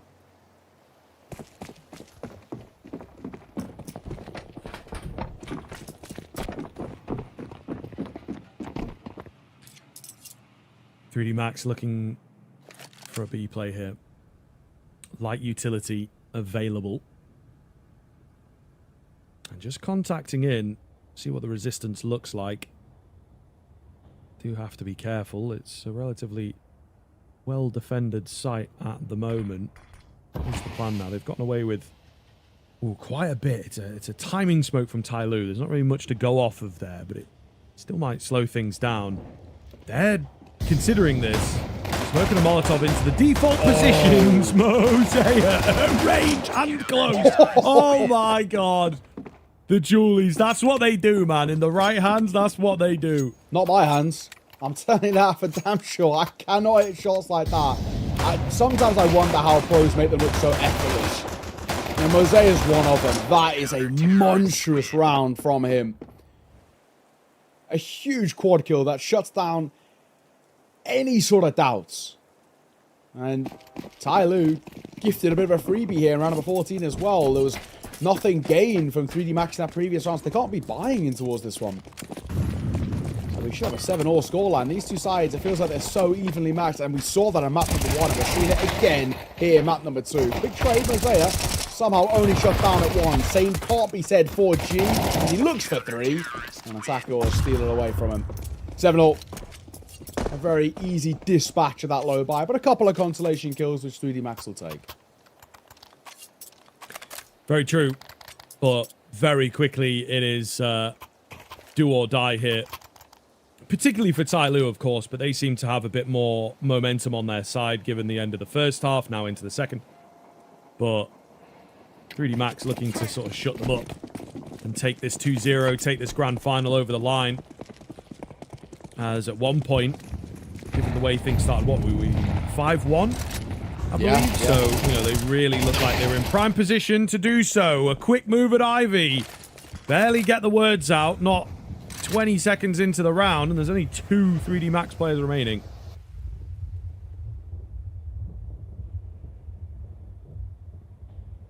Okay. Well, he's waiting. In that corner, he will respond to it. Not too sure if he was spotted, or he might have actually just been preemptive. Tyloo, this round, it should be on the lock and key. We got 2 left on 3D Max of Lucky and Body, both of which were fantastic in map number 1, have really had their moments in map number 2, but with this sort of numbers advantage, you shouldn't be losing. But we've already seen them this series lose these rounds, so I'm not going to completely discredit or discount 3D Max just yet. They're going to clear towards B. There's one player here, but there's a quick rotate in that of Mercury.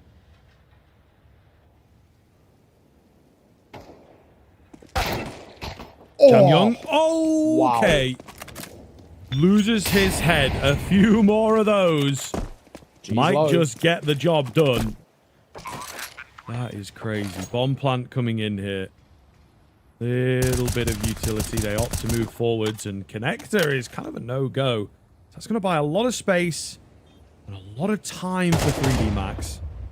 G spotted. Probably looking for a bit more. He's revealing himself. It's Lucky who's sneaking around and just messing with the sense of timing here.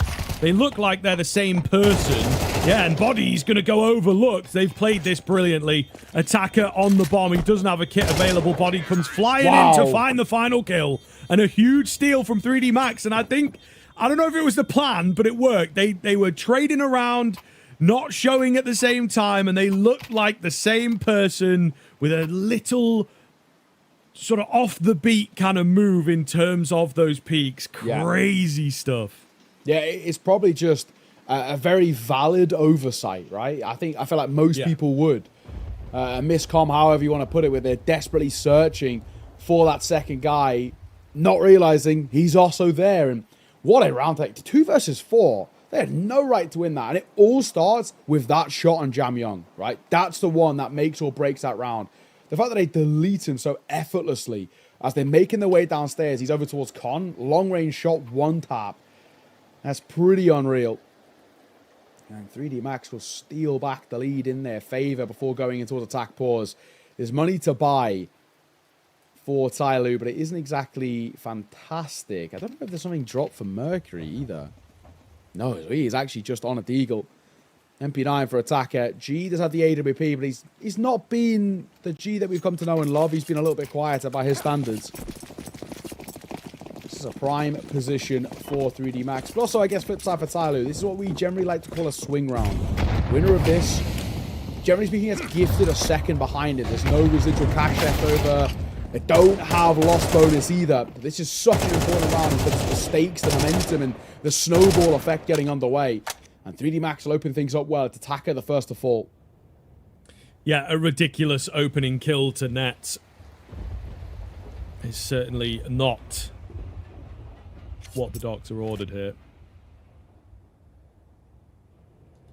So we are going to have to find out if there is a way in or not for the side of Tyloo.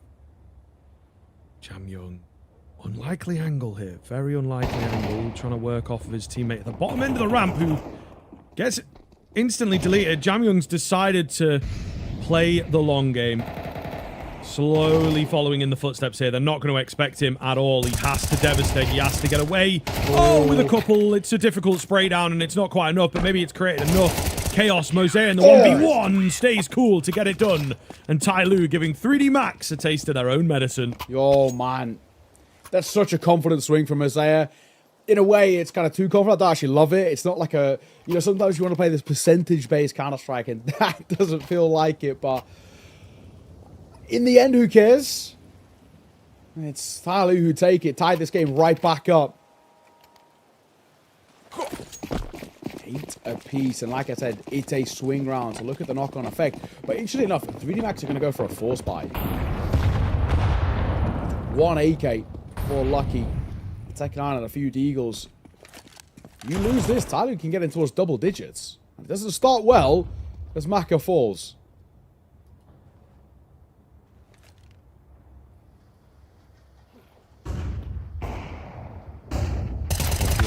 Down below. Lined up. It looked good. Jam Young's holding. Jam Young is holding. USP to get the job done. For a moment, I thought maybe they would overwhelm this 2-man setup, but not the answer. And Jam Young, big 4K from him. That's a massive, massive moment. They invested as well, so keeping them off the bomb plant is huge. Okay. Tyloo, a 9th. And, well, with a 9th also, should be the 10th as well. It's an interesting call, it has to be said, to when you're looking at that decision there to go for a force buy. I'm sure they don't have loss bonus built up, but it feels like maybe something, even if you're going to force buy doing it here with like Galils. Max or nothing this one. Tyloo should get another pretty easy round on the board for them. This map gets closer and closer to going in their favor. Down attacker clears main, so this is control that he's got now.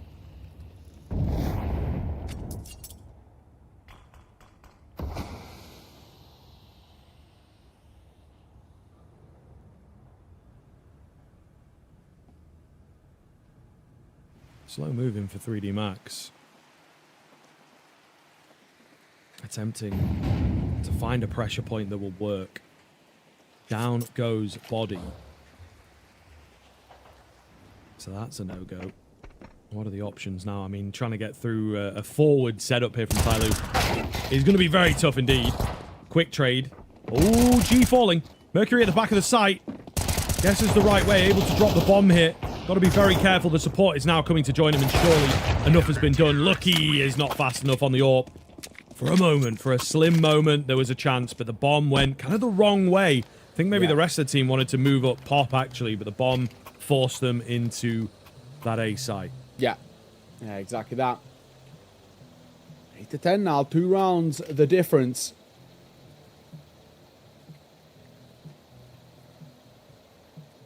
This is a bit of a collapse, unfortunately.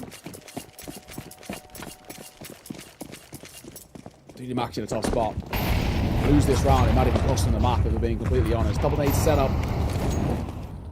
3D Max for the cross in towards Pop Dog, but nobody from Tally was committing towards that, so it's a wasted utility in a way. They're committing to playing up towards main and taking this control.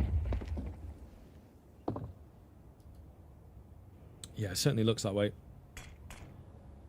Does leave B vulnerable. Body was here last round. He's looking to maybe get in there again. It's an interesting setup from the CT side. I will say there are some holes, for sure. Quick rotations on this map, of course, but it just feels like they're trying to defend a bit of everything, and it's quite thinly spread. I do worry if 3D Max find the right way in, and Ivy might just be it, to be fair. So they're going to play in front of one smoke, behind the other, and wait to see whether that slight off play could work in his favor. Gravity up close. He's got the bomb on his back too, so an interesting spot. Mosaic, he's sticking around. He feels like he's in two minds whether he wants to, though. He's actually going to fall back on the play. Molly will come down. Aptly timed. 25 seconds, guys. We don't have a lot of time here. No, not really giving themselves a lot of space at all, and they will now meet the business end. That's the bomb going to be dropped, and I think you maybe just give this up. Yeah. They're still sort of going for it with only 10 seconds left. Surely now you give it. Body takes a kill. He's in the thick of it. There's no way he's going to get out easily. He goes flying. Macker will hold his AK, but it's just not looking good. The 3D Max T side lacking a lot. It is. It really is. Not what we wanted or expected. I mean, it's a bad call. Ultimately, if you want to break it down into simplicities, it's a real kind of stale one as a whole.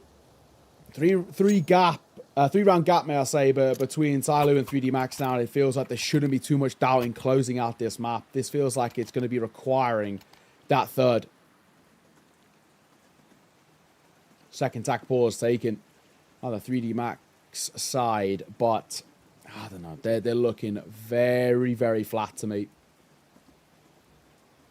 Tyloo have just got just a little bit more on offer, it feels, at the moment. And like you said, you know, some rogue calls that are coming through on this T side for 3D Max. It's worrying. You know, we've actually heaped on the praise for Gravity taking the reins in this side, but moments like these last few rounds where you do question it a little bit. Not exactly being fantastic. But attack pause concluded. You know, of course, the poach over towards 3D Max. That's had a moment to chime in. They've gone for the full buy. It's in that now or never territory. The make or break, however you want to put it. 3D Max, you lose this, Tally find 12, and your money's also shot as well. Yes. Do or die moment for sure. As we've been talking about quite a bit, it felt like this was going to be a very close finish, but Tyloo have actually managed to stretch ahead. Inferno, if it is required, which at the moment is looking to be the case, and it was pretty one-sided last time, so I really don't know what to make of the third map either. An unpredictable series throughout. 3D Max have kept us guessing a lot. Will they again find energy out of nowhere? G trying to hold them, somehow staying alive here.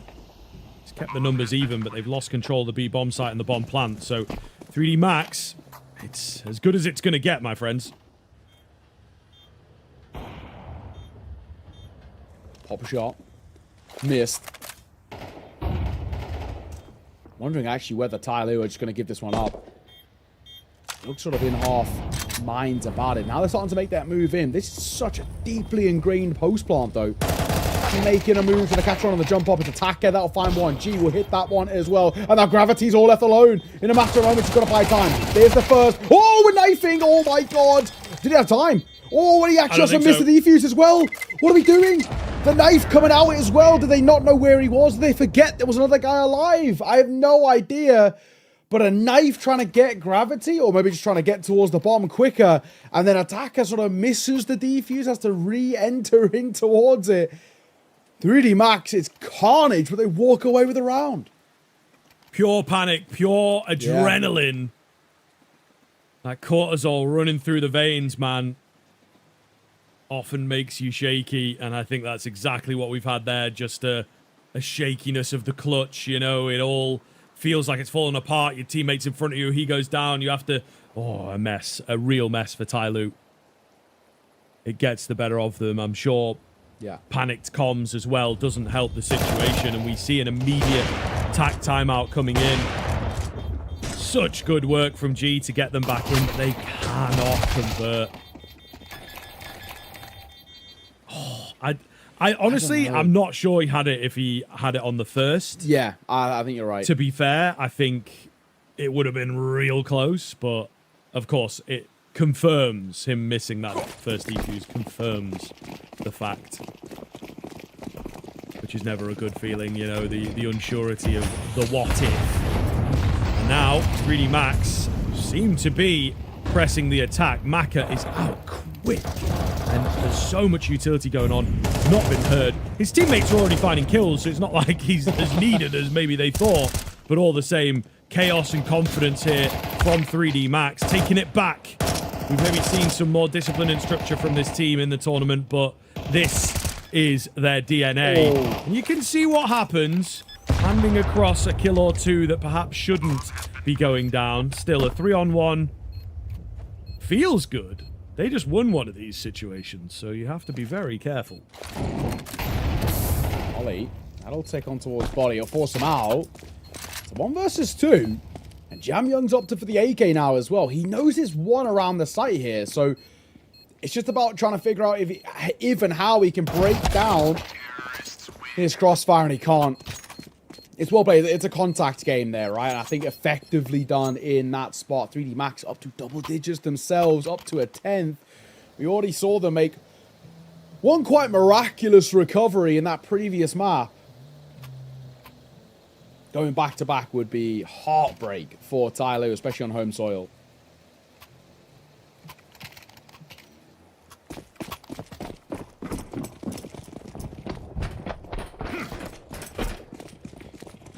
Yeah, absolutely. I think they're starting to worry a little bit now, aren't they? It's, by all accounts, going to get even. He's worked his way in there, threaded the needle with a banger. He was in con? No. He was in B. Okay, he could have gotten aggressive. Right. I looked at the minimap. I thought he was like in con and he just like got an insane wallbang, but no, I think he pushed the B ramp maybe. All the same, he keeps the kills coming in, Mr. G. Oh, no. Oh, surely not. Lucky, maybe looking to bring us back down to earth here with a double kill of his own. What is happening here, man? An absolute mess the past few rounds. That's all I can say. Hosea looking to push this smoke as well. Not a big enough gap for him to really work with. It's the old fake out. I'll run away while you stick around, but they're not biting at the moment. Okay. We've got 45 seconds, so at least there's a bit of time on the clock to work with.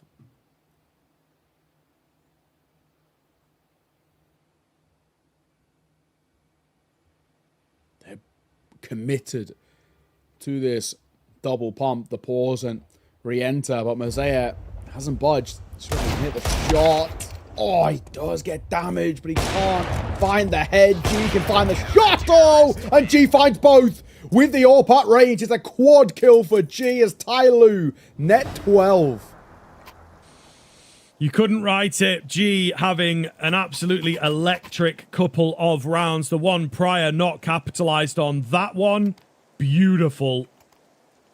He takes matters into his own hands with the hero AWP. 3D Max, that was your easy round. That was your even up. And now it is them who battle for survival. 2 in a row required to take us to overtime here in the grand finals. And they, indeed, are seemingly out of ideas. Fast B coming down. Jam Young caught. And maybe this is the spark that lit the flame. They are not showing any signs of slowing down. Body goes flying in. The bomb was even in that pack for those aggressive kills. Another one for Maka. Bomb plant coming in. Lucky with a miss spray down. Baby brings the game down to a halt here. 2 low HP players on either side. Exorcise on the flank. Deagle. Oh, no. Oh, no. Exorcise, man. Come on. They're meant to be easy. He's fluffed it up, and his teammates are here to bail him out, and it'll be a moment lost in time. Oh, my God. 3D Max get 11. For a brief moment, that could have been one of the most embarrassing moments we've seen in this tournament. Oh, man. That was nearly a critical error at a critical time, but it wasn't. We go again 11-12, and that real potential of maybe even more being required here, because look at the money for Tyloo. They are out. The wallet is empty and thin. There is nothing to expend in towards round number 24. At best, they get upgraded pistols. So 3D Max, this should be on a silver platter to take this to overtime. My oh my. What a series we're getting here in the grand final. Back and forth, neither side giving up at any given moment. But for Tyloo to win this one, it feels so unlikely now. They have to do it in overtime on the Great Reset.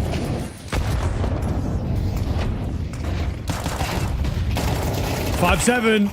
Oh my God. Or are they? Okay, G's in the back though. G's in the back. There's no way, man. He's got another tag in there as well, I think. Look how low body is.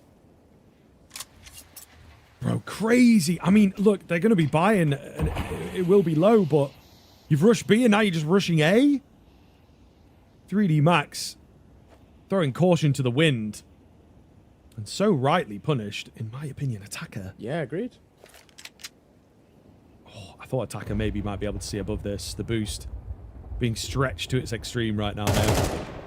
Oh, well, there it is. Patience pays off.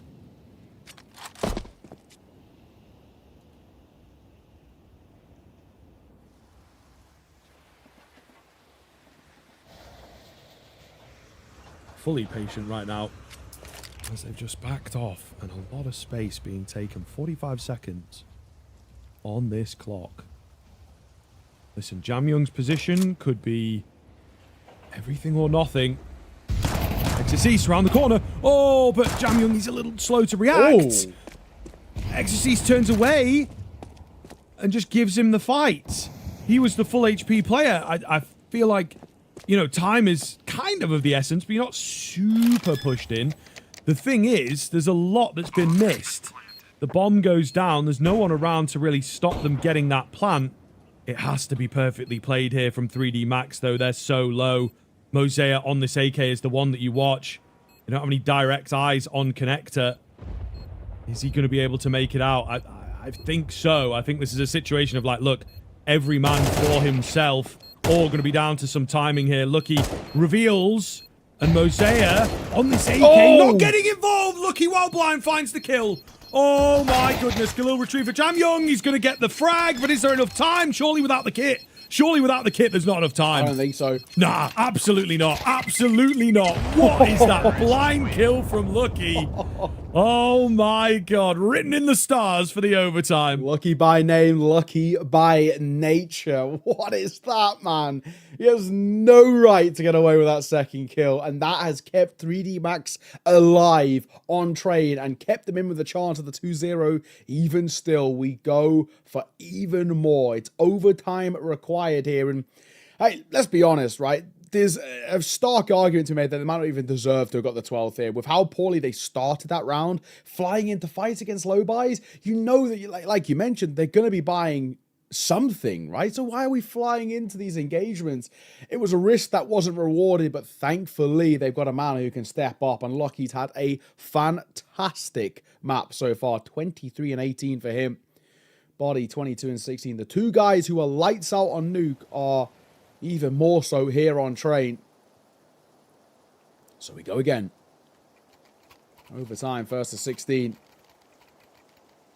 And the great reset happens. Money back to being at an even standpoint. Crazy. Absolutely crazy game here. 13-11 on the first. Now in overtime. Cannot split these two teams, as should be the case after a long weekend of a cutthroat format. With that double elimination, it should be the case once you get to the grand final. Lucky flying in. Early nade there. Nobody around, but it's a nice little lineup. It's a quick move in Pop Dog. Attacker playing anti-flash, admiring the work of the floor, the rail track. All the same, Mercury going to find that first kill. Oh, Exorcist. That's a big risk. He doesn't really gain anything with it either.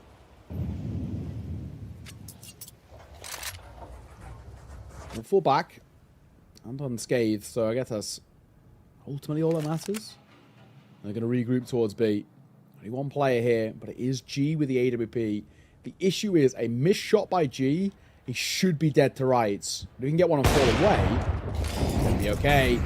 Does miss the shot, but they weren't really committing to the fight there, so he's forced to drop a Molotov and drag resources over towards the B side. Now they're going for a second. Jamyon can't set himself in time, so they are out. They've taken the concourse as they're moving through in towards B. G capitalizing here. He's looking really good. He's looking really comfortable on this map. Molotov will force him out into the open. Mosea loses his head as Lucky continues his monstrous reign here. Threatening the B-bomb site. G creeping in. Confident as ever. I think he's been spotted. Maybe. Yeah, they're ready. They are ready. Mercury, down he will go. He had no HP to work with. You don't really believe in him there. And 3D Max, insult to injury. They will keep rolling forwards, and it's Tai Lu that somewhere have got to find a bounce back. I think you need a little timeout to quell some of the nerves. Let's lock in. We have a few players here very, very capable of winning rounds. They're just not quite working together as well as the Frenchmen. Yeah. I'm alive. We're just seeing this 3D Max side continuously bail them out of themselves out of dicey spots. Gravity, he's getting out quick. I love this. Change in pace. The Mac 10 for 2. Gravity, what a call around himself. Spawn base. He flies in towards the site. And my God, does it work? He wants more, but he'll finally be denied. No Mosea somewhere backside. And with that Molotov, he's been forced out of his angle. A double opener for Gravity. And now they can pump the brakes. Yeah, they can indeed. They don't need to stress too much. He spots another, if not two, on A as well, so they have a pretty good idea of what the setup is looking like right now. For me, is probably a late B take here. See if there's any kind of response, any kind of aggression you can catch off. Then move into that B-bomb site quickly. Solid look at the moment.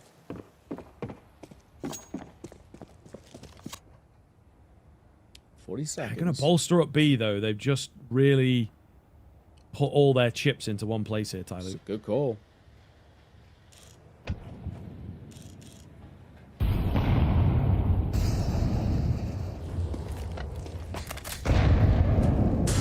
He's flying in.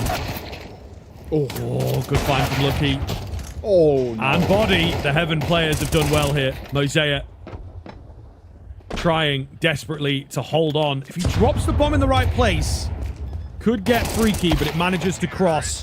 He'll take another, but it's not enough. 3D Max edging closer to the 2-0. Edging closer to the victory here in Shanghai.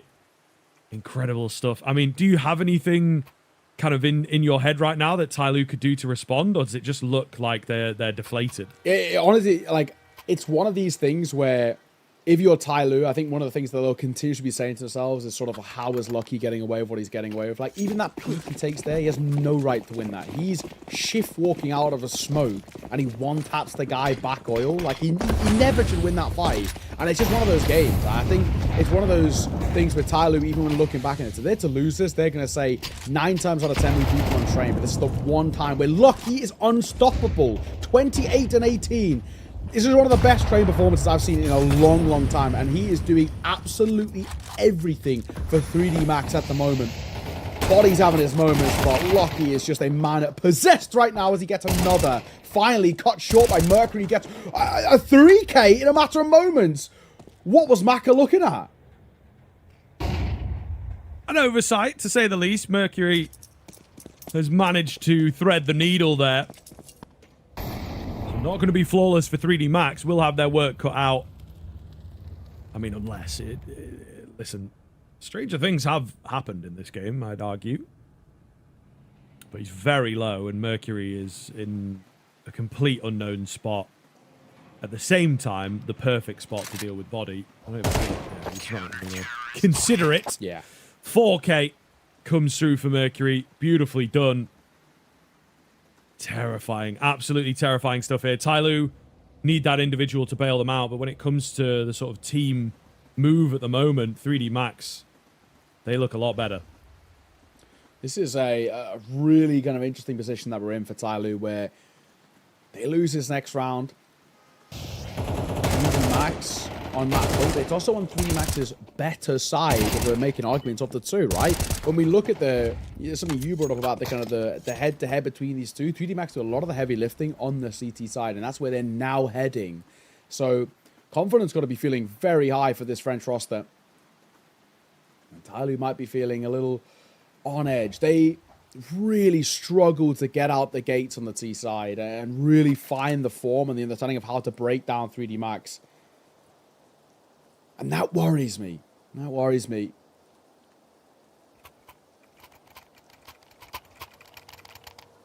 I'd say 29 kills for Lucky. So close to the 30 bomb, and deservedly the way he's been playing, but Body's also been fantastic. Maka's having his moments too. It's good to see Maka have his moments. I think he's just been quiet for a while. And there's definitely question marks about when Gravity takes over the leadership on this team. How would that affect Maka's performance? Can he get him back to his best? And at the moment, it feels like he really is doing a solid job. Yes, indeed.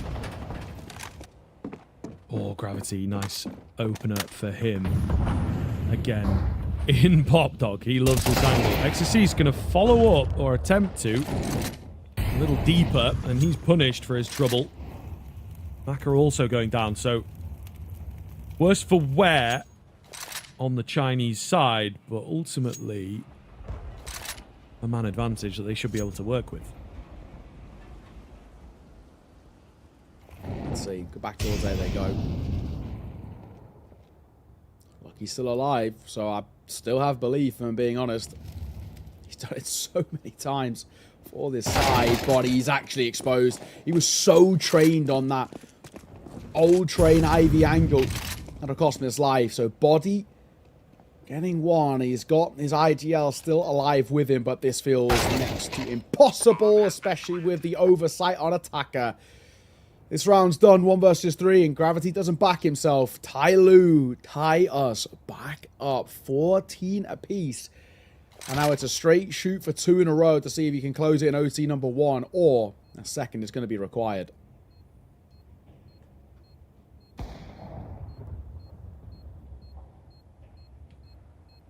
Gravity to save the one tap. No harm, no foul here if he goes down at the end of this round. We'll take a name with him. Just kind of consolation. Keep Not on worth the all AK that much, but as well. yeah, of course. But in terms of like damage done and things like that, Tyloo will be comfortable. I like it though. Tyloo seem to have found themselves, I think, enjoying being back on the T side and just directing the game a bit better. Oh, well. On Times Square, we had the reservations about Tyloo on the T side. They were pretty decent towards the end of the half. At the start of the half, they were poor. And looks like this is looking more akin to the late stages. Util on towards A, but it's not a committal play at all. Tyloo drop a few nades and fall back. And Body, I think, making a smart choice for himself to also fall back. We don't need to commit towards upper brown holes here. Just give it up at this point. Tyloo have got complete control.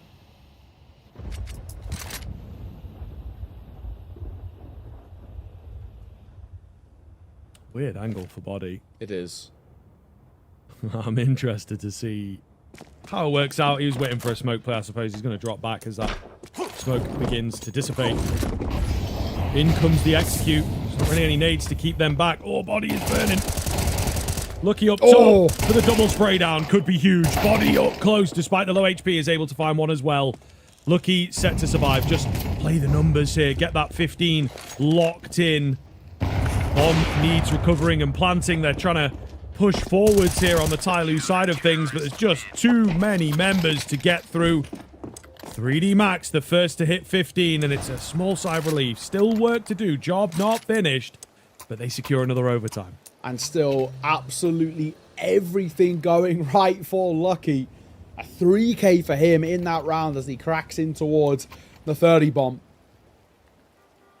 He's been brilliant. He's 7-1 on opening duels, by the way. So he is, not only is he doing so well in terms of getting kills, but he's actually opening up rounds so often.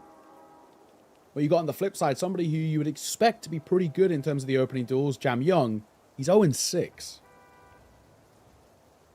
a stark difference. 3D Max, map and series point for them now. And of course, no issues with the reinvestment for Tyloo.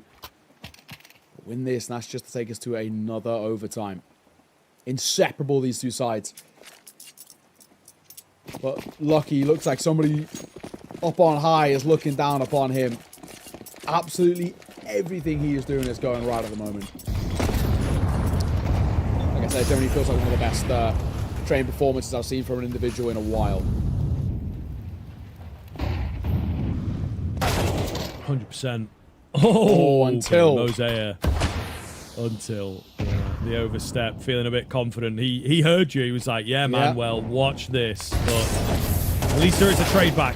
Gravity up close. Molotov doesn't instantly deal with him, so he's able to find one. The AWP here of Maka. In and around the box. If he got another, it would have been a hell of a story, but not the case. They bail? No? Yes? Unsure here, Tyloo. Exorcist crept round.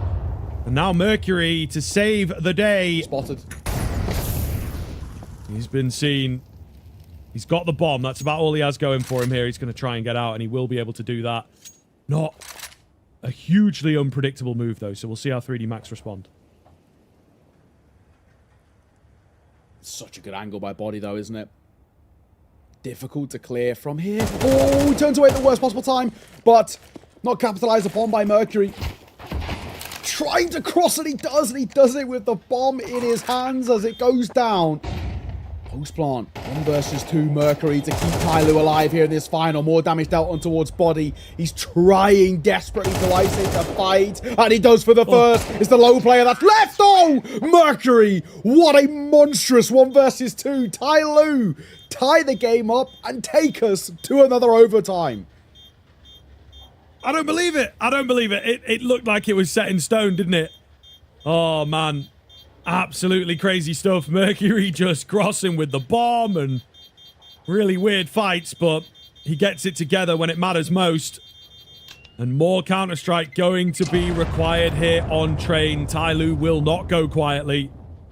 3D Max. They got there early, but I don't know, man. This is absolutely crazy stuff. They will keep it together.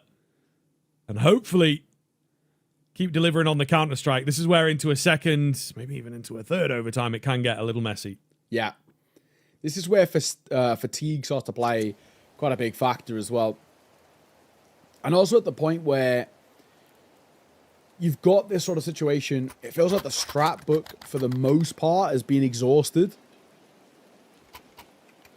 So it comes down to really who can be that difference maker in terms of the individual. You know, a lot of these rounds are going to be settled by somebody stepping up in a seriously big way.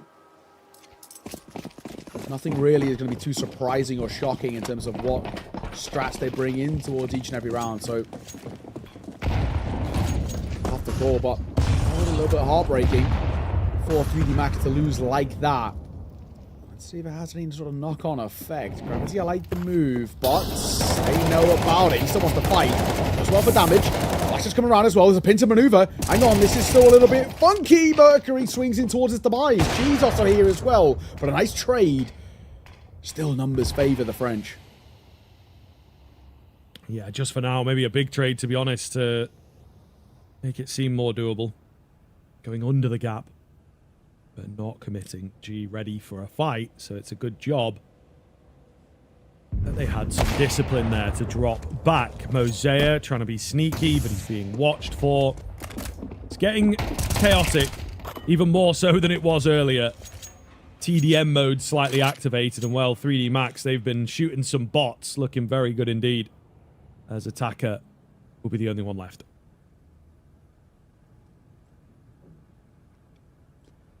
Attacker, no chance. As he peers around this corner, Lucky should have him dead to right. Guys, another double for him. The amount of rounds he's got multi-kills in now is just ridiculous. 3D Max, they find the 16th, the round that was eluding them in OT1. And Tally got a call for the attack pause. Exhausted all of them throughout regulation and the previous overtime, but every overtime we go into, we get another. Zoking can enter once again.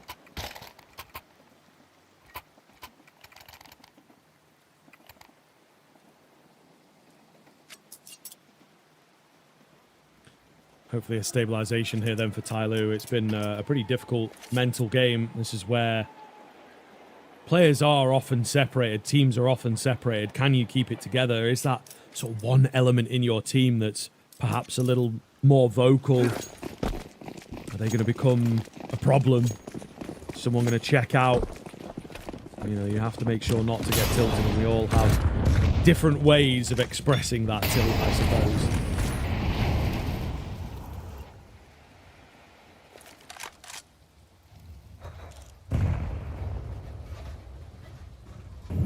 Posted. Oh. Got Mosea anti. Oh, hang on, we're moving around, guys. They had a really nice setup for any sort of Ivy presence, and they start deliberating on whether they should do other things, and that'll cost Mosea's life. And that's it's a big guy to find as well. He's 31 and 23, so it's a very important fragger dropped early in this round. Yeah, not the best start. Exorcist. Secondary AWP. That's got to be between the legs. This is the shot, but gathers some info. That'll be the bomb spotted as well. So we have that information. Only 50 seconds left on this clock. Gravity with a deep A main angle. It looks good for 3D Max. Even though it is only the one to the good, it does look good. Smoke down again. So the A crunch idea is not going to be the best. They flash Gravity in. I thought he was going to pull back, but no. They're confident, and their confidence will be rewarded. Exorcist with the AWP here. Attacker just hoping, praying that he's moved away, distracted by the main plays. The answer is no, and the numbers continue thinning down. G will keep his consistency here on the AWP, but now he remains alone against the world, and he can't get it close. Really solid from 3D Max. Yeah, really, really well played. Super effective. Nothing that you can really complain about there at all. 17 to 15, of course. The magic number we're now looking towards is 19 and inching closer and closer. What a spot they're in, though. Tyloo 4 look like they've fallen a little bit flat. And actually, look at the buy that we're bringing to the table here. Mosaic, Galil, Deagle, and a Keck 9 for G and Mercury, respectively. And that's because they're not getting bomb bombs. They don't have the added cash on top, but they have Mosaic, who is still Mosaic, but only briefly shut down as Lucky gets 2 before he's clipped. 3 versus 3 very quickly. Body though, looking to get it back, as is Maka. You barely get the words out, and it's down to a 3-on-1. G alone to deny the flawless half here. A daunting prospect awaits them if he cannot clutch this up. Oh, a missed AWP shot from Maka. Might give him the reset and the info that he needs, but he cannot land the bullets. Body takes his head off. And 3D Max, 1 round required. They've got 3 in a row to get it. Surely enough has been done here. Yeah, you know, they've got such a wealth of a lead right now. Letting this slip would be unbelievably egregious. 18-15, what a CT half out from 3D Max. And it was the thing I said coming in towards OT number 2. We're at a point now where strats are out the window. They've ran out. There's nothing new that they can throw in towards this. So it comes down to individuals, and the individuals simply do not show up for Tyloo. Very easily read and understood, and there was nothing that they were really doing there that made 3D Max uncomfortable. And on top of that, we're still getting Lucky put multi-kill rounds on the board as well. We're still getting Body and Maka looking like real forces to be reckoned with. Unfortunately for Tyloo, I think they've exhausted everything in the tank for them. And the beginning of the end is upon us. Unless they got something unbelievably special up their sleeve here on the CT side, 3D Max should be taking this grand final, and on trainer less as well, which is really good to see. Another map that they can actually include in towards the pool, because I like what I've seen from 3D Max. Still work to be done, don't get me wrong, but this is a map that they can definitely integrate in towards their vetoes. Yeah, absolutely, and I think maybe just sort of trying to figure out and decide, is it going to be Overpass, is it going to be train that we lean on a bit more? Attacker melting fully, oh man, really not what you want. No, not at all. That's Fluster there. Not sure. Yeah, not sure what's happened. Maybe he's blinded. I feel like it would come up, potentially. Hard to say, but yeah, going down in that fashion. Not ideal just from a objective standpoint. You're now a man down. So the world, the oyster for the French here. They're going to charge in towards B. Jam Young. Nice find. They bail on the idea, keep the man advantage, keep them guessing. They've got a player up Ivy, a lot of A control therefore. Oh, it's a dangerous game here, but he's trying to keep presence. Not going to happen. Maka with a quick find, and indeed, that might just be the chiming of the bell here. G, alone, loses his head. A flawless second bout of overtime coming in from 3D Max to take the championship here this weekend. An absolutely incredible run from them as your perfect world CS Challenge champions are crowned over in Shanghai. Absolutely deservedly so. A resilient fight there in the grand final. They were on the back foot multiple times, but they manage to keep it together. They manage when they need to get those big rounds and to bring it over the line. And it proves that no matter what anybody says about kind of that first outing in the upper bracket final, there was no fluke involved there at all. 3D Max, what a win for them here in this grand final, but what a tournament as a whole, right? Really came in towards this as the favourites, and when you're the side with the target on your back, it's never easy, but they've done an excellent job of proving just how well they can play. We've heaped on praise for individuals like Gravity taking up a new role as the caller. We've heaped on praise for the coach implementing a new system, and my God, it all seems to be clicking. It's commiserations for Tyloo, but what a series, what a final as well. We got everything. Comebacks galore, individuals shining, and in particular, I have to give that man credit again, Lucky, a monstrous map number 2. That's one of the best train performances I've seen in a long, long time. And funnily enough, sometimes I see performances where I say, right, if you want to know how to play train at a good level, go and watch that. I actually wouldn't say that for this map from Lucky. A lot of things went right at the right time, and he capitalized upon it. But a fantastic show, and of course, a beautiful trophy for them as well. Yes. On the trophy lift, the champions, of course, here. 3D Max, with a wonderful weekend out in Shanghai, will take the tournament. And for me, I think a really, really solid showing from them. Agreed. They ultimately only dropped one map that I think, again, they'll go back and they'll have a look and they'll say, listen, the overpass potentially needs some work, especially on the T side of things. You know, CT side, super, super clean, but they just couldn't keep it going. And yeah, I think that they can definitely revisit that one. But for the most part, looking very good. Maps that they're expected to win. A few different tests in places as well. It's sort of tough to say. Obviously, we're not on the ground doing it remotely here. Yeah. Is that crowd super, super, super loud every time Tyloo's getting a kill or two? It's hard to say. It looks like there is indeed a lot of people there at the bottom of your screen. So I think that makes all the difference, especially in a grand final where it's going to be a lot harder to deal with that home crowd advantage. Yeah, exactly that. So, you know, you're looking at what is ultimately a very good tournament for 3D Max. And I spoke about the ramifications of this tournament for them. For 3D Max, you know, there's question marks about, you know, kind of choices and what tournaments they pick. And even I saw a few people of why are they even here, right? But this tournament goes such a long way for VRS for them, right? And a win here starts to propel them. Like I said, by winning this, they technically go up to 9th overall now in the VRS. Standout player, you know, I'll come back to that in a second. Lucky, I'll keep heaping on the praises for this guy. He was incredible. 12 multi-kill rounds he got. That is nigh on ridiculous. And, you know, I spoke about it already. Opening doors 7-2 for him as well. Really, really solid guy to kind of have and consistently giving advantages over towards 3D Max. We don't always see those performances from Lucky, but my God, when we do, he is next to unstoppable. And the great news as well for 3D Max, it wasn't just him. I thought Body looked fantastic as well. I thought Maka looking electric and back to the Maka that we know and love. So a super, super sick showing. You know, it's commiserations to Tyloo. I just think, unfortunately, they ran out of ideas. They had the individuals there. I thought Mosaic looked fantastic. G had some really nice moments too, but when we saw them going towards a second overtime, and I said it going in there as well, this is the point where you run out of ideas and it comes down to the individuals. And unfortunately, without those ideas, it's a Tyloo side that couldn't shine. And we maybe even have to ask questions about the veto process. We were all expecting that Overpass to come back out, basically have the exact same veto as last time. We didn't. They went for a curveball, and it comes back to kind of bite them in the back a little bit. Yeah, for sure. I think so.